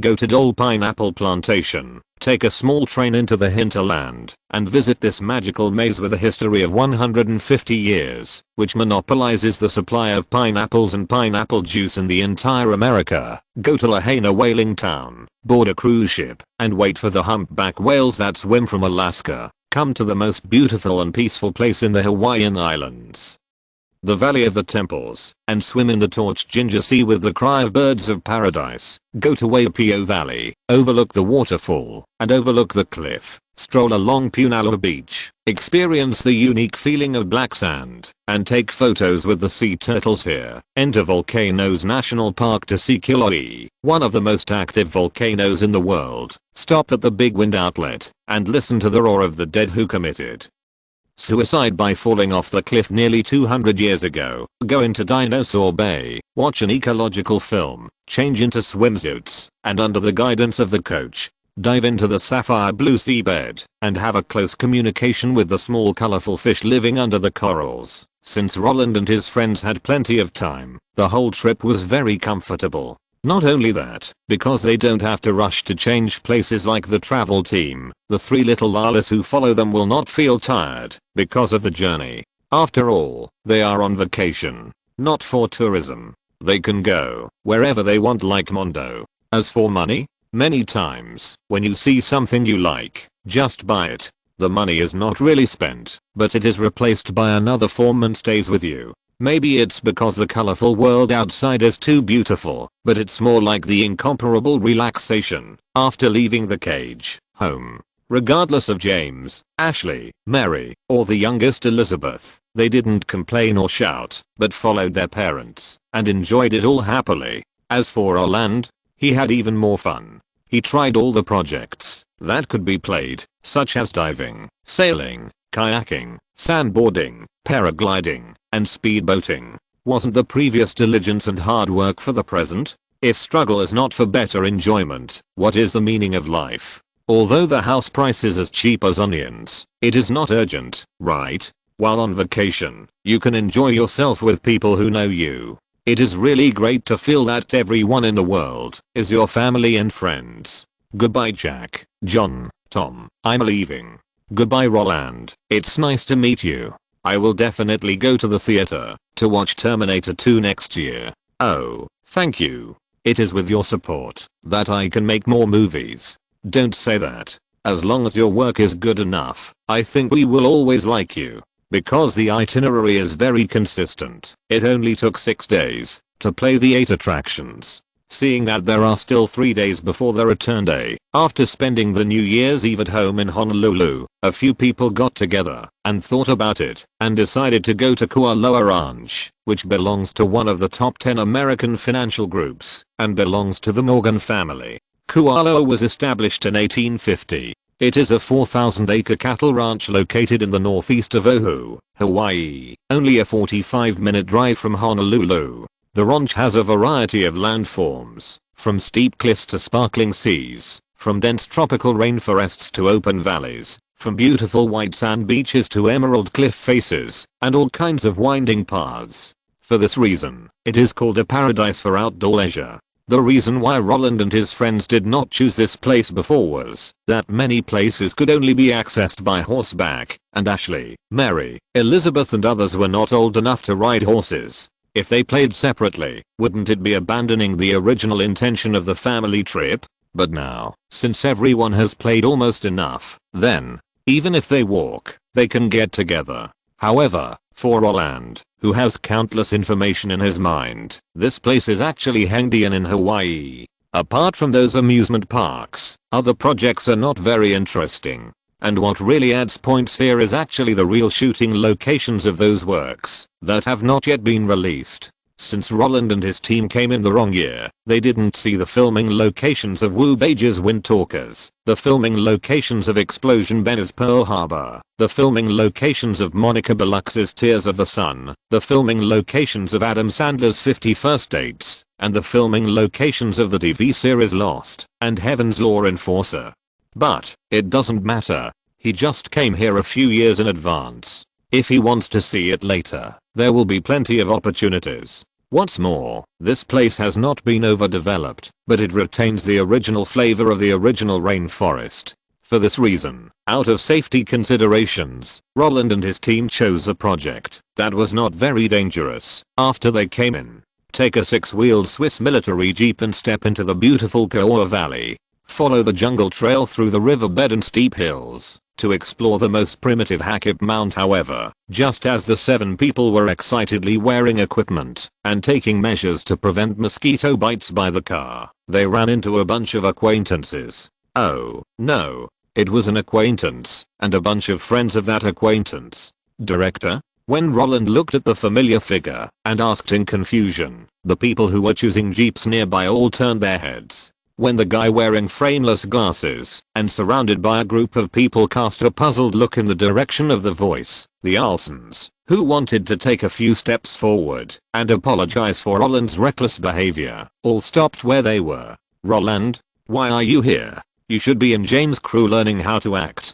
Director James gave us a holiday, so we came out for a vacation. There were only a few people in the world who knew that Roland was pestering Cameron to learn how to act. And there were even fewer people who could say Roland and Cameron's names without using their surnames. Among them, there was only one person wearing glasses. Yes, Roland never thought that he would meet Spielberg, his most wanted patron, in the holiday resort of Hawaii in early 1991, and Spielberg never thought that the truck driver who wanted to tie the actors to the crew for crazy filming would give the crew a long holiday on Christmas. James wants to rest? This is a strange news. Did you annoy him so much? So he gave the crew a holiday during the holidays, so that they can go out and breathe? As Roland finished speaking, the woman with shoulder-length brown hair next to Spielberg raised her eyebrows and joked. There was no unfamiliarity between their words. As she spoke, the people around her laughed kindly. Of course, they knew Roland, and they knew what the two people meant by their words. Oh, I should call you. Although Roland had recognized the other party, he still asked politely, just call me Catherine. That's right, the lady who teased Roland was Spielberg's favorite producer, Catherine Kennedy. This future, the most powerful woman in Hollywood, no one else. Okay, Catherine, what you just said is wrong. After receiving the affirmative reply from the other party, Roland shrugged decisively and said, I didn't annoy James to death. I just asked him to beat me up. After all, when I squeezed him to watch the monitor on the set, he wanted to roll up his sleeves and have a real park with me. While speaking, Roland raised his right hand and waved it twice in the air. Ha ha ha ha. Such a situation made those own people at the scene burst into laughter. Not only that, they also said, oh, Roland, you are more interesting than Kevin on the big screen. It seems that what Chris Columbus said before is right. You are a very open guy. Do you know how Joe Pesci evaluated you? He said that the best way to test whether his basic skills are solid is to come and teach you, because you always like to get to the bottom of things and ask him annoyed. Although these guys used all derogatory words, the joking meaning in their words was quite obvious. They did not ridicule Roland for his troubles in the crew. On the contrary, they were very curious about the situation of their colleagues. However, now is obviously not the time to chat. After explaining the reason for his appearance here, Roland licked his face and asked Spielberg and others very naturally about the reason. In the face of Roland's question, Spielberg, who was convinced that Robert Zemeckis was hiding something from him, did not intend to hide it. While wearing a mosquito-proof coat in front of Roland, he said, our projects are one after another. James wants to shoot Spider-Man after Terminator 2. I have a new movie to start after Hook. Although Spielberg was talking about the secrets of the circle, the guys at the scene had no intention of stopping him. They all knew what Roland was like. Since Zemeckis taught him behind Spielberg's back, he had to accept this guy no matter what. It's like Francis Coppola brought George Lucas to the forefront. George Lucas helped Steven Spielberg to escort him, and the three of them participated in Martin Scorsese and Woody Allen's movies together. Once you enter this circle, if you encounter trouble, sometimes these guys will solve the problem in advance before you start asking for help. So, when Roland's curiosity was aroused by Spielberg's words, he wanted to get to the bottom of it, but he got a definite answer from Catherine. What project? Don't you know? Steven told me before that James talked to him for a long time with the condition of taking you into the crew of Terminator 2, hoping to get the screenwriter position of the movie. What? When Catherine said this, Roland's memory immediately returned to the day of the audition for Terminator 2. As the picture flashed, a definite logo appeared in his mind. It turned out to be Jurassic Park. Hook hasn't been filmed yet, and they are already working on this dinosaur movie. Note, many toxic chicken soups say that when Masayoshi's son was 23 years old, he was hospitalized for more than 2 years due to liver disease. During this period, he read 4,000 books, which helped him become the richest man in Japan. However, in 2002, Hiromitsu Kumada, director of the Department of Gastroenterology at Toranomon Hospital in Japan, Masayoshi Son's attending physician, and later the director of the Toranomon Hospital branch, said in an interview with a medical forum that every time he saw him, he was reading comics and didn't read any books on economics and business at all. The actual shooting of Jurassic Park was from August to November 1992, but in July 1990, after Spielberg obtained the film copyright, Industrial Light and Magic began to make dinosaur models, and Kathleen Kennedy and others were selecting the shooting location. Jurassic Park was indeed filmed at Kualoa Ranch in Hawaii, and the helicopter in the movie was still owned by the Morgan family. After filming, it was abandoned there as a tourist attraction. Kathleen Kennedy is the second highest producer in cumulative box office, with Spielberg being the first. Chapter 70 The Troubles of Happiness. When Roland traveled through time, Spielberg was still the only director in film history with a total box office of over 10 billion. Below him were the Russo brothers who shot Captain America 2, Captain America 3, and Avengers 3, Captain America 4. Looking at the entire director box office cumulative list, apart from the 3 extremely conspicuous Jewish directors, the most eye-catching ones are not hype promoters like the Russo brothers and David Yates, nor are they Hollywood's famous takeover hero Ron Howard, but the 27 films that are far ahead of Spielberg. Compared with the box office results of 6.798 billion for the Russo brothers 6 films, Spielberg's 1.0123 billion for 27 films is not good at all. Some people even think that he won by quantity. Of course, this kind of question of different opinions cannot be discussed at all. But there is one thing that no one can refute. Compared with the truck driver who spent 40 years making only 9 movies, Spielberg is really a model worker in the industry. If James hadn't borrowed 8 studios from Sony, Hook could have been filmed a long time ago. Robert, Chris and the others should have told you, right? If the entire movie is shot in a studio, the more studios there are, the faster it can be shot. Let all the workers gather in one venue to set up the scenery. After they have set it up, we can start shooting directly. While we are shooting, they can continue to build the next one. In this way, we only need to shoot in sequence, and we can finish shooting all the content of the script in a maximum of 1.5 months. Of course, shooting this way does save time and effort, but it will take up a lot of space, because we won't know if we need to reshoot until the post-production of the movie. Only when we are sure that there is no need for reshoots will we dismantle the scenery. Just like your Uncle David has not sold the house in the filming area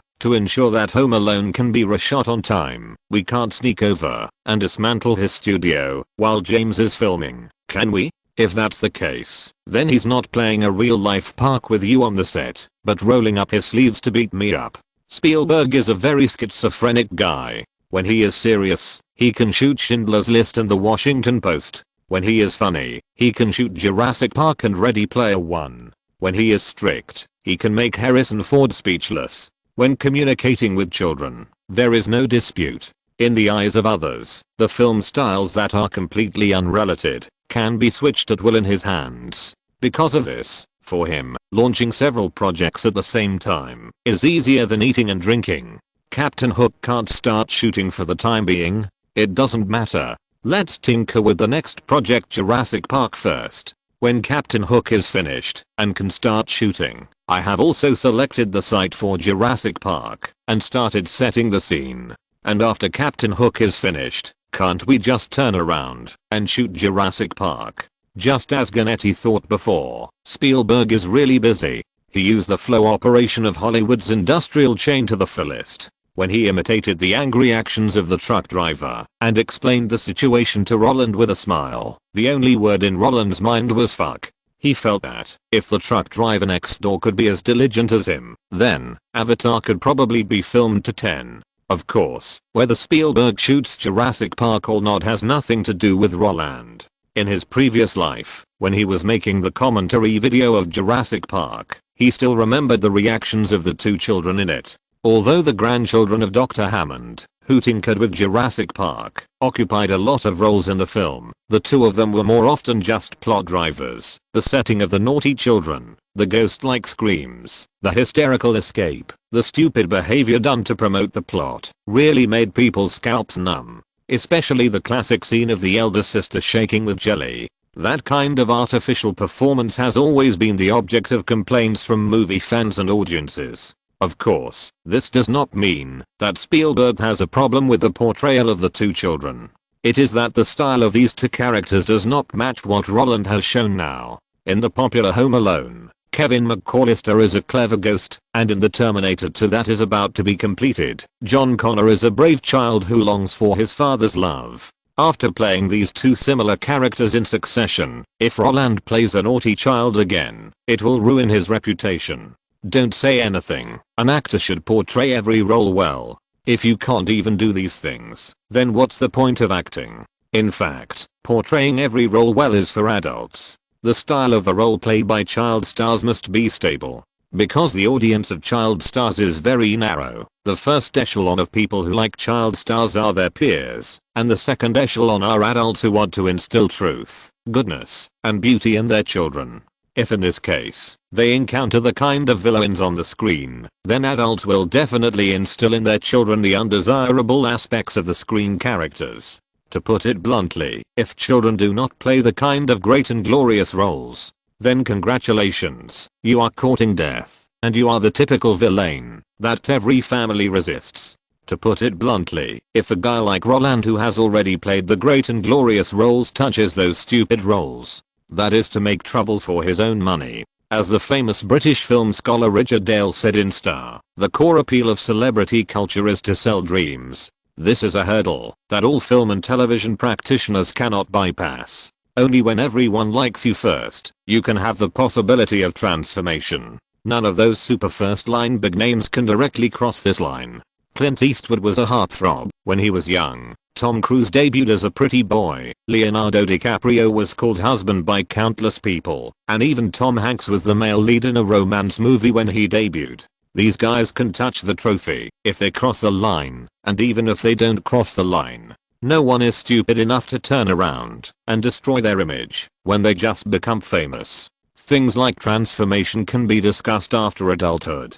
At least now, Roland feels that there is no need for him to force Jurassic Park. What's more, since the emergence of the profession of child star, no critics or media will attack their honor issues. Whether it is commercial traffic or powerful actors, these tone-setting behaviors will never appear in children. Just like the original Jurassic Park in the previous life, even if the little girl in it behaves stupidly, it is only the audience and fans who are complaining and insulting. As for the mainstream media, they seem to be blind and turned a blind eye to it, because the naughty children represent innocence and kindness. Anyone who refutes it with hypocrisy is against the mainstream values, even if they are really scolded by the audience, and the audience is the basis for the survival of actors. In Roland's view, even if he goes to shoot Home Alone 2, a successful sequel under this business model, he will not shoot Jurassic Park, because he does not want to give up the audience's popularity that he has finally obtained.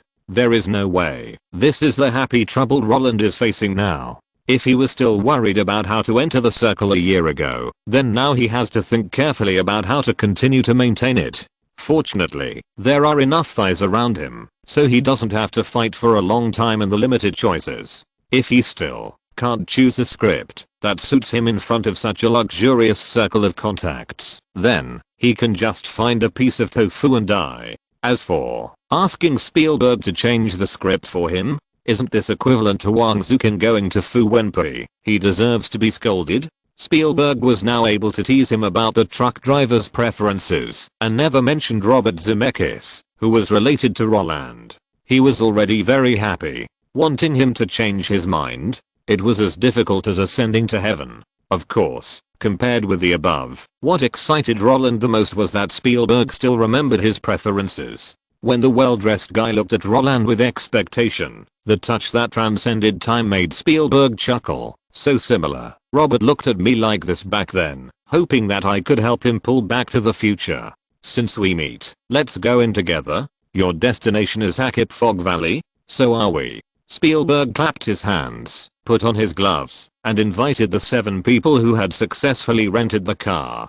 He knew Roland's eagerness to learn. Normally, Roland needed to film, so he would not force Roland to come here for his apprentice Zemeckis. But now, since they had already bumped into each other, they might as well go in and take a look. It was just right that he could find the real scene at a close distance and see how much Zemeckis had taught him behind his back. Roland would be a fool if he refused Spielberg's invitation. As for the Olsons, when Roland turned his head to look at them, David, who had reached a consensus with him on Christmas Eve, did not object at all. And Ganetti, who wanted to train the Olson sisters, would not jump out to stop them. Not only that, she was even more active than Roland. Looking at Aunt Ganetti, who was holding Elizabeth and chatting with Kathleen Kennedy, Roland smiled helplessly. After seeing his wife's actions, David patted Roland on the shoulder and whispered, "You'll get used to it. Yes, you'll get used to it." If David hadn't mentioned it to him specifically, Roland wouldn't care much about Ganetti's behavior.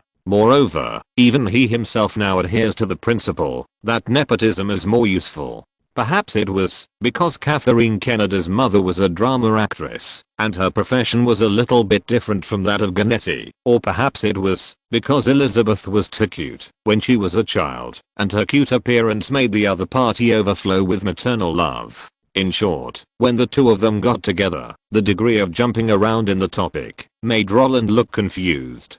From movies to drama, from Hollywood to Broadway, from fashion jewelry to family and children, from daily trivialities to school teachers. The ability to talk about everything that day really made Roland look at them with new eyes. And what about the Olsen sisters? The little daughters of this pair of America were constantly teased by the people accompanying them. In their previous lives, they were able to travel across the ocean and appear on the reading comprehension of major English textbooks, which proved that the popularity of the two was not covered. But now, even if everyone was divided into several cars, there were still drivers who controlled the speed of the car to try to attract their attention. The two little ones' cute eyes and expressions were what those guys liked to see the most. David, who was with the children, guided them and kept looking around. Compared with his mother, 3 sisters, and his own father, James was perhaps the one who was treated the worst among all of them. When Ganetti was chatting with Elizabeth and Catherine, and when David was holding Ashley and Mary, and playing hide and seek with the uncles in the car next to him, James could only sit there alone and watch their performance quietly. What, you ask Roland? Of course Roland couldn't be with him. From the beginning of choosing the car, Roland climbed into Spielberg's car very sincerely, actively, quickly, and briskly. Although the car on the left was chatting happily, and the car on the right had cute angels and death eyes, Roland was not afraid at all. Since he got in the car, he didn't care about the other people in the car anymore, because the storyboard manuscripts next to Spielberg's hand directly attracted all his attention, making him unable to move his eyes away. Director, your painting skills are much better than Director Chris's. Roland picked up the storyboard script very naturally and flipped through it with curiosity. Really? How about compared with James? Spielberg asked directly, not paying attention to the topic that Roland took the initiative to bring up. It's hard to compare, because James's painting style is realistic, while yours is more like a comic. This dinosaur really has the feeling of DC and Marvel, while James, he draws real machinery. The serious answer aroused Spielberg's interest. While looking at the scenery along the way, he also asked casually, "Huh, you also know how to paint? But it doesn't show up in your daily life." Roland knows how to paint? No. But he can draw. Before, in the time loop, Roland used up more than 3,000 sheets of paper just for the young Elizabeth. In the face of such hard work, even if his basic skills are not solid, he still has no problem copying a landscape or drawing something. At least, he won't be like Marcus in Detroit, becoming human, who has a blank when he picks up the pen. For Spielberg, whether Roland can draw is what he is interested in.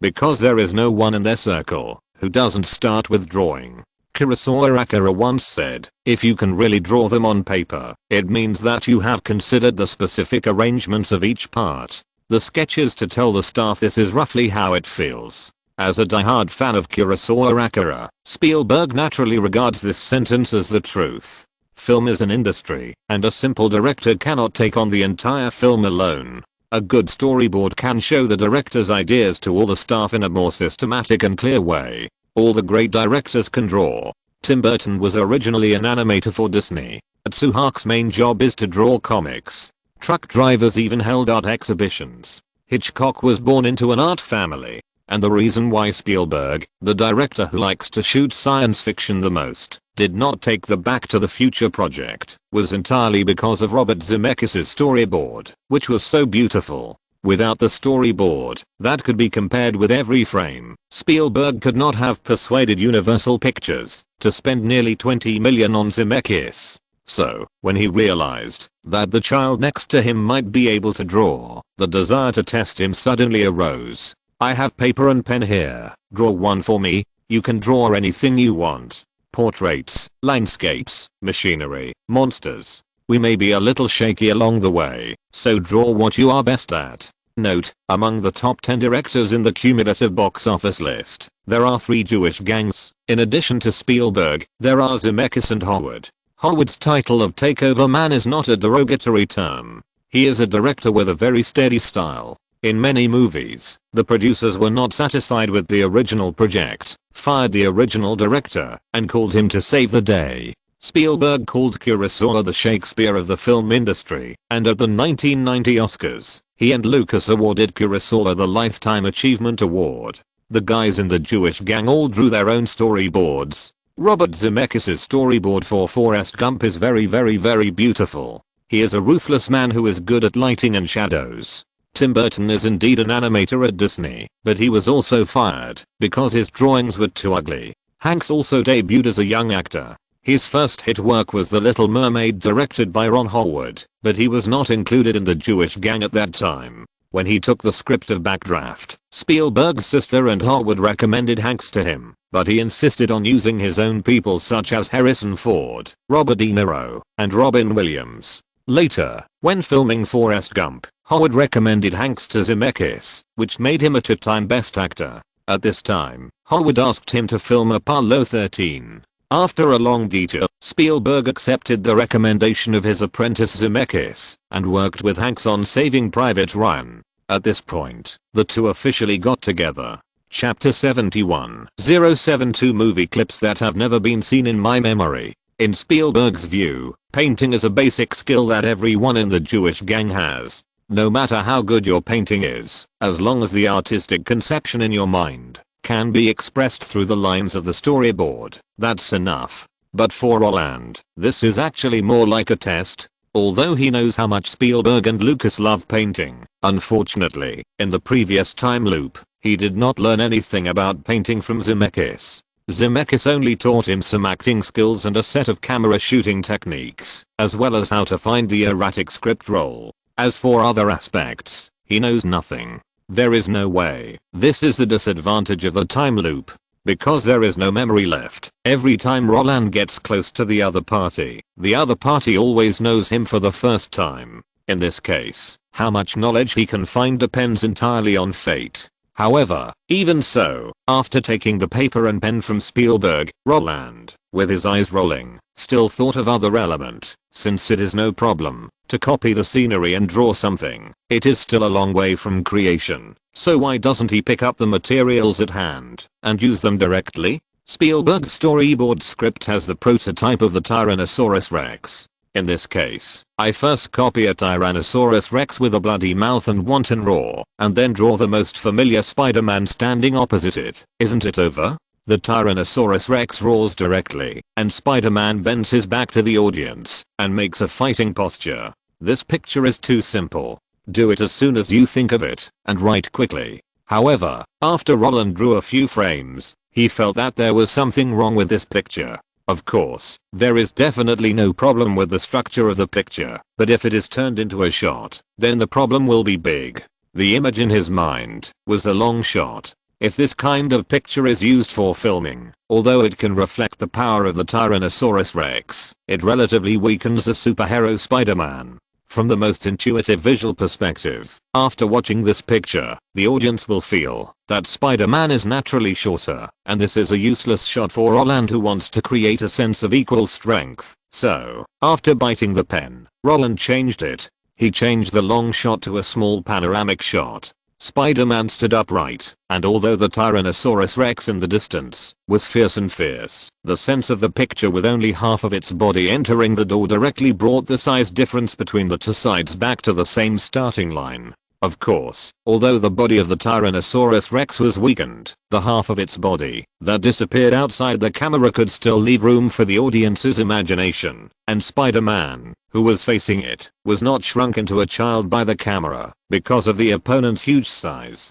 Although Spielberg asked him to draw without specifying the subject matter, Roland felt that, if he abandoned the language of the lens, wouldn't it be a waste of the opportunity to express himself? As he made changes, Spielberg, who had been staring at the drawing paper, naturally saw his thoughts. When Roland wanted to draw a distant view, Spielberg, who was shaking with the car, raised his eyebrows with one hand on his chin. After Roland wiped off the traces of the painting and changed it to a small panoramic view, a satisfied smile appeared on his face. Not bad. Although your drawing is not as realistic as James, nor as detailed as Robert Zemeckis, your style is quite similar to the comic style of my Jurassic Park. But there are some problems with your proportions. If I were you, I would not draw half of the Tyrannosaurus Rex's body. A head and a spine are enough. What you want to show is the raw and bloody mouth of the Tyrannosaurus Rex. In this case, wouldn't including half of its body just occupy the screen space for the raw? It sticks its head out and draws, and uses a close-up of its head to block the body, and uses the visual blind spot to cover up the details of the body. As for Spider-Man, your fighting posture is no different from those comics. Did you copy the Marvel storyboard directly? When Spielberg was holding Roland's work and commenting on it with a smile, Roland, who was sitting next to him, shrugged indifferently. Director, don't mention it, even if you see through it. Is it okay? I used to copy real objects. This is my first time to draw something like this. Of course, I use whatever I have.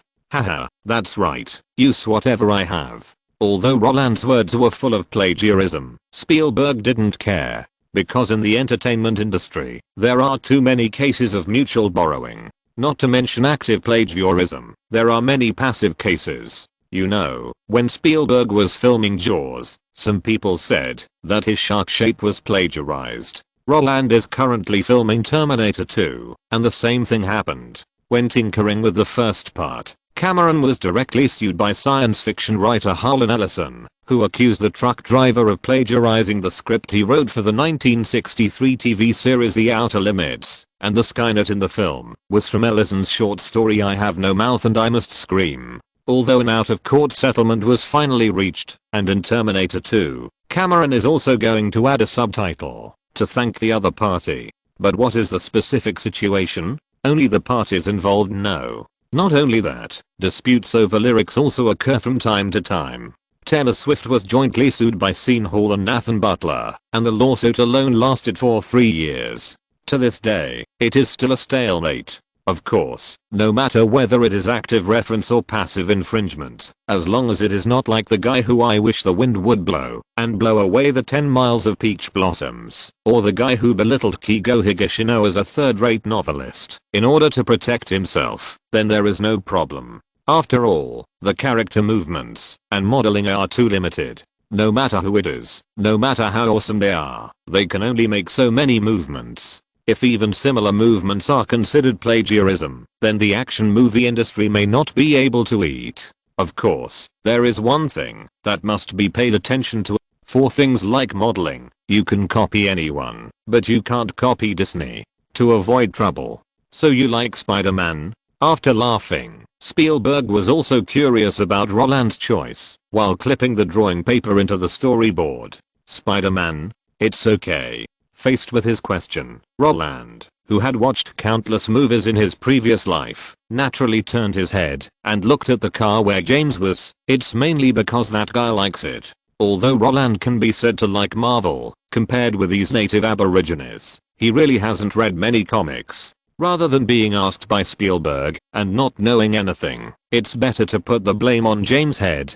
Following Roland's gaze, when Spielberg saw James's cannibalistic eyes, the guy with a child immediately thought of Maximum, the 5-year-old eldest son at home. Whenever he was away for a long time and met his child only after a few months, the guy would stare at him with such a complaining look, trying to show his resentment to him. However, unlike his son at home, James, who wanted to turn into Cyclops and poke many holes in Roland's head, quickly forced out a harmless smile after discovering Spielberg's curious gaze. And the awkward expression also made the great director see how good the relationship between him and Roland was. "It seems that guy's named James like Spider-Man," Spielberg joked. "No, if you go to our house, you will find that James' study is full of DC and Marvel comics." Roland shook his head and explained a fact to the other party. "Really? Like the works of two companies at the same time? This situation is rarely encountered."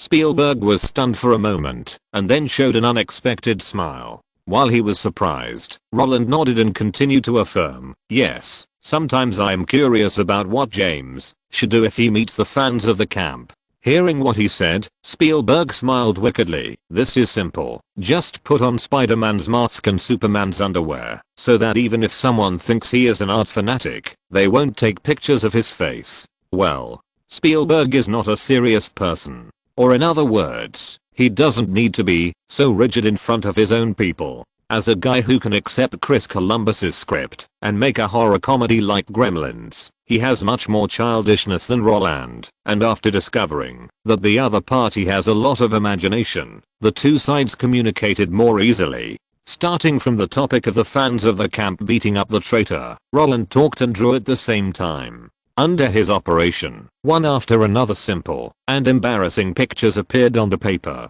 If there were only these, it would be fine. When Spielberg asked him what to do if James, the fat boy, couldn't run faster than the fans and was about to be beaten, Roland drew a picture of the mantis shrimp. Roland's talent for painting is much better than singing. But even so, the sketch of the soul painter still made Spielberg laugh. There were no details or joints. The sketch drawn by Roland was really just a mold. As for the markings inside, they were all filled with random curves and lines. Maybe it was because Roland drew too well, but it was more like he was relaxed after seeing the graffiti. After arriving at the destination, he also gave Roland a sentence. "If Francis sees your sketching skills, he will definitely be very happy, because, finally, someone draws as casually as he does." Although Spielberg did not explain the meaning of his words, Roland understood what he meant. In his previous life, he had seen Francis Coppola's minimalist storyboards. Even though Coppola's style was not as sloppy as Jiang Wen's, it was still difficult to understand the main and secondary points compared to Spielberg and Lucas, because it was really a mess. Of course, Spielberg said this mainly to complain about Big Brother. As for belittling Roland, saying that his paintings were at the same level as Coppola's, wasn't that flattering him? Perhaps it was because of Robert Zemeckis, but it was more like liking children. As they chatted along the way, Roland also found that the guy in front of him was not as difficult to deal with as he imagined. Since the other party had no intention of getting involved in Roland's restricted topic and asked him how he hooked up with Zemeckis, Roland's courage was even greater. Now he was the guy who dared to steal the director's chair of the truck driver. Under this circumstance, wasn't it a common sense thing for him to hold the storyboard he had drawn and follow him into the valley? As for James, just play with your parents and 3 sisters. There is no way. People are sometimes so miserable. Just like art and business cannot flourish at the same time, it is also difficult to balance family and career. Of course, if the truck driver heard this sentence 8 years later, he would definitely beat Roland's head. Can he speak? What does it mean that art and business cannot flourish at the same time? Did I get my box office record and Oscar for nothing? You little bastard. You forgot the kindness I taught you when you saw your own thigh? Apologize. Spielberg and his team said they were here to inspect the real scene, but in fact, all the filming locations have been finalized. He and Catherine came here mainly to make the final decision. If the scenery here is not much different from the pictures in the storyboard script, then the set designer who retired from Captain Hook can take a flight and move in here. Therefore, even though Roland followed them around the Hackett Fog Valley under the pretext of learning, he mostly just watched the beautiful scenery. Because all the buildings were drawn by Spielberg, the workers only needed to follow the drawings to build the background for the shooting. As for the rest, they didn't care, and they had no right to care. Because of this, it only took about a day for Roland to follow his thigh and run through all the venues. However, while running, he also found a problem. How come Spielberg's draft didn't seem to be finished? Moreover, many of the scenes in this storyboard were different from the movie content in his memory. For example, the velociraptor that broke out of the egg in the movie did not exist in Spielberg's storyboard at all. If you have to find a similar picture, the image of a triceratops breaking out of its shell would be a perfect match. For example, in the movie, the Tyrannosaurus Rex only appears at night, but in Spielberg's current storyboard, it is a daytime perspective throughout the film. Not only that, the stupid kid in the movie also rides a triceratops to avoid the pursuit of the Tyrannosaurus Rex. For example, in Spielberg's storyboard, the final battle is not a velociraptor, but a Tyrannosaurus Rex fighting a triceratops. Although the triceratops was defeated in the end, the hand-painted fighting scene was really so cool. Fuck. When Roland saw these scenes that were completely inconsistent with the movie scenes in his memory, he just wanted to curse. The cool scene of the Triceratops and the Tyrannosaurus Rex fighting alone was not reflected in the original movie in the previous life. Especially the scene of the child riding a Triceratops to avoid the pursuit of the Tyrannosaurus Rex, which was not in the original movie at all. Roland was sure that he was not wrong. Because anyone who has watched this movie seriously will never forget the stupid look of the child in it. Could it be that what he is watching now is the original first draft of the entire movie? Hiss. If that's the case, then it's going to be a lot of fun. In Hollywood, the script is the part of the entire film industry process that changes the most. In addition to Home Alone shot last year, there are also many shots in the plot of Terminator 2 taken over by Roland that have nothing to do with the original content. This is actually a very easy thing to understand, because Home Alone is the final draft agreed upon by the producer and the director, and in this case, the actors who have joined one after another are all from the director's side, so it is actually a more difficult thing to change the script. Unlike Home Alone, Terminator 2 is completely a one-man show by Cameron. He has the final say on how he wants to shoot and how many shots he needs. In addition, he can edit the movie himself, so no one can stop him from changing the plot. The same is true for Spielberg. Before the movie is released, no one knows what kind of work these guys with the final editing rights will bring to everyone. Their ideas are changing at any time, and no one can control them. As for asking a script doctor to diagnose the script, damn it, even if the investors wanted to ask a script doctor, no one would dare to diagnose Spielberg's script. No one would take this kind of business, and no one dared to take it. Under such circumstances, there is only one possibility, that the first draft of the movie and the final version will be very different. That is, Spielberg himself gave up the idea of the Triceratops, gave up the battle between the two dinosaurs, gave up the hearty fighting scene, and chose the Velociraptor, which is lighter and more agile. Why did he give up? Roland didn't know either. Ask. There is no Velociraptor in this script. Where can he ask? Even if Roland found such a huge difference, he could only keep it in his heart quietly. However, although he couldn't immediately know Spielberg's mental journey, he could ask him how to shoot the cool scene of a child riding a dragon. This scene? Spielberg, who was inspecting the real scene, glanced at the storyboard in Roland's hand and said nonchalantly, "We have made a huge Triceratops model. We will use the model to shoot it when the time comes. This is the work of Stan Winston. You should know him, right?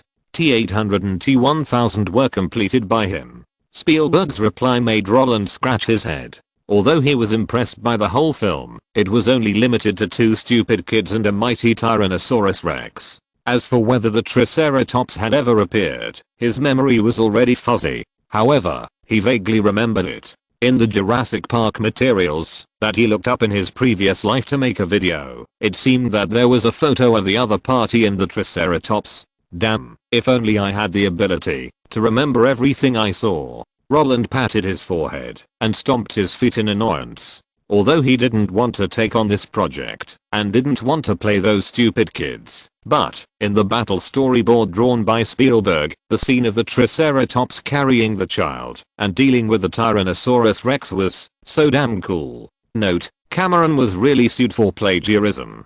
Coppola's storyboard script is not ugly, but it uses more lines. At first glance, ordinary people can't see the layering in the storyboard. There are obvious differences between the draft of Jurassic and the released version. The biggest change is the setting of the two children. In the draft, the two children will ride on the Triceratops. The scene of hatching dinosaurs in the movie is also a Triceratops. These contents have been filmed in reality, but in the end, they were still abandoned.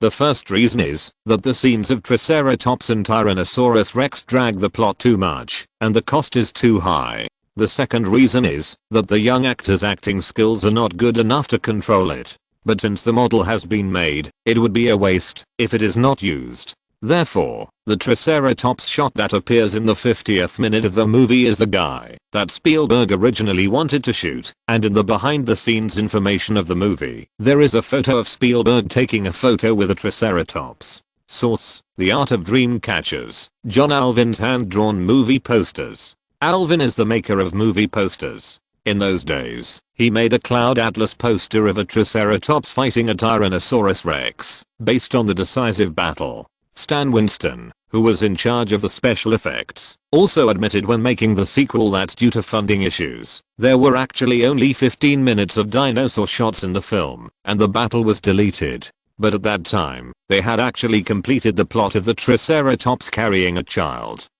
The two children in the original Jurassic movie were really scolded to death, especially the older sister.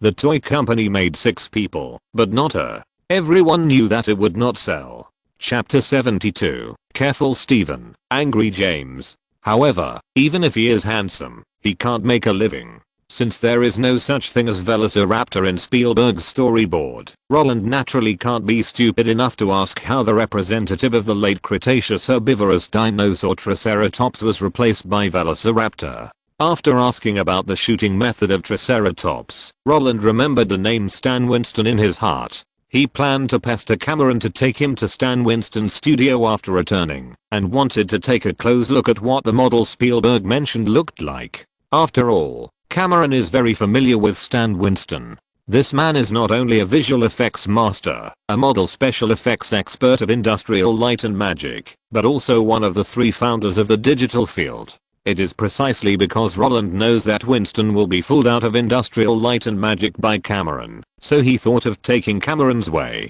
If the other party is a diehard fan of industrial light and magic, then it will be more effective to find Spielberg. At the same time that Roland set his goal, Spielberg also completed all the work. Seeing that the time to return to the group was approaching, both parties knew each other's intention to leave and return to Los Angeles together. Since this time they took Spielberg's private plane, Roland did not encounter the previous blockade when he arrived at the airport. When they parted, Ganetti, who had become a best friend with Catherine, greeted his daughter and said goodbye to them one by one in a friendly manner. As for Spielberg and Roland, the two of them were slower than everyone else. Not only that, when getting off the plane, Spielberg also cautiously instructed Roland, "Don't tell James anything about Jurassic Park. Although he can't leave Terminator 2 alone and come to me directly, but for a short time, Jurassic Park can't start." Roland captured the cautious look under the lens clearly. The rogue skills of the truck driver who refused to let go of the things he liked have always been something Roland wanted to learn. "Okay, director, I won't say anything." Roland nodded and said, "Then let's meet when we shoot Captain Hook." The neat answer made Spielberg smile with satisfaction. Although Zemeckis was a guy he was very optimistic about, and he also loved Zemeckis, and was willing to take care of his students and even teach him techniques. But, this did not mean that he liked gossipers. For things like project secrets, it was okay for his own people to ask whatever they wanted, but if someone was careless and talked nonsense and leaked it, he would be really unhappy. Although Cameron was also his good friend, it was still far worse than the relationship of inheritance. He could safely hand over the camera to Lucas and let him help with the filming, or accept the suggestion of Big Brother Francis to modify the script, or even hand over the project to his fellow gang members for custody. But, he did not want people other than his own people to interfere with his creation. Since Roland was so sensible, he would naturally not be as worried as the gossipy woman. "No problem, you know where the crew is, just come over when the time comes. We will start shooting in February, and by then, James shouldn't have finished filming yet. But it doesn't matter, I've seen his schedule, and he's shooting studio scenes during the final period. If you want to come, just ask Sony's staff to take you over in the factory's electric car. It doesn't matter if I miss it. Robert learned by watching videos back then. Okay, if Spielberg and Roland had mentioned Zemeckis 3 days ago, he might not have known how to respond, but now, after getting to know each other, of course he knew what answer was the safest. I've only seen director Zemeckis filming on Universal Studios, and he's answered some of my questions. As for systematic teaching, there has never been any. It doesn't matter, since you're interested, just learn slowly. Spielberg didn't care about Roland's words, as if everyone in the circle had seen the clues. That kind of skill imprint can't be stamped in a short time, nor can it be washed away in a few efforts. Without dwelling too much on this topic, Spielberg threw out one last question before leaving. Oh, by the way, since it's a cameo, our contract only states that you will be paid $1. I haven't thought about your scene yet. I'll talk about the details when you come. No problem, director. Roland answered without hesitation. All up to you. To be honest, signing a contract doesn't really matter to Roland. It doesn't matter whether there are shots or not. What he is interested in now is not the movie role, but the whole process from nothing to something. From the initial Robert Zemeckis, to the later Chris Columbus, and then to the later James Cameron. The shooting experience with each director is his greatest wealth. The sparks of thought and the collision of inspiration that flash out of each director are more important than any money. Many people say that knowledge is wealth, and this sentence is the biggest scam. What 985,211 is not as good as demolishing 10 houses is even more regarded as the truth. However, when it comes to film creation, there is a difference between knowing how to create and not knowing how to create. The level of skills can be used to judge the difference. Even if you don't have enough artistic talent, after a long period of training in skills, you can at least be a steady Ron Howard. If you can have some inspiration, you can reach the level of Robert Zemeckis. If you find your own way and carry it forward, Tim Burton's box office status is far away. If you suddenly get the hang of it and can perfectly integrate technology and film, then James Cameron will be in front of you. As for switching between various styles at will, cough cough cough. This depends on how strong your artistic talent is. If a year ago, Roland needed startup capital to try to make himself a pig on the vent. Now, with the startup capital and the target project, you can put aside the matter of being the second brother. Anyway, it's still early, and there is no rush for these things. Because of this, with money and a strong back, for Roland who wants to do this business, the real shooting experience of those big guys is very important. And with the end of the holiday, Roland also got back into the Terminator 2 crew. Since it was a New Year's holiday, he naturally brought a lot of gifts to the crew members. When distributing them, the smiles on those guys' faces made Roland happy. Regardless of whether the emotions revealed by the other party were true or not, when standing at the door of the crew to deliver things, Roland felt that he was no different from Zio Marge, who stood at the door of the Goose Factory building to hand out red envelopes every year.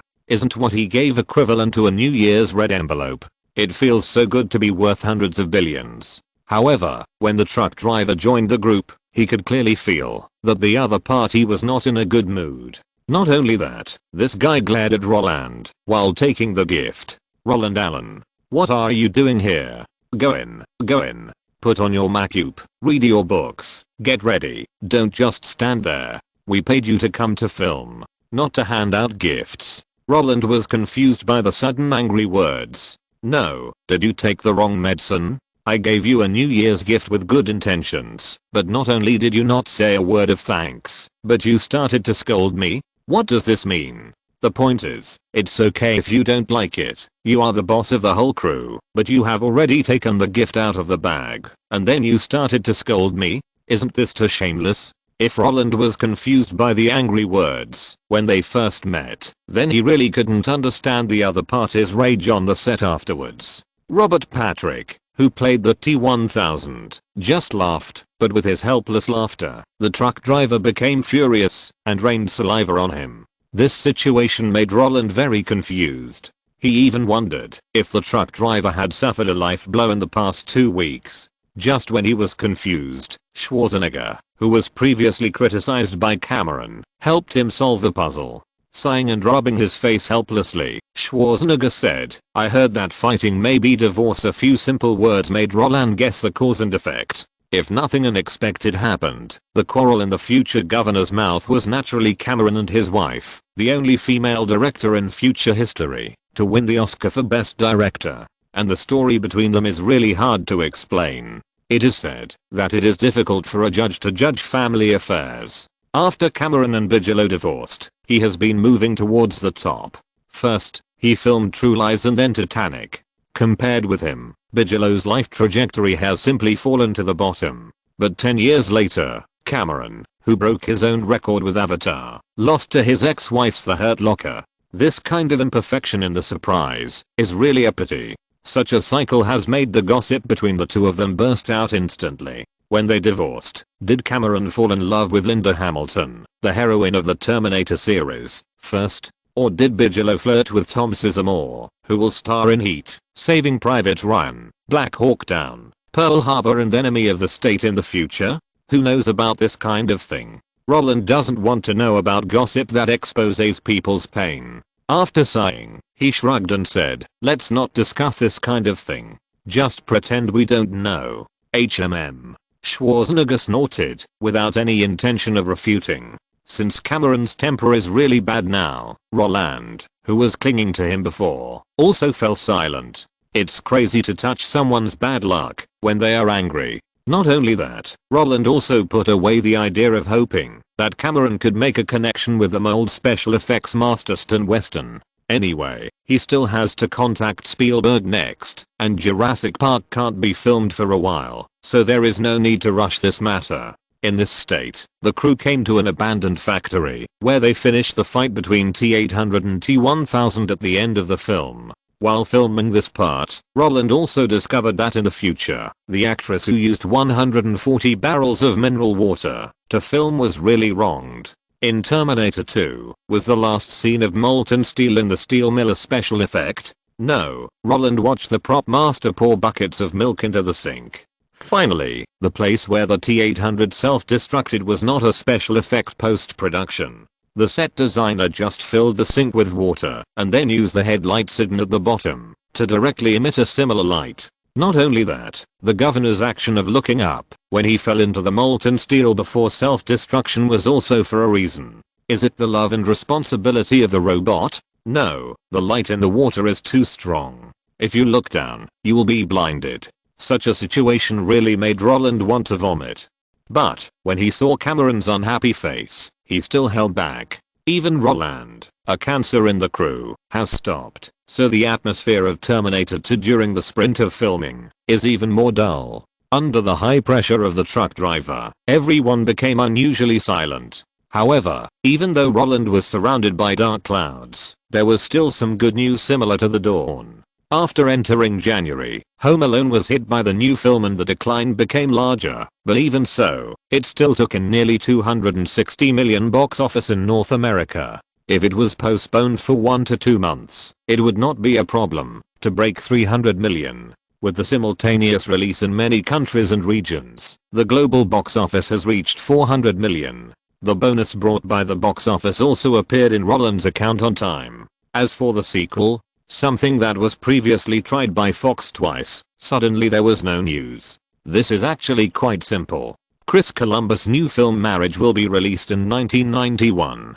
Joe Pesci's The Landlord from Hell and JFK will also be released this year.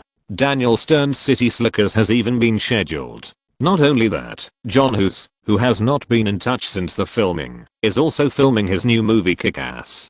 To put it bluntly, although Home Alone is a big hit, no one from the producers to the actors is worrying about the sequel. Everyone has left Fox aside, waiting for the final box office figures to arrive. However, this is normal. Waiting for the price. Everyone hopes that their own value can rise with the box office. Besides, Home Alone is not a special effects blockbuster in the future. If Fox abandons the main creative team, it will not be able to play with it at all. In this situation, whoever loses patience first will fall into a passive position. In the past, an investor like Fox might have contacted all parties to try to defeat them one by one. But the problem is that the main creative team now consists of 5 people, and they are a solid team. Roland is in the same boat with Chris Columbus, Joe Pesci, and Daniel Stern. As for John Hughes, I forgot to mention it. Chris Columbus has already finished filming Marriage, and the lead producer is John Hughes. In this way, with the 5 of them together, Roland is of course happy and comfortable. He hopes that everyone will be of one mind and leave Fox alone. You know, the negotiation time in his mind is after the filming of Hook. If nothing else, at least he should follow Spielberg and finish a movie first, right? In addition to this happy thing, the sudden invitation also surprised him, as he followed the truck driver's request, holding his breath, forcing himself to endure the exposure from the bottom of the water, watching the future governor fall into the boiling steel, his eyes moist. The light stimulated him, and he couldn't help it, and wanting to cry, his agent, who he hadn't seen for a long time, suddenly visited him and personally handed him an envelope. When Roland opened it, he realized what the gold-plated invitation meant. The Hollywood Foreign Press Association hoped that Roland Allen would go to the Hollywood Hilton Hotel in Los Angeles on January 19, 1991 to attend the 48th Golden Globe Awards for American Film and Television. Because he, along with Jared Depardieu, Green Card, Johnny Depp, Edward Scissorhands, Richard Gere, Pretty Woman, and Patrick Swayze, Ghost, were included in the final selection of the Golden Globe Award for Best Actor in a Musical or Comedy. Note, although Stan Weston is from Industrial Light and Magic, he was Cameron's assistant director when filming Terminator, and later helped Cameron shoot Alien 2. The marriage status of Cameron and Bigelow has not been confirmed so far. There are reports that Cameron cheated first, because after their divorce, Linda Hamilton gave birth to Cameron's child. There are reports that Bigelow cheated first and had a scandal with Tom Sizemore for a while, because Tom Sizemore and Robert De Niro are friends, and it was Robert De Niro who recommended Bigelow to Martin Scorsese, and Scorsese helped Bigelow a lot when filming K-19, The Widowmaker, but so far, the parties have never responded to this issue. In Terminator 2, the last steel mill molten steel scene is just water, milk, and high exposure lighting, and then some floodlight effects and flames were added in the later stage. The cost is already very cheap. Chapter 73, An Invitation to the Golden Globe Awards dinner? What the hell? WDNMD. When Roland opened the envelope, he couldn't suppress the power of the wildness in his body while holding the invitation. After carefully reading it several times, he was able to confirm with certainty that he recognized every word on the invitation. But if he put these words together into a sentence, he was shocked to find that he couldn't understand it. He was nominated for the Best Actor in a Musical or Comedy award at the Golden Globe Awards? Wow. This must be fake, right? In his previous life, he had been struggling in that unspeakable mysterious country for so many years. Not to mention the Pheasant Awards. Even those important awards were dominated by traffic.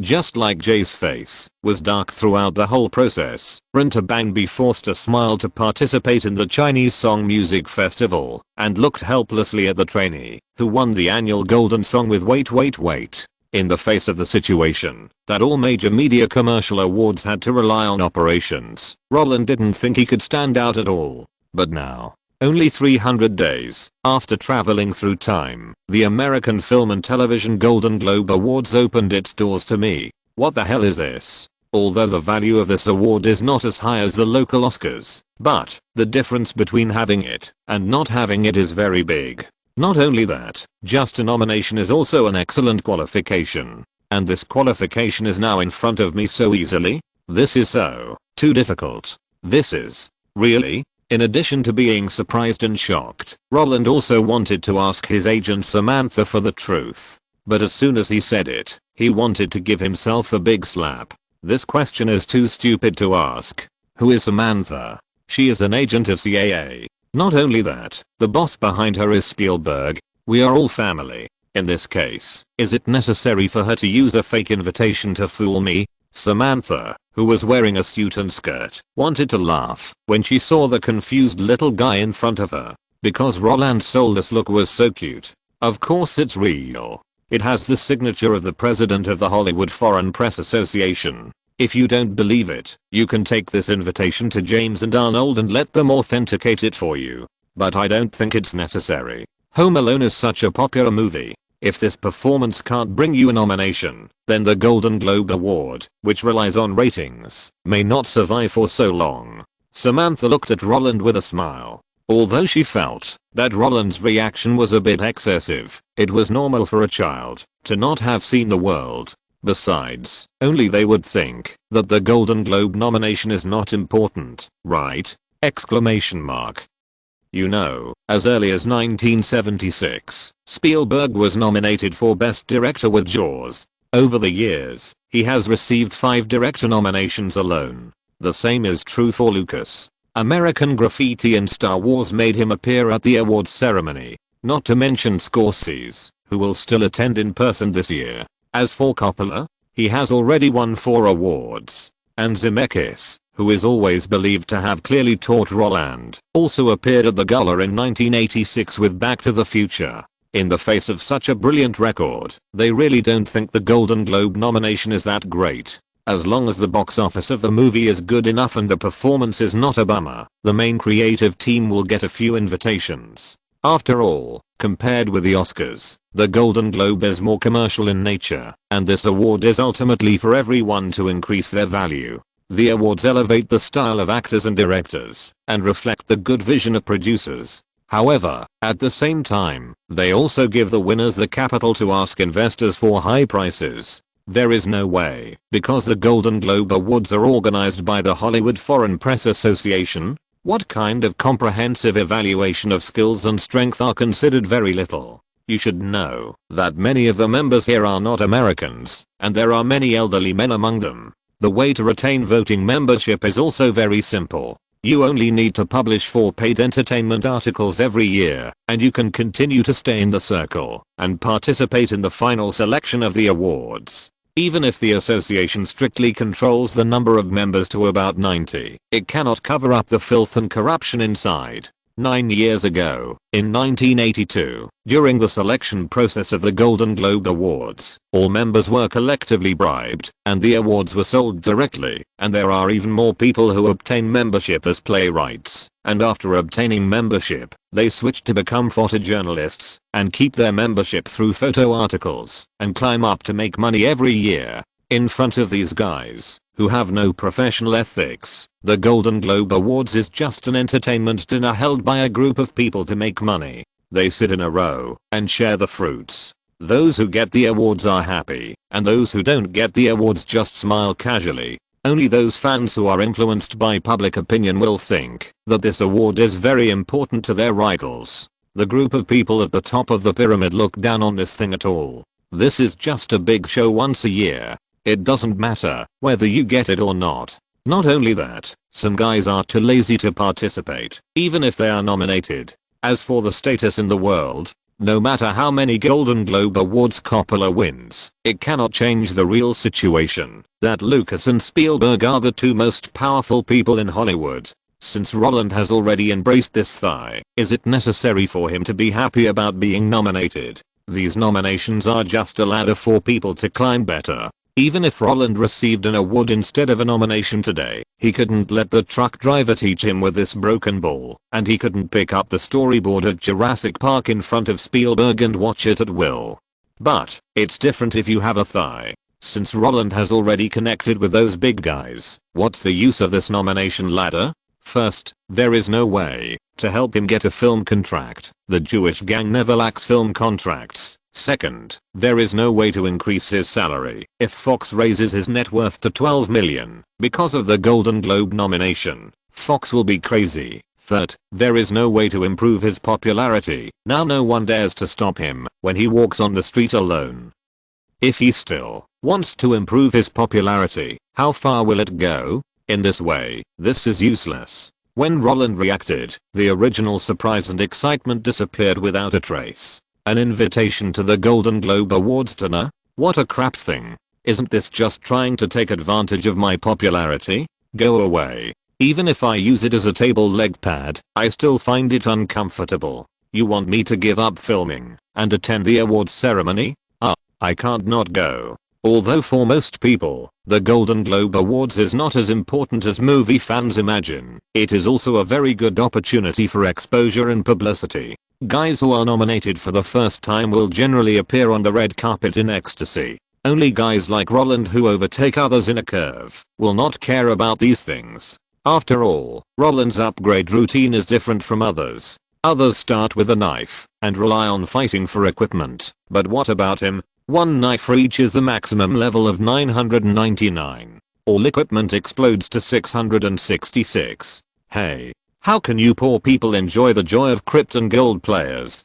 But even if you don't care, you have to give face. This is the ecological rule of the entire circle. Even though Roland is in a very similar state to Leo who refused to attend the Oscars, the nature is different. Leo was young and arrogant because he didn't get nominated, and he directly dissed the entire Oscar Academy. But Roland, he really didn't want to waste time on such a boring party because he had a big leg. However, the role of social experience was fully reflected at this moment. If Roland was really a guy in his teens, after getting all this, he might jump out and shamelessly accuse everything like the Swedish environmental protection girl, and resolutely accuse the sky, the earth, and the air. But now, he put away his complaints in his heart, looked up at Samantha, and asked in a calm tone, "Are you here to ask for leave for me?" Truck drivers are now in the stage of volcanic eruption. If Roland went to ask for leave at this time, he would definitely encounter a storm. The local kind.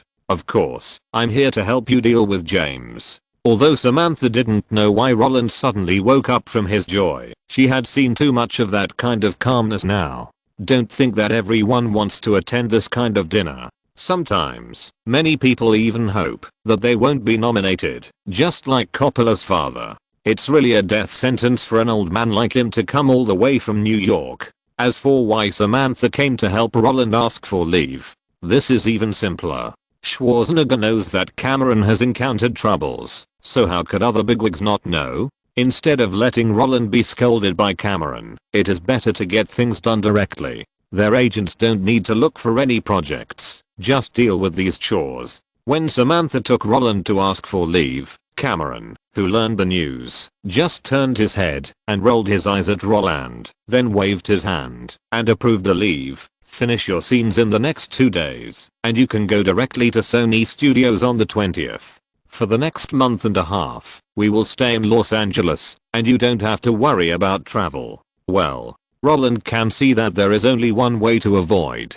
being scolded by the truck driver. You have to be more awesome than him. But the question is, do you want to be more awesome than the truck driver? You might as well stick your head over there and let him give you an intelligence buff. Since the leave has been granted, it would be unreasonable not to attend on time. When the news that he was sure to attend the Golden Globe Awards spread, NBC, which was responsible for broadcasting the Golden Globe Awards dinner, naturally threw out this news. We have received the latest news that Roland Allen, the lucky child favored by good luck, will attend this year's American Film and Television Golden Globe Awards dinner. At that time, this guy who rose to fame at the fastest speed will compete with Jared Depardieu, Johnny Depp, Richard Gere, and Patrick Swayze for the trophy of Best Actor in the Musical Comedy category. Whether this guy who has leveraged nearly $500 million box office in the past few months can drive the ratings of the Golden Globe Awards is still unknown, but at least we know that the Golden Globe Awards may not favor him as much as those kids.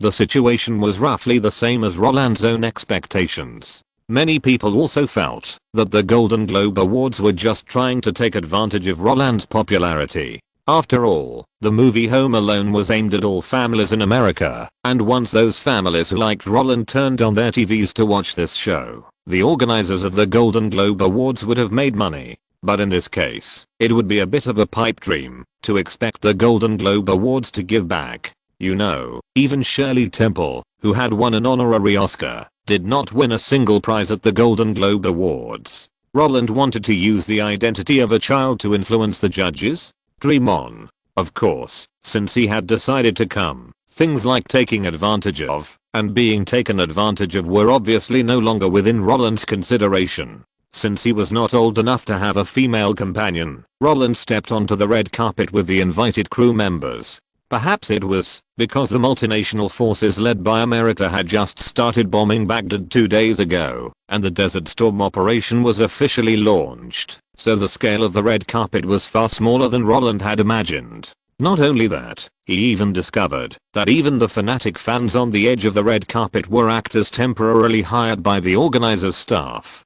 There's no way, in this happy America, where gunfights happen every day, no one can guarantee whether there will be extreme protesters coming to attack after the red carpet is opened. If a wedding is turned into a funeral in front of the national live broadcast, it would be a lot of fun. However, hiring extras to act as fans is actually a pretty good choice. Roland had just walked onto the red carpet with director Chris Columbus, starring Joe Pesci, and Daniel Stern when cheers from the audience rang out. The shouts that sounded like a heat wave made Roland mistakenly believe that he had become an international movie star. If Chris Columbus hadn't been holding his hand, he would probably have made a tactical retreat. Anyway, in this era, no one would ask him to apologize. During the red carpet interview, when Roland was asked by the host how he viewed the still rising box office and everyone's love, Roland, who had already gotten rid of the buff of an international movie star, replied very calmly, "This proves that the idea of being alone at home is the dream of most people.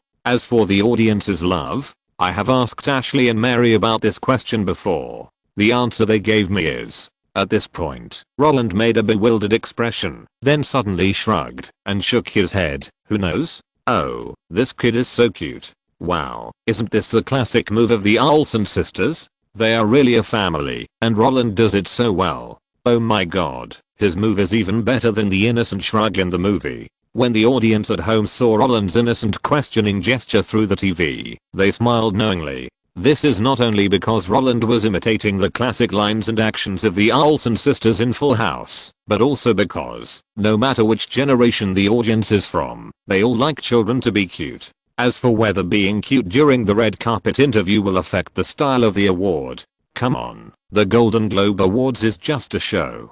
Since he will not be paid for his appearance, and will not be awarded an award if he does not take the opportunity to show off and showcase himself through the radio, so that the audience in front of the TV will not feel that they have come for nothing. Wouldn't he really be using the Golden Globe Awards to gain popularity in vain? Roland would never do such a thing as working for nothing. Because of this, when the red carpet host asked Roland if he had anything to say to the fans who supported him in front of the TV, Roland, who was thinking about using the popularity of the Golden Globe Awards, slapped his thigh and asked the organizer for an electric guitar. After seeing Roland's skillful tuning, Chris Columbus, Joe Pesci, and Daniel Stern, who were standing by, closed their eyes instantly and wanted to choose death.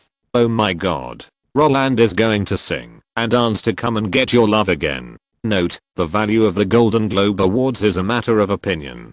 Groucho Marx, one of the 3 famous Hollywood comedy stars, once said, joining the HFPA made him feel ashamed, and his reputation plummeted. After his death, there was the Piers Adora award buying incident. The price of a Golden Globe Award was clearly marked. Last year, Gary Oldman, who won the Oscar for Best Actor for Darkest Hour, sprayed the Golden Globe Awards in 2014, saying that it was meaningless and just a collective self-destruction of 90 incompetent people. In the documentary Golden Globe Awards, Hollywood's Dirty Secrets, it was revealed how much the Golden Globe Awards valued ratings, actually the radio station's broadcasting fees, and explained how the selection tradition of Miss/MR Golden Globe became a springboard for the second generation of stars. The Golden Globe Awards likes to lick super popular actors very much and can do everything to stretch the ratings. One year when Tom Hanks attended, the host would do 5 push-ups as soon as the camera was given to him.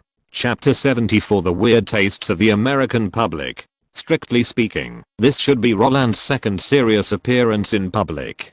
Before, the talk shows and variety shows that she attended with Fox were all performed according to the general script for the purpose of promoting the movie. All the topics were centered around Home Alone and had nothing to do with Roland personally. And the first appearance, not to mention, at that time, Roland was really riding on the popularity of the future governor, and the purpose was also for the movie. Because of this, throwing away the publicity of Home Alone and showing herself in front of the public as Roland Allen. It was really a big girl's first time. However, there is always a first time for everything. If you don't do it, won't it always be zero? What's more, Roland had played music and sang in the crew of Home Alone before. The reason why he stopped playing music after filming Home Alone was not because he felt that he was not good at playing music, but because he had never really dealt with Spielberg. In his opinion, everything was the sequel of the time loop.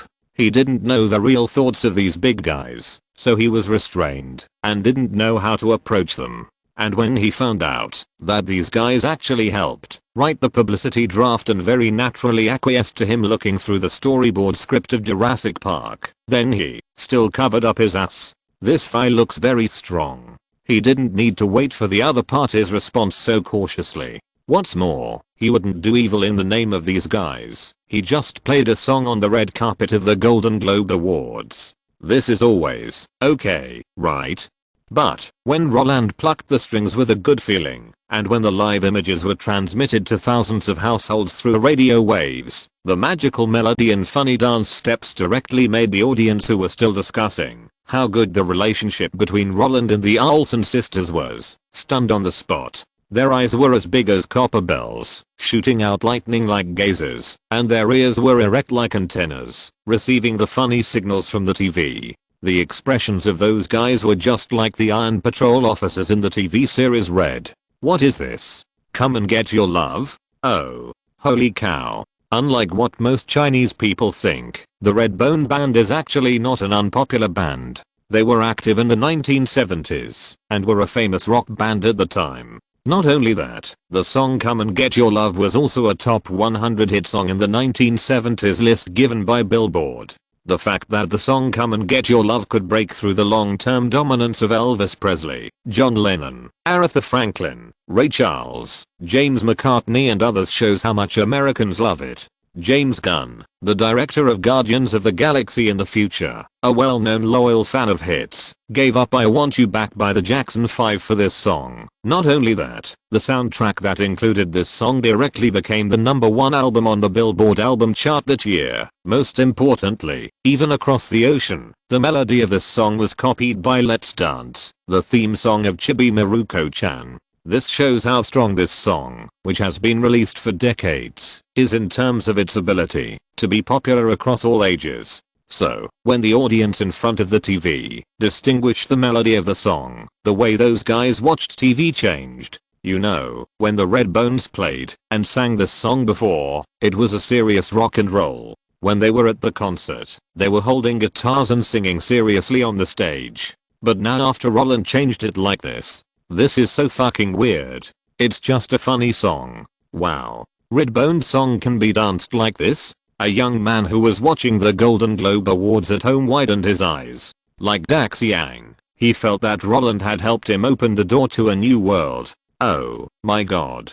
It is really cool. The middle-aged man raised his hands and twisted his body. Not bad. You dance well. Every beat is on point. A woman with flowery arms took a puff of cigarette, then stood up, took down the guitar hanging on the wall behind the sofa, and started playing along with the melody. Hey, why wasn't this scene filmed in the movie? After Kevin defeated the two thieves, he could have done this dance to celebrate. And then he was killed by the two thieves, which would have been a much funnier plot. Even serious movie fans were attracted by Roland's posture. Many people even thought that this song and this movement should be the funny movement after Kevin McAllister's victory in the movie. The reason why Roland sang and danced to Come and Get Your Love on a whim was that he thought the title of the song could answer the question raised by the host. What did he want to say to the fans who supported him in front of the TV? Of course, it was Come and Get Your Love. However, although his meaning was perfectly conveyed, the people who received the signal had some wrong ideas.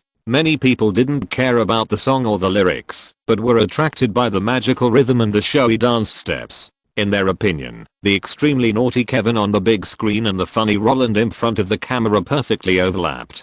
The funny style that emanated from the inside out really fits the funny comedy performance of Home Alone, especially when Roland was dancing. The meanness in his bones made many viewers twist their bodies to the music. Although this was the first time Roland appeared in public seriously, the cute and funny style made many parents who watched the show laugh. Unlike those female stars, male stars have so many ways to attract fans. What is low-key, elegant, and fashionable? What about fashion, jewelry, and makeup? Oh, please. Male stars never talk about this. Regardless of whether they are handsome and good looking, funny and entertaining, or decent and tough, or they switch between different styles at will, fans of male stars will not be like fans of female stars, who will go crazy when they change their style. Just like Leo, who will not lose his own image, even if he plays with water guns, and Tom Cruise, who will not lose fans, even if he jumps on the sofa, no matter where they are. People are much more tolerant of men than women. In the eyes of most people, it is no big deal for men to act up once or twice, and it is also a manifestation of their true nature. But if a woman's appearance is ruined, her figure is broken, she gets married and has children, then, sorry, men of all ages like young beauties in their 20s. Take Anne Hathaway for example. When she smiles, people say she is pretentious. When she sings, people say she is hypocritical. When she dances, people say she is showing off. Whether she cries, makes a fuss, or is depressed, or anything else, she is disgusting. Compared with her, Jennifer Lawrence is more down to earth. Even when she fell down when receiving her Oscar, the American people thought that this was a manifestation of the straightforwardness of the cousin, which was much better than Hathaway, the White Lotus. This kind of strange brain circuit is really hard for Roland to understand. Being of ours, people criticize, playing ugly and acting. People continue to criticize, letting go of oneself, still criticized, perfection, still criticized, just like the New York Times can't figure out why people hate Anne Hathaway and still buy tickets to watch her movies. People can't figure out why people still think Jennifer Lawrence is very straightforward after falling down twice. Is it because the cousin likes to steal the spotlight when others are interviewed, just like Bosch? Or is it because she broke the sacred stone in Hawaii? That funny style and low quality are the true of America? But, isn't it good to see Anne Hathaway riding a motorcycle as Catwoman? This is really puzzling. Although I can't figure out the chemical reaction here, as long as I know the result, it's enough. In this way, Roland doesn't have to worry about his singing and dancing on the red carpet of the Golden Globe Awards, which will have a negative impact. Americans are used to this. They will only think you are cool and fun. As for acting, accepting the interview quietly is called acting. Besides, he made his debut in a comedy movie. There are many exaggerated movements in Home Alone. Now dancing awkwardly will only attract those older band fans. There is no need to worry that his funny movements will drive those guys who originally liked him away from him. What's more, age is his biggest protective color. In this case, after the song ended, many viewers in front of the TV were twisting their bodies to the tune, and they still felt that they had not finished. If the audience was not the actors invited by the organizer, some of them might have excitedly waved to Roland, hoping that this cute and generous little boy would dance again. Oh, there is nothing I can do. This is the worst group of water army Roland has ever seen, and it is also the most reluctant award ceremony organizer he has ever seen. What about holding up signs to support plus 20 yuan? What about shouting and presenting flowers plus 50 yuan? What about bravely chasing plus 100 yuan? What about crying and shouting plus 200 yuan? What about fainting from happiness plus 500 yuan? You are adding all these things. There must be brave men under heavy rewards. You organizers are reluctant to spend money, so why bother to invite actors and stir up the atmosphere on the spot? I dance so well, you should at least give me some response. Hey, what a waste of emotion. However, it is not Roland's business to be angry. He only knew that after the singing and dancing, the fans, actors, at the scene all laughed like the Dragon Mother. Unlike those serious actors, the guys who can become red carpet hosts are all funny who have been strictly selected. They certainly know how to hype up the atmosphere and keep the audience in front of the TV. So, when saying goodbye to Roland, they did not hesitate to praise this kid who can let go of his body and cooperate with the organizer to stretch the ratings. He is rare in the world. In the face of commercial mutual praise, the audience who were watching the Golden Globe Awards red carpet also got to know Roland Allen again. Wow. Roland is as cool as Kevin in the movie. Ha ha ha. I didn't expect Roland to be able to play guitar and dance. He's really versatile. Hey, his dancing is quite interesting. I just don't know what style it is. It seems that the last talk show was purely for movie promotion. During the interview, Roland was just reciting a script. His suit should be tailor-made, right? But his style seems different from before. Why is his hair combed back? Is his forehead exposed? I still think he looks more handsome with half bangs. In the era without the internet, the speed of information dissemination was quite limited. Even if these guys were very curious about Roland, they couldn't get the relevant information in a short time. The doubts that emerged in their hearts could only stay within a radius of 150 meters around them. Because the guys next to them didn't know these inside stories and couldn't help them solve their doubts. And this is also a big pity. The reason why Star-Lord's funny style spread so quickly in his previous life was entirely because of the internet and short videos. What about now? Although many viewers think that Roland dances happily, it is just laughter and joy. When the enthusiasm is over, people will only remember the past funny things, and they can't spread all of this like a virus to every corner of the world. As for the awards, oh, come on. How many children who like him can explain what the Golden Globe Awards are? And those adults who are attracted to Roland will not care about these things. What's more, the movie Home Alone is making history. Compared with the first in history, what is the award that is given every year? What's more, don't you think that Roland's current dance seems more interesting? Although such thoughts are somewhat self-consoling, it also proves one thing to some extent. For most people, the money of child stars is far more important than honor. Although this idea is not very fair to those hard-working children, but Roland doesn't care about these things. The Golden Globe Awards is just a party, and he is just here to attend the party. After leaving the interview area, Roland entered the banquet area and was led by several companions beside him to greet many people, including Al Pacino, who was nominated for Dick and The Godfather 3, Julia Roberts, who will meet in Hook, Meryl Streep, who was later called the cancer of Hollywood, and the Japanese national treasure composer Ryuichi Sakamoto. Of course, in addition to them, Martin Scorsese, who had met at the premiere of Goodfellas, was also one of the guys Roland approached. Director Martin, it's nice to see you again. Thank you for the interview last time. Don't be so polite. What's more, your acting is really good. Hi, Al Pacino. Nice to meet you. I like your role as Sonny very much. Oh, me too. Kevin's wit and cunning are deeply engraved in my mind. Hello, Julia. As much as I want to say that I like your role as Vivian, Your Pretty Woman is an R-rated movie. I haven't seen it yet because they wouldn't let me in. Haha, never mind. If you want to see it, when you join the crew next month, I can bring you a videotape, the one that hasn't been released yet, a 125-minute director's cut. Meryl, wow, it seems like what they said is true. You're even more beautiful in real life than on the screen. Oh, Roland, you don't have to be like that. I'm very familiar with them. Besides, aren't you really here to ask me for my autograph?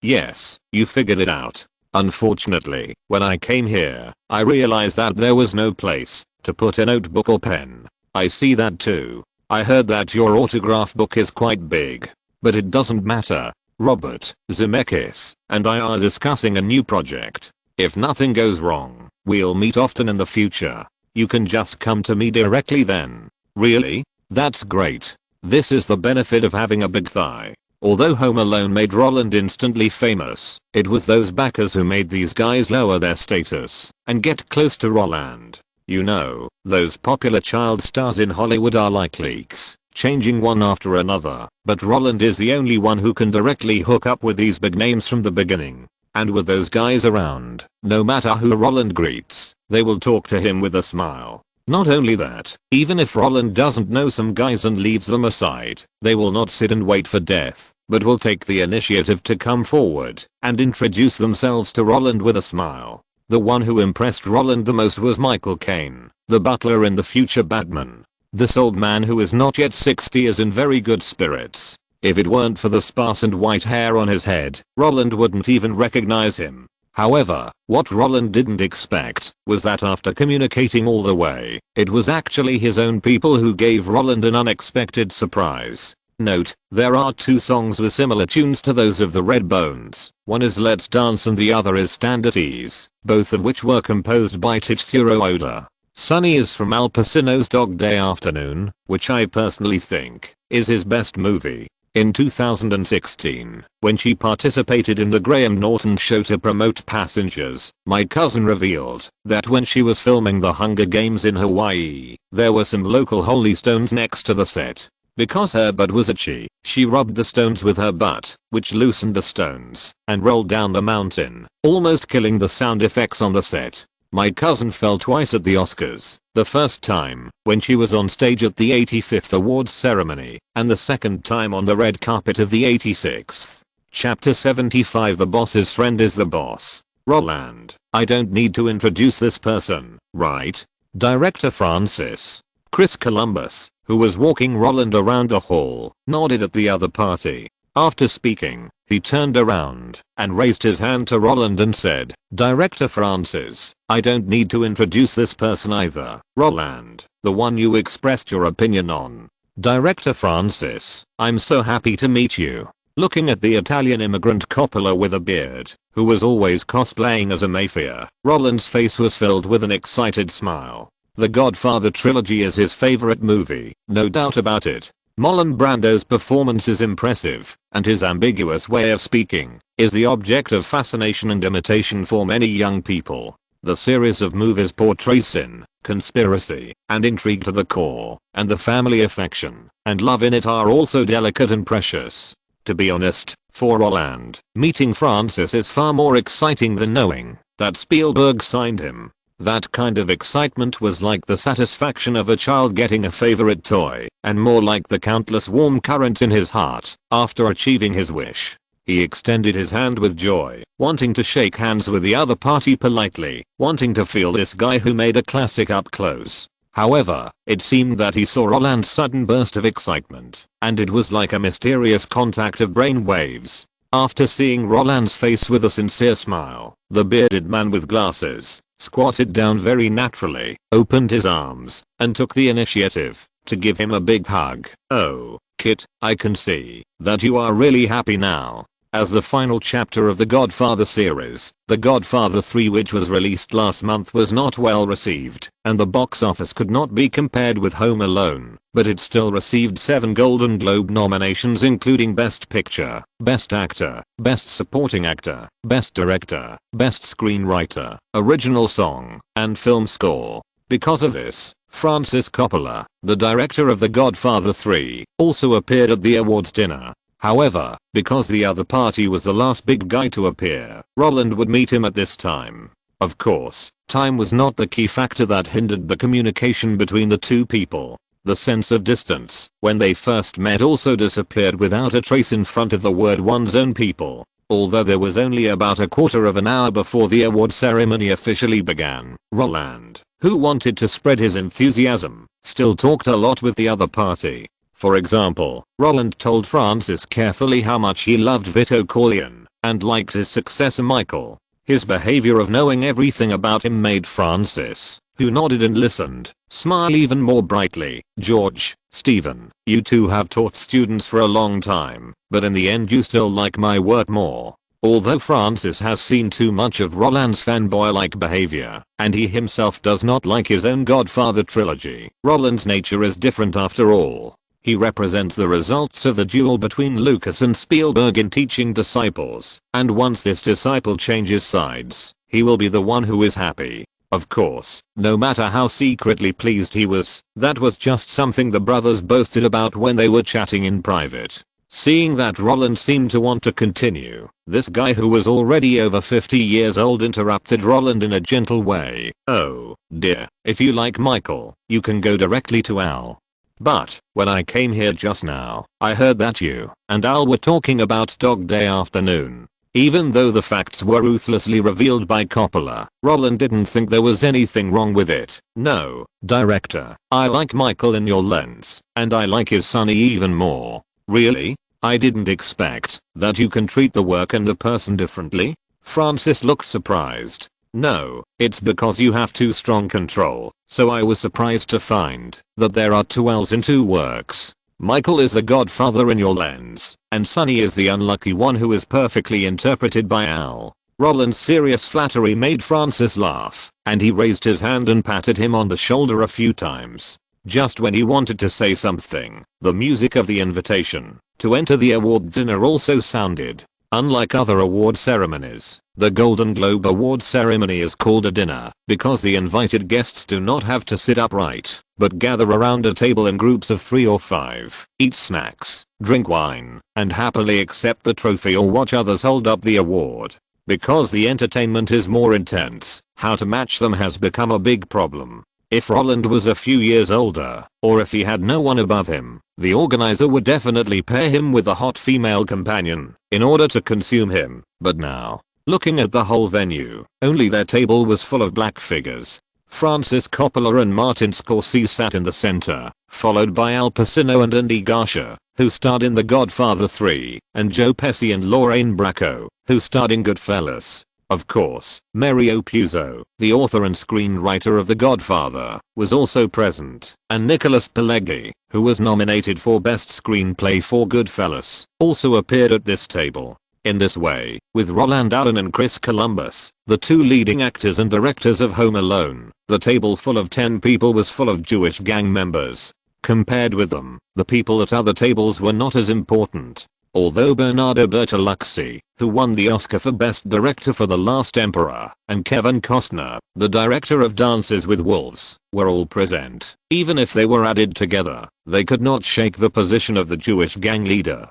Yes, after sitting down, Roland realized that he was sitting in the best seat at the scene. Wow, it looks like I'll be on the headlines again tomorrow. Due to the previous communication, Roland was able to vent all the desires that had accumulated over the years, so when he spoke, he seemed extremely relaxed. Not only did he get rid of his fanboy status, he also took the lead in joking with the big guy at the table. Haha, get used to it, you will be on the headlines countless times in the future. Joe Pesci took over Roland's words and joked, you know, as long as I shoot a movie with Martin, the press releases will increase rapidly, and even the police will pay special attention to my house when they patrol. Why? Hearing him say this, Roland suddenly became curious. However, before Joe Pesci could speak, Scorsese, who had greeted him before, raised his glass and took a sip. He then smiled and said, because he often takes props from the crew home to keep in shape. Sometimes, when he takes those imitation guns, he really looks like a gangster. By the way, aren't you filming Terminator 2? You can imagine what would happen if the police found a real Gatling gun in the trunk of Arnold's car. Oh my god. After hearing what Martin said, the 9 people at the table immediately laughed and shook their heads. What would the police do? They would definitely happily arrest the future governor for illegal possession of firearms. After all, T-800 is not John Wick. It is impossible for someone to help him deal with the police if he hands over a gold coin. Perhaps it was because the style of the Golden Globe Awards was too low, or perhaps it was just the way the awards were presented at this dinner. After the award ceremony began, even though the camera was right next to them, the guys at the table were still chatting. Everyone looked very relaxed, as if they didn't care whether they won the award or not. But it made sense. The guys at the table had either won the Golden Globe Awards or the Oscars. In this case, they certainly didn't care about these things. And what about guys like Roland who were nominated for the first time? The probability of winning the first nomination was still too small, so they would not care whether the host on the stage would call out their names. There was no way. After being around the big guys for a long time, everyone seemed to be very Buddhist about this kind of small award. And once you are Buddhist, you talk a lot. You haven't seen people talking about everything at such a formal award ceremony, right? Hey, Roland experienced it himself today. For example, Martin, how is your Cape Fear film going? Do you need me to help you edit it? Go away. Or Francis, after your Godfather 3 flopped, is there anyone still investing in Bram Stoker's Dracula? Go away. Or Al, when will your remake of Scent of a Woman be approved and filmed? If you think the director is not good enough, we can change him. We can talk about this later, when we get back. At first, after hearing the word Scent of a Woman and remake, Roland didn't react to what movie these guys were talking about, but when he contacted Al Pacino, he realized that these guys were talking about Scent of a Woman, which said, as long as you have good dancing skills, even a blind man can impress women. The classic movies of the previous life were like free money in the mouths of these people. However, Roland could understand it. After all, many movies became classics in the hands of those creators. What? This view is wrong? The original works of many movies are very good. If you say so, it's a bit unreasonable. Whether the movie is good or not depends entirely on the director. You know, there is a writer who finds the most suitable actors to play the characters in his works, and lets the director who understands the original works the most to shoot them. He is not stingy with the production funds, does his best to meet the expectations of readers, and takes great pains to respect the original works. But despite this, everyone still thinks that the movies that were made are a bunch of bad movies. Not convinced? If you don't agree, apologize to GUOZIOC first. As time passed, the award ceremony continued, and those who did not win the award also turned the topic from movies to other aspects. They talked about the hottest gossip at the moment, the war outside the circle, the red wine and food, and the public relations. On the issue of public relations, they talked directly about Stallone. Although Stallone and Roland have no intersection, he did diss Home Alone last time. And when he listened carefully, he knew why Stallone boycotted their movie. Was it because of Arnold Schwarzenegger? Don't be kidding. Stallone is not a real fool. He is not crazy. He took the initiative to stand up and fight against the Jewish gang for a little box office. The reason why he stood up and criticized Home Alone was just to cooperate with the Home Alone crew to hype. If there is only one voice of praise in the market, the audience will definitely be suspicious. No one can be perfect. If someone likes it, there will definitely be someone who hates it. Only when two voices coexist can the audience go to the theater. When those critics did not speak, Stallone was the best mouthpiece. What new and old grudges? The existence of the future governor only made this criticism more real. After all, Francis' sister was in the Rocky crew, and not only that, she also starred in all the series of films. Stallone's criticism was actually the result of Francis's contact. Everything is for the box office. This fact made Roland unable to complain. The big boss who was blowing water and the black hand who was spitting out anger were all his people. Damn, this is simply absolute. Just when Roland was sighing over the bloody truth, Martin, who was talking about this, suddenly paused and cast his eyes on Roland. Speaking of Michael, I remembered something. On the red carpet earlier, Roland played and sang the songs of the Red Bones band, which was very unique. Did you learn it specially? What? Seeing that the other party shifted the topic to himself, Roland, who wanted to continue listening to gossip, suddenly felt embarrassed. Although he learned guitar from the guitarist of Spike Lee's band and danced from Ganetti, he had not practiced seriously since he left the time loop.